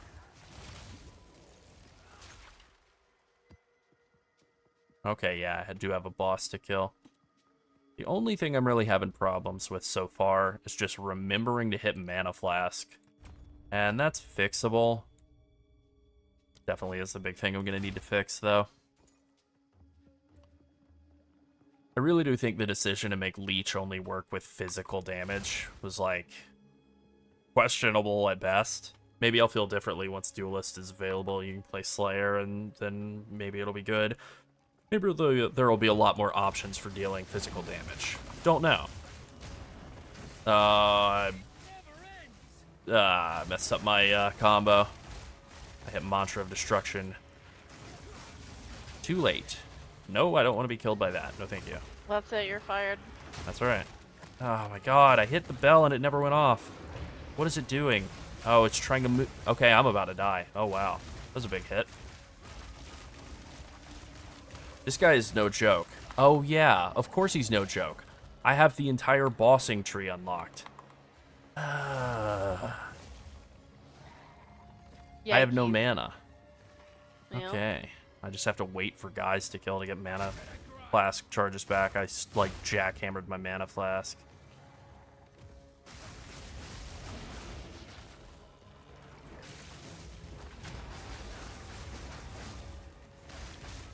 Alright, this is definitely a weakness. No mana indeed. Still no mana flask. Damn. Alright. Ooh, boy, I knew I was going to get hit by some of those. Yeah, I'm dead. Damn. Damn. That's very irritating to die like that just from, like, being Really stupid. I just want to use inspiration support. That's the worst feeling, but I think that is literally what I'm going to do. Oh no, now our viewers will know you're not perfect. Oh no. Damn. They're all surprised. Yeah. Game is a huge shock to everyone. Okay, I could throw Ice Bite on a Tempest spell. Something like that. I could throw something that gives me some more damage, some more burst damage on Tempest spell and not run into that situation again. Like, super critical, maybe.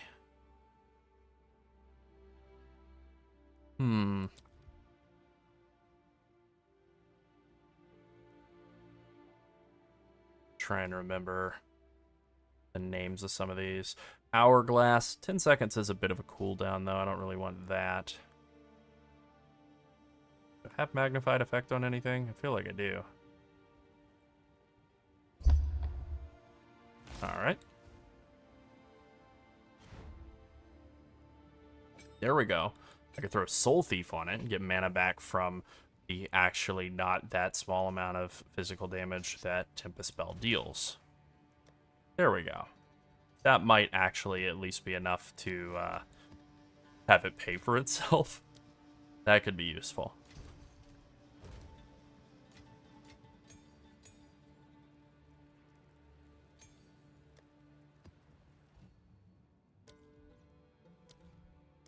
What do I want to use for Ice Strike then? Probably should, especially as I'm moving over to Hoa, I should probably, instead of Ice Strike, be running Tempest Flurry. It's a little faster, gets a little bit more combo generation. Oh, there we go. Yeah. Practice combo. Get more combos more quickly.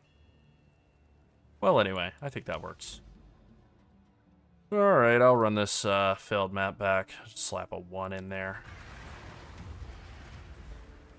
I was really shocked for a second with like how little damage he was taking. I had forgotten that, yeah, of course, I've got all the all the points in the boss tree.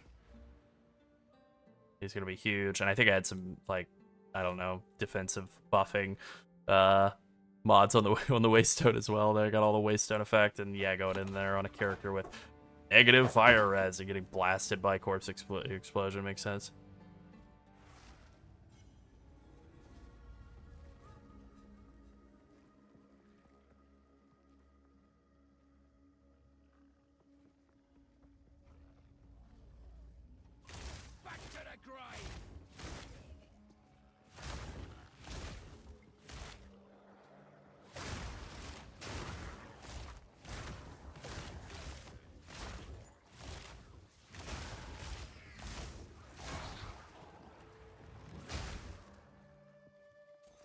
Alrighty.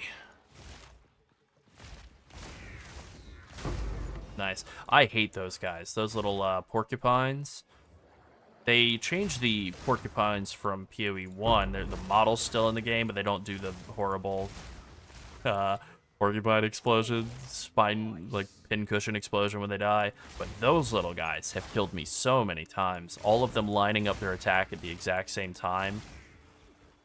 It feels like. I guess they literally don't. I guess they do actually stagger them out, but boy, you feel like you just get hit like a million times all at once. Yeah, the inspiration support, I don't love using it. I really don't. I like the extra damage from Longshot. Inspiration support definitely feels bad. Feels like you should just be like de-leveling your gym, which is not great either. But on the other hand, look at my mana. That's way more manageable. I definitely could have killed that boss if I'd had Inspo on hand. I wonder that too. I wonder why all ARPG developers, it's not just GGG, I know Blizzard's done it for forever too, but why do they all love on-death effects so damn much? I don't know. I think it's very irritating. It's fun to sum it up as like, the most dangerous thing a PoE monster can do is die. I said that. I felt very clever when I wrote it down. I felt very clever when I said it out loud. But it is true. That is the most dangerous thing they can do, is die. Maybe not so much in the current state, maybe. But certainly at the time that I said that, back when all the other on-death effects were still doing way more damage, and Volatile Crystals was still in the game, definitely felt like I was only ever dying to on-death effects, and yeah. That's pretty annoying.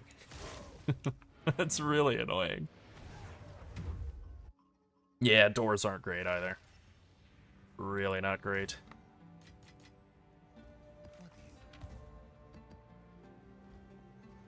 Alright, let us see. Nothing over here is super interesting. Kind of want to come over to one of these. Let's do this tower. So, Seepage will get me closest. Get to Seepage and Augury. Alright, my favorite map. And more Monster Life and Ailment Threshold. That's actually going to be kind of annoying. And then you never know what the Coalesce Corruption's going to add. So I'll just do this Easy T3 map. Might as well. Oh yeah. Yeah, Crusader Thorns in D3 was really fun. I loved it. I do remember that one season. That was really enjoyable. Pretty much the only time Thorns has ever been good in any ARPG, yeah.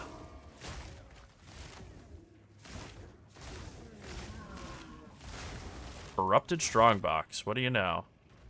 Do I gamble and waste my time on a Strongbox?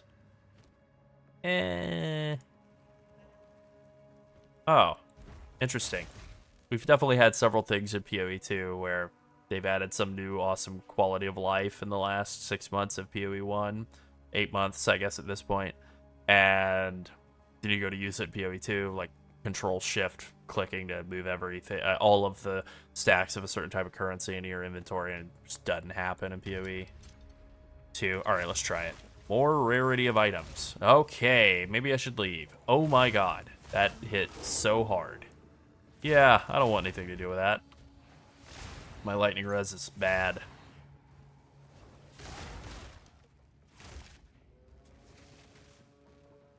All my resistances are bad. I'm definitely going to have to sort that out.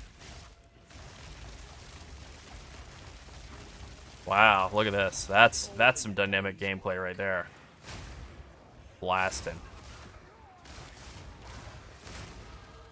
Oh yeah.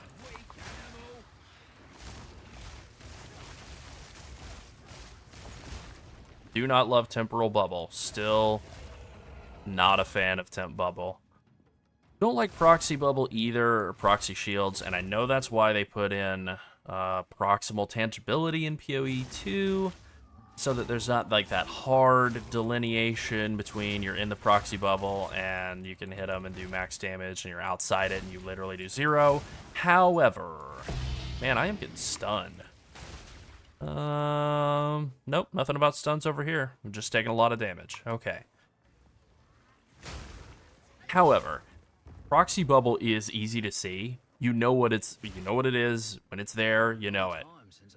Proximal Tangibility, cannot tell that it's there at all until I have read out the word Proximal Tangibility. Just feels like such a step back in terms of telling the player what's going on. Now, I will say for what it's worth, I do think Proxy Bubbles kind of look dumb. They work, but I don't think they're like a good look. So I can see wanting to get away from them for that reason, but they got to do something to visually represent the proximal tangibility radius in some kind of way. I think the way that they do with what is it called, Spirit Walker or something, like the guys that teleport, Shroud Walker, guys that teleport behind you. That looks really good. That looks like what proximal tangibility kind of should be. A wispy sort of deal. Cloaked in shadow, we'll say. Alright, we're blasting.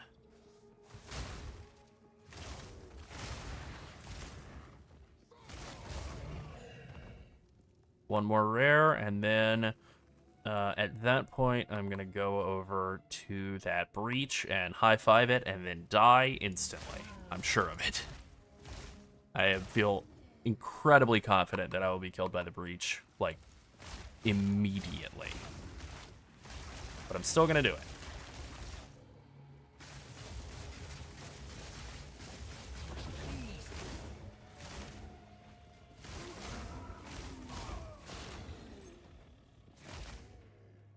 Okay, that breach was way the hell over there, so I'm gonna have to walk nice and slow to get there. Oh hey, cool. Finally got that other point. I can take Frazzled, get a little bit more mana regen. That helps.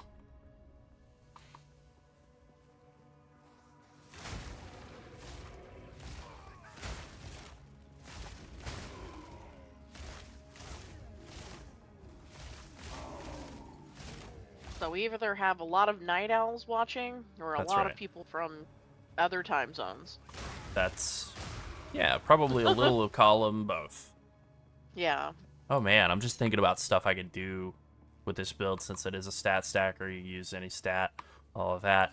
You could do like mana remnants. Oh my god, that's completely insane. But I love the idea of doing like, isn't that a thing? Mana remnants? Like if I think it's like a sorceress or witch thing. You can get like mana remnants, and yeah, I like that idea. All right, time to die. I open the breach.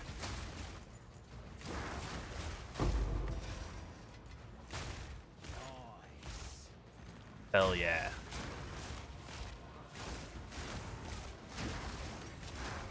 Did that Breach Lord's hand not give me any splinters at all? Am I like not getting splinters from this because it's so low level?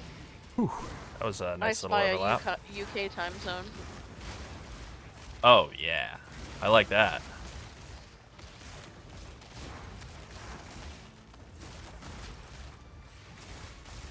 Damn, I knew it was gonna happen. I did not think it was gonna happen due to me walking into a fireball.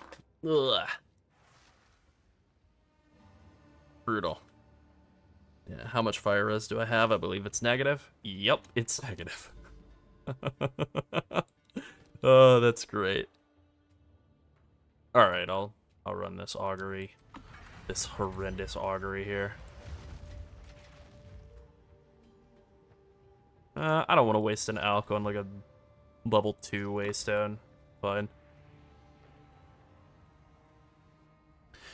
Yeah, oh man, I could go on for quite a while about the decision to lock the ascendancy or what, the Atlas passive trees that are for the various mechanics behind doing the in-game boss successfully 4 times. Not their best idea. There is a nugget of something really good there, having the ascendancy, or again, whatever, the upgrade to the mechanic come from doing the mechanic. Like, yeah, great idea. Core idea is good. Yeah. But definitely needs more work on that front.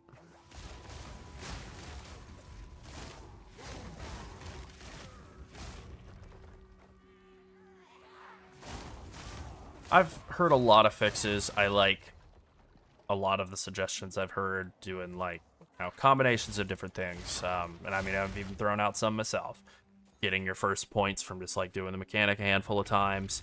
Your second points from maybe doing more of the mechanic, or maybe like a quest version of the boss. I like that idea, quest version of the boss. We've got that mechanic in PoE 1 with the Eater and Exarch and their subordinates, whatever they are, Infinite Hunger and Black Star. Black Star, great fight, like it. You know, that all works. And then maybe your next couple of points come from killing the boss for real, and then killing the boss for real on max difficulty. Like, whatever. That could all work. But you know, just like the current state where you just have to like kill a boss like 3-4 times with like basically no reward for it is just like really, really not good. Alright, I don't really know what I want the next thing to be with this build. I guess I want to come up here and take Wildstorm. Definitely going to spec out some of these points, like the Herald damage I think I'll be dropping in a bit. Not right this second, though. But yeah, come up here and take Wildstorm. That'll be a big damage increase. Definitely going to be shifting in more of a lightning damage direction over the like next day or whatever with the character. Yeah. As I start to develop it into its more, like, final form. Yeah, this map's no bueno. It's like all of the worst design decisions of PoE 2 maps combined. You know, you've got levers, you've got a path all around this giant area, you've got all of these different, like, little doorways and hallways and, like, good looking but like visually difficult to distinguish terrain and like blocking player movement and stuff, and ooh, what an annoying map. Gonna have to go back to the drawing board on this one for sure.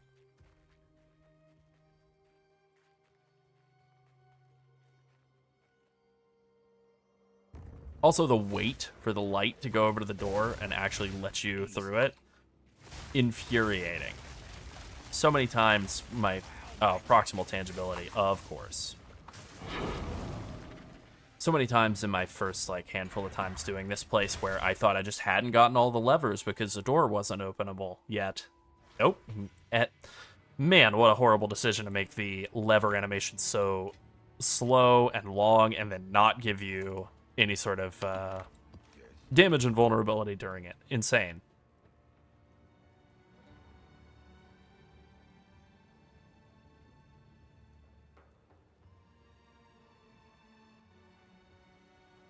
You know, that's definitely something they could copy from Elden Ring or whatever. Giving you immunity while you're using a lever. Seems like such an obvious thing to me. Alright, let's do this horrible Hold on. Okay. I thought that was a tower next to a tower, which I have seen, but not quite that egregious. I'm all out of my drink. Hold on, my throat's very scratchy. Give me just a moment.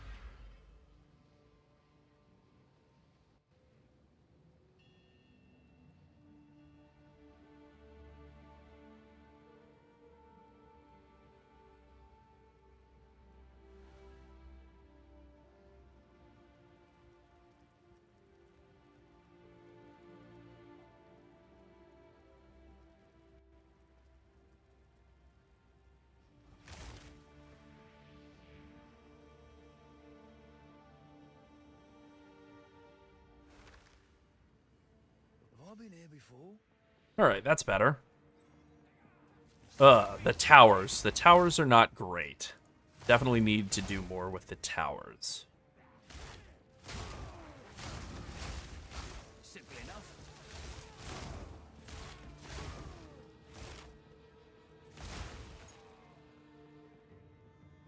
You know, there's a version of these towers that could be good if they were either like a little boss rush or even just like a big thing where you kill like a bunch of rares in a very small confined space. But just having us do this like crappy little map where you have these like visual occlusions opening up into a mob of monsters and like all these little hallways once again, these like narrow little corridors in between. This all feels very much like something that was just very quickly thrown in as kind of a placeholder for the time being, so I don't judge the towers too harshly because of that, but yeah, that is true. It does give you really early, easy early map to your completion. That's true. I think this game is going to be feeling much, much, much more real, you know, more completed even in just like 3 months. Whenever we get, like, our really big update, whatever that next one is, I've heard a lot of people suggest, like, March, maybe, since we are getting a PoE League in a month or so. Hey, there we go. Citadel. Boom. I knew there was another Citadel right around this corner. I knew it. Very nice. All right, let me find a tab. Find myself a little tablet. I'm gonna throw a ritual tablet in there. I feel a little weird. Ritual it up. Yeah, I don't think this character's ready to run the Copper Citadel yet, but you know, Probably not. pretty cool to find that Citadel there. You know, I figured out the secret to finding Citadels. It's really not like complicated or fun. It's the worst possible thing it could be. You just go away from the center. You just go away from the origin point. That's it. Like I did a bunch of. There's this bug with the map where sometimes it'll like re-hide areas that you've explored. Yeah, they're popping in. That's not great. But I could never find any citadels up to the north because I did like a bunch of clearing, like in a big kind of roundy round circle area. Horrible approach. Definitely not the way you're supposed to do it. You just literally go away from the start. You just pick your favorite direction, left, right, whatever. Yeah, this is where it thinks my character is. Yeah, I don't know. Map's bugging. But you pick a direction, and then that's it. Just the entire league, all you do is you go left. This is a league where I go left. I'm going to go left from the start of the league until the end of the league. And then there you go. Now you find citadels like crazy. I've seen plenty of people, including myself, who've had multiple citadels on a single screen.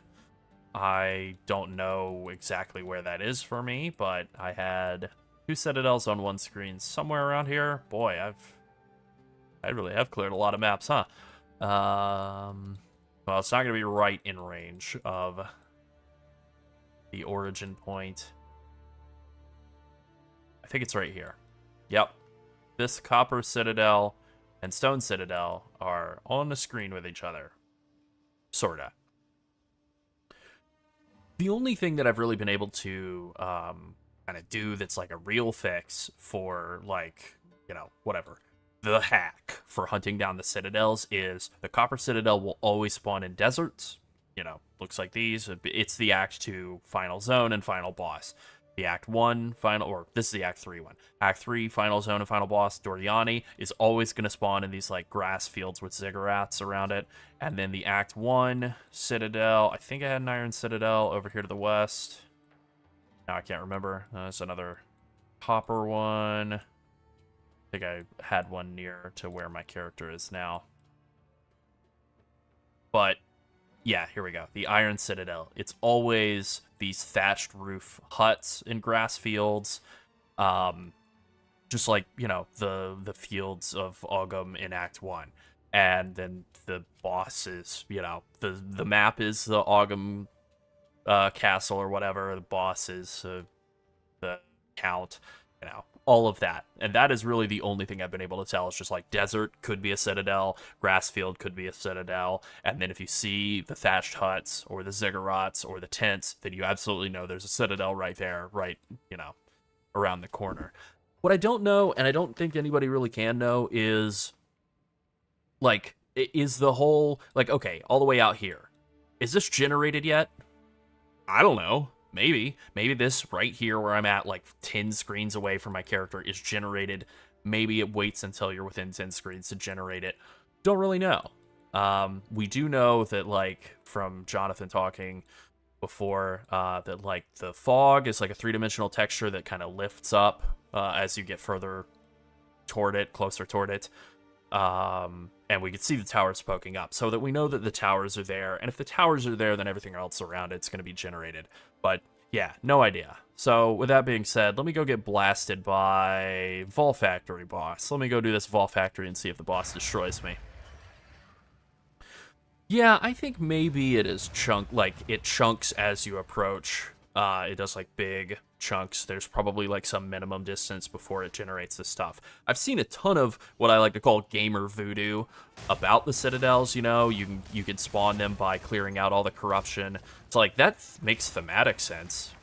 Don't know that it's true. Doesn't seem like it's right, because I've found plenty of citadels with not doing that, and then I've done that a whole bunch and cleared out a nearby area. No citadel. Good morning. So, you know, I think then there was the stuff about corpses or like looking near water, and it's like, man, everything on the Atlas is near water and mountains. I don't think looking for water and mountains fixes it, you know?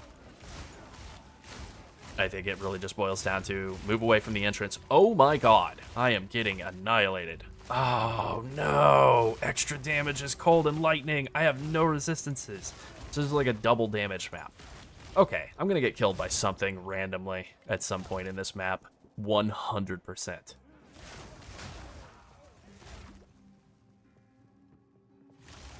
I really need purity of elements right now.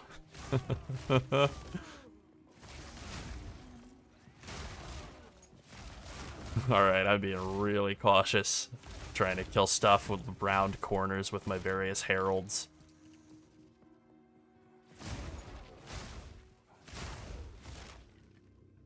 Whew. This is definitely the hardest I've had to work for anything on this character. Yeah, I could live with a 200 spirit purity of elements. That wouldn't be too bad. That's okay. I'll replace my chest and not run this Fox Shade. Later on, I'll get my gear sorted out. Not be running like Fox Shade and Thrill Steel at some point.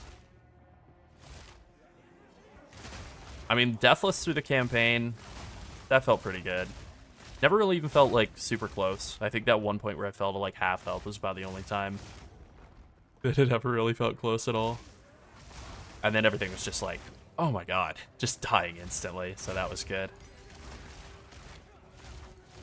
I feel like that support gem, which I initially read as a spirit gem and I was going to pick it up, I feel like that thing's bait. If I try to pick it up, I'm going to die.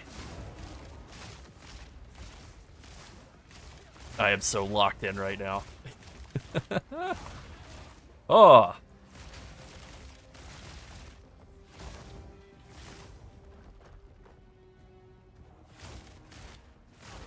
Okay. Watch, I'm gonna get to the boss and just get one shot instantaneously after, like, sweating it out through the whole map. I agree with that last comment. I think that Settlers League giving us a use for maps actually really felt amazingly good deep into the league. Because usually I hit a point where I will just have, like, 10 tabs just full of maps that I will never run and never sell. And, like, what do you do with those? You sit and destroy them all? You vendor them all? Like, and being able to feed them all to my children, my useless, stupid children who would go brick them for me and bring back, like, one wisdom scroll or whatever, felt great. It really was a brilliant design on their part. I loved that aspect of Settler League, being able to burn all those maps.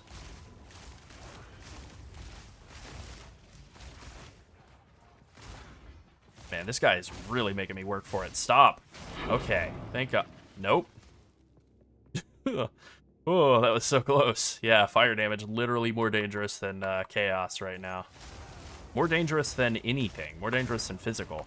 Oh, no, no, no, no. Okay. I thought they were going to freeze me and get me.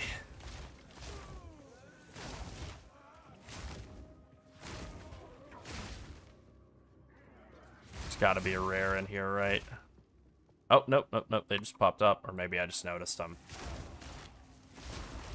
That Eye of Winter is no joke. Whew, alright. Yeah, the haste shrines, they feel so good. Since we've had a few people join us, if you wouldn't mind, go ahead and vote in our poll about streaming stuff. Yeah. Alright, I'm gonna go clean up that one guy who hid in the little side spot there. Honestly, the more I play with the in-game mapping in PoE 2, the whole concept of in-game mapping being just hunt the rares and then that's it, the more I kind of like it, the more I might actually find myself in the next PoE 1 league being like, kind of miss, just hunt the rares. I don't know, we'll see, right? You know, with how quickly you can move through maps and blast everything in PoE 1, I might feel differently. But I've kind of gotten a taste for it now. I kind of dig it. Die, die, die, die, die, die, die, die. Oh, damn. I knew that was coming. Yeah. Damn. He killed me while frozen, too. That stinks. That stinks. Yeah. Alright. Alright, we'll do this very, very free tier 1 waystone on this Blooming Field map. Oh, that's a fun visual bug. Okay, that's... Nope, yeah, that's still going on, huh? Huh. Yay! Alright. Alright. Something to report! Yeah. Yay. Yeah. I rolled the wrong way there. I rolled the wrong way because I felt like I was cramped in the, I don't know, like a little alcove there or whatever. I should have could have rolled out and stayed alive and not died there, but I just rolled the wrong way, so I was kind of cramped in that little horrible Vol factory. I really do not like any of the Vol maps, except for Vol City if the boss is up, because I like Viper Napawatsi so much. Don't know that I really actually like the map, though. Pretty slow. Oh, the helm is Thrill Seal. It's, just like a leveling unique. And the boots are Bushwhack. They're just like just random unique boots that I got that just have like a good move speed roll range on them, and I just got a decent roll on the move speed, 24%. That's better than you can get for boots at the like level 30 range when they're rare. I think 25 move speed is like, I don't remember, level 40 or something, and I've just been using those since the campaign. What is this, some sort of proximal tangy guy? Oh, another one of the rare monster affixes that I'm not a huge fan of. Monster or damage is all taken from minions before the rare, so you literally have to kill all of the minions, and then I think you can get that in conjunction with reviving the minions, which is real bad. Yeah, that minion reviving one stinks. The invulnerability for everything around it periodically, I think that one really stinks too. I get it though, right? Like, you know, affixes aren't supposed to be like fun. They are supposed to be like a challenge that you overcome. I think some of them are okay. The combinations of some of them can be pretty gnarly though. Rezzing the minions I really, really hate. The armor is just Fox Shade. You can wear it from level 1. It's just 10% move speed while you're on full life. Great for the campaign. Very, very worthless at max low. Well, at the end of the campaign, where I am now at the end of the campaign with negative fire res. And like 1,000 evasion or whatever I have. 1,500. Wow. Big dodger. So yeah, definitely gonna have to work on that. That's okay. Honestly, compared to doing like Hollow Palm in PoE 1, this was faster, more enjoyable, had a nicer, smoother start. I know this is a boss arena. I don't know why I'm looking around for a rare around here. How many monsters left? Yeah, probably a lot. Probably a couple rares. I would say in general, though, this whole experience of playing this like Stormwave leveling character, much more fun than, oh no, not the extra energy shield. Oh, go to hell. This energy shield is so... Why is it so overtuned? I mean, look at how much damage I have dumped into this guy, and I'm not even halfway through his energy shield, and it's gonna refill. I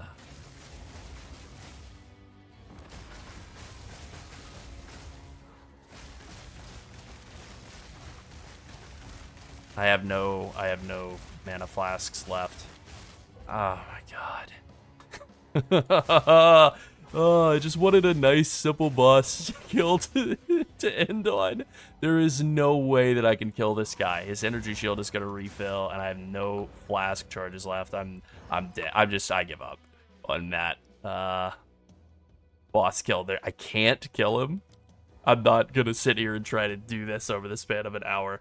I will just run a map that doesn't have that horrendous mod on it. Or just doesn't have a boss, I guess.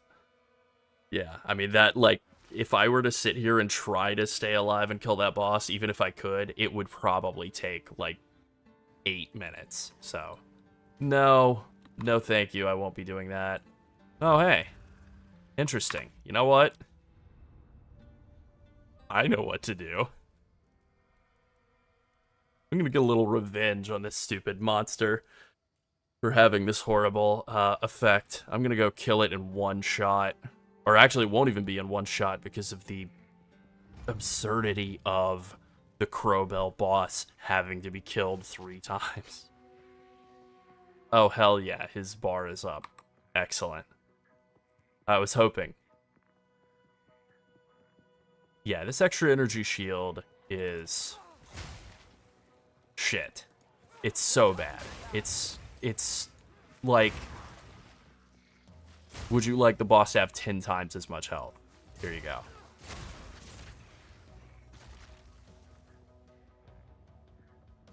Yeah, I guess you can. I hadn't tried this, but it seems that you can. I have tried logging out in a map before, and it just closed everything. Get out of town. What is this? What in the hell is this? Why does this thing have so much health? It is a tier 1 boss. It is a tier 1 boss. I mean, okay, I have the boss points in. I guess that's overriding or something, but this is a tier 1 boss. And I killed, it's gonna go in a video, I killed Arbiter of Ash in like 2 seconds. And this guy is like a tank with a refilling energy shield. Oh my god. Hell yeah. Alright, well now I don't feel so bad about struggling before the other character. Alright. Oh my god. This boss, I liked it in the initial kill in the campaign.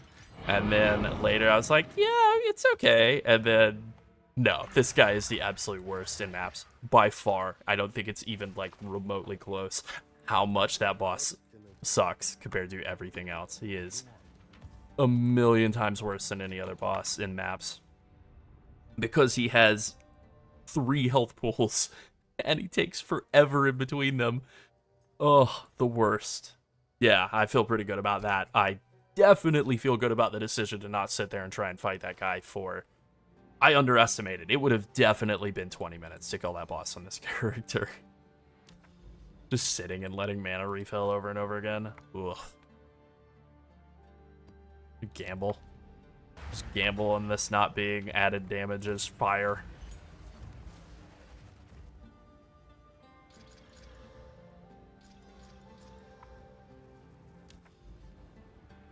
Yeah, it really is. It really is the meta for dealing with these bosses. Oh my goodness. Yeah, maybe they're doing something with the, like, they tried, like, power scaling or something. I can't remember exactly what it is. Basically, they tried doing something where instead of like, giving the monsters an increased amount of health or something at certain levels, they would, like, in PoE 1, they would, like, make them take reduced damage and stuff. And kind of maybe that's what's happening here, where by having more points in the bossing tree, the bosses take like some % reduced damage, which still doesn't really make sense as to why it would be so hard to kill that boss on the Pathfinder that can like blast stuff in half super quickly. But, you know, I don't know. That guy felt about as tanky as like tier 3 Breach Lord, and it was a tier 1 boss. So, I don't know. Yeah. Interesting, that's for sure.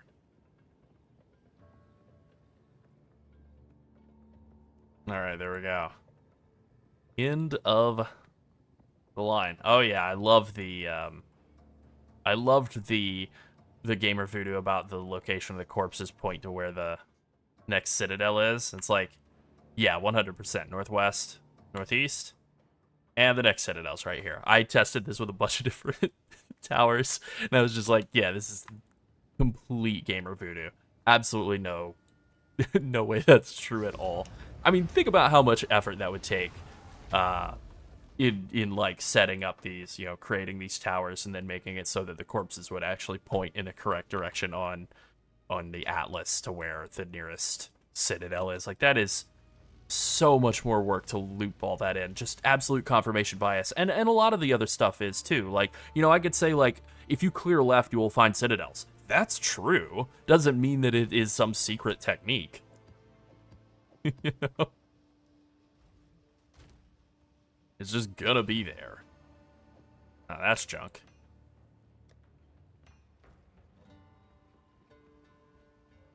Yeah, exactly.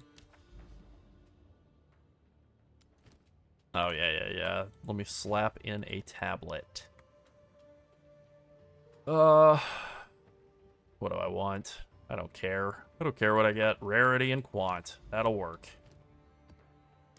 Boom. Alright, I am not going to go for a boss in this character that does no damage, so I guess I'll do a Crimson Shore. That's a nice map. I like Crimson Shore. That could be a good map to close out the night on. Yeah.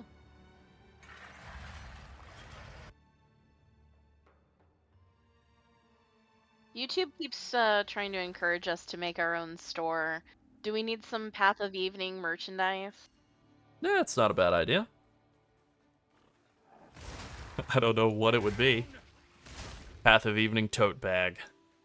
First idea, worst idea. I could see myself wearing a Path of Evening shirt. I could see myself carrying a Path of Evening tote bag. Well, there you go. First idea, blurst idea.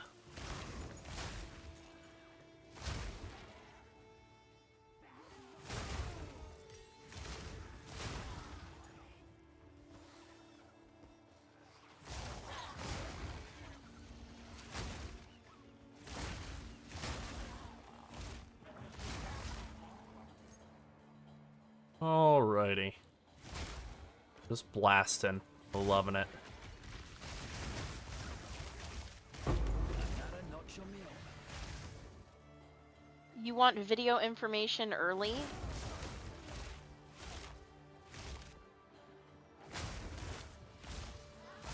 You know, I was using Pulsar Keln for a while early on in the campaign, but now the thing that I am doing to trigger the Herald of Ice is just I'm doing cold damage. I did do the little tech of... Wait, did I do this? Yeah, I did the tech of Cold Infusion on Herald of Thunder, which I think technically lowers its damage a bit, but it gives you a lot more cold damage on your Herald of Thunder, as you can see. A lot of cold damage. And then you do a combination of that and Glaciation, so you get more freeze buildup. And, yeah, then you go. There you go. That's it. You're getting Herald of Thunder to chill stuff, freeze stuff occasionally. Bam, pop. I'm not really making good use of the Herald of Ash. I probably will swap over to some sort of more defensive aura. But, you know, maybe I'll get my resistances into the positive first before I go thinking about that. I really don't know what it would be. It probably would be going all the way up over to Mind Over Matter, taking like damage, or taking whatever damages mana first, and then doing like mana remnants, something like that.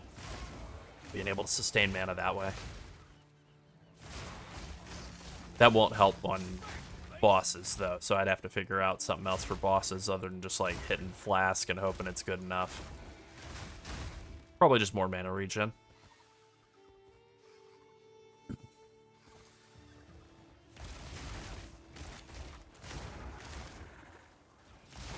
Yeah, 3 Dragons seems okay. You know, it's a good item, but like giving up Helm Slot, it's a big slot, so yeah.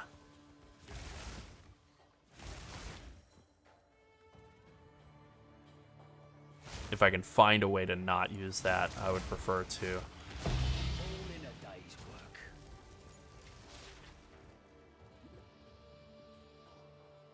Yeah, definitely we'll use Tempest Flare instead of Ice Strike eventually. I was just using Ice Strike early on because that freeze was very helpful in the campaign and for bossing and stuff.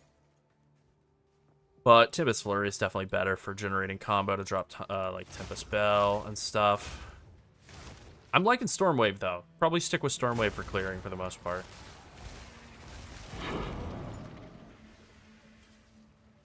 And then, you know, I'll figure it out as I kind of play around with it more in some higher tier maps. But I do like the tech from the Chayula Monk of Mantra of Destruction into Tempest Spell. I like that tech a lot. It feels really good. Gives your Tempest Spell a ton of damage and, you know, just whatever. A lot of extra damage by doing that. Yeah, gonna come in here and take Wildstorm and this Jewel Socket as my next couple of points. And then after that, it's probably just probably clear out a ton of these points in this area. All this Herald stuff and some of this stuff maybe. And this stuff, and just begin the long march over to Mind Over Matter. I'll probably do that once I'm able to get to Mind Over Matter. I'll then full respec into being able to come over here and Eldritch Battery and you know, some of the stuff like Ether Flow and Raw Mana and a lot of mana stuff and make that work. I think that's the core of the build. Once I'm able to get there, but I'm not going to try and stretch over there until I can reach it. I'm also going to swap over to... I have a Hoa, I don't have it equipped. I just kind of wanted to see, like, how good does this handle without Hand of Wisdom in action. And I think once I make that swap, then I'll swap over to mostly Int as well. Stormwave is super fun. I really didn't like it when I played with it on the Monk initially. But I was just wrong. I was just wrong. It's actually very, very fun. I don't know what I was thinking. I just didn't like it. I think I just had like super slow attack speed and very low move speed at the time, so it just felt like I was just kind of moving like this whenever I was using it. But with high attack speed, high move speed, it's pretty dope. Yeah, I've really been enjoying this, even if for some reason this build doesn't wind up being as good as I want it to be, or gets nerfed or whatever. I still had like a lot of fun with this, and at the very least, I think this is like a super, super strong leveling setup that you could do as any class, which definitely would be an upgrade over, like, you know, leveling warrior or witch the intended way, because they were pretty painful to kind of get started. All right, we'll upgrade that Stormwave, and oh, that's a 14, and yeah.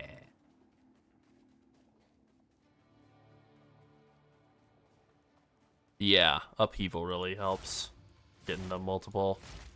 And also quality. I didn't have quality on Stormwave on the Monk when I first played around with it. I just made a Stormwave gem and cast it, and it's just this tiny, teeny, tiny, thin little line. Little baby attack. That's right. And I was just like, I don't get this at all. And at the time, they hadn't buffed gems. I'll do these altars, rituals, and just see. Oh god, this is the one that hunts you down and like reduces your resist or shreds you or something. Yeah, that's gonna go well. I'm sure I'm gonna get a whole augment orb out of the deal too. Hell yeah.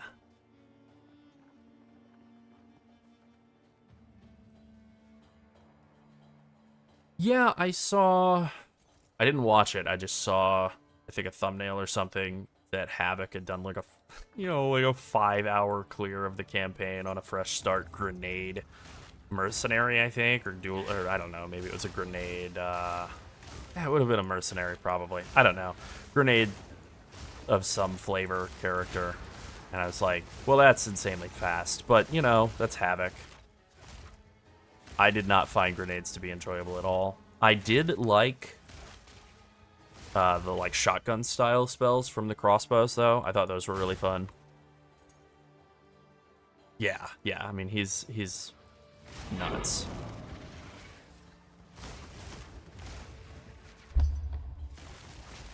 Alright, I'll zone out and sell that person a crappy Waystone.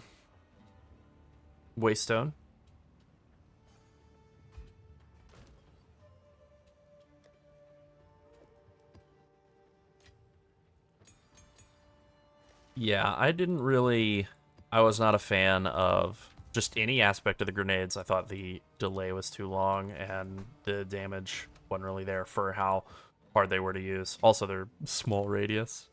Not a huge fan. Yeah, if there was a way to make them hit the ground and explode, that would be dope. Alright, I'm about to finish this map up. Here, once this guy accepts his trade, Twisted Crosscut, that's what he asked for.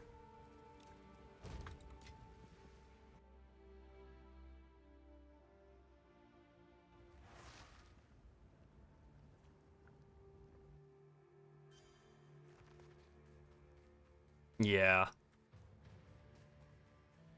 Okay, while we wind down here a little bit, while you finish that map up. Yep. Just want to remind people to, if you want to see more streams, we need your support so that we can spend all this time streaming. That's right. You can join our YouTube. It's the same price as the base level Twitch sub. There is another tier, but, you know, that's fine. And if people do want to want us to add a lower tier, it is something we will consider. Yep. So we always like feedback. So if you want to leave that feedback, you can either leave it here in the chat or in a comment on any video or whatever. We're always looking for feedbacks. Yeah, that's right. We just went with the base level sub price for Twitch because we had no idea what to price it at. Basically, That's right. We're not magicians. That's don't, right. We don't.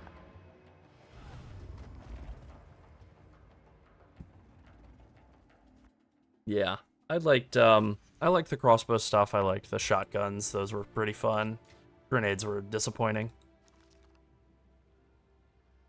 Yeah.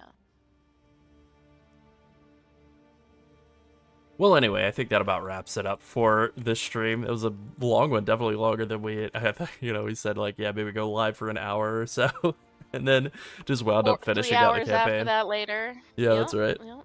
Yeah, it's fine. Had deal. fun the whole Alright. way. Great talking with everybody. Thanks everybody for tuning in. Yeah, we are so humbled by 30 people tuning in the Very middle much of the so. night/morning. That's right. Like, it's crazy to us. Yeah. So thank you so much. We really appreciate you. Absolutely. All right. Thanks for Good watching, night, everybody. everyone. Yeah. We'll good night. See you tomorrow next with another time. video. Thank you. Yeah, that's right.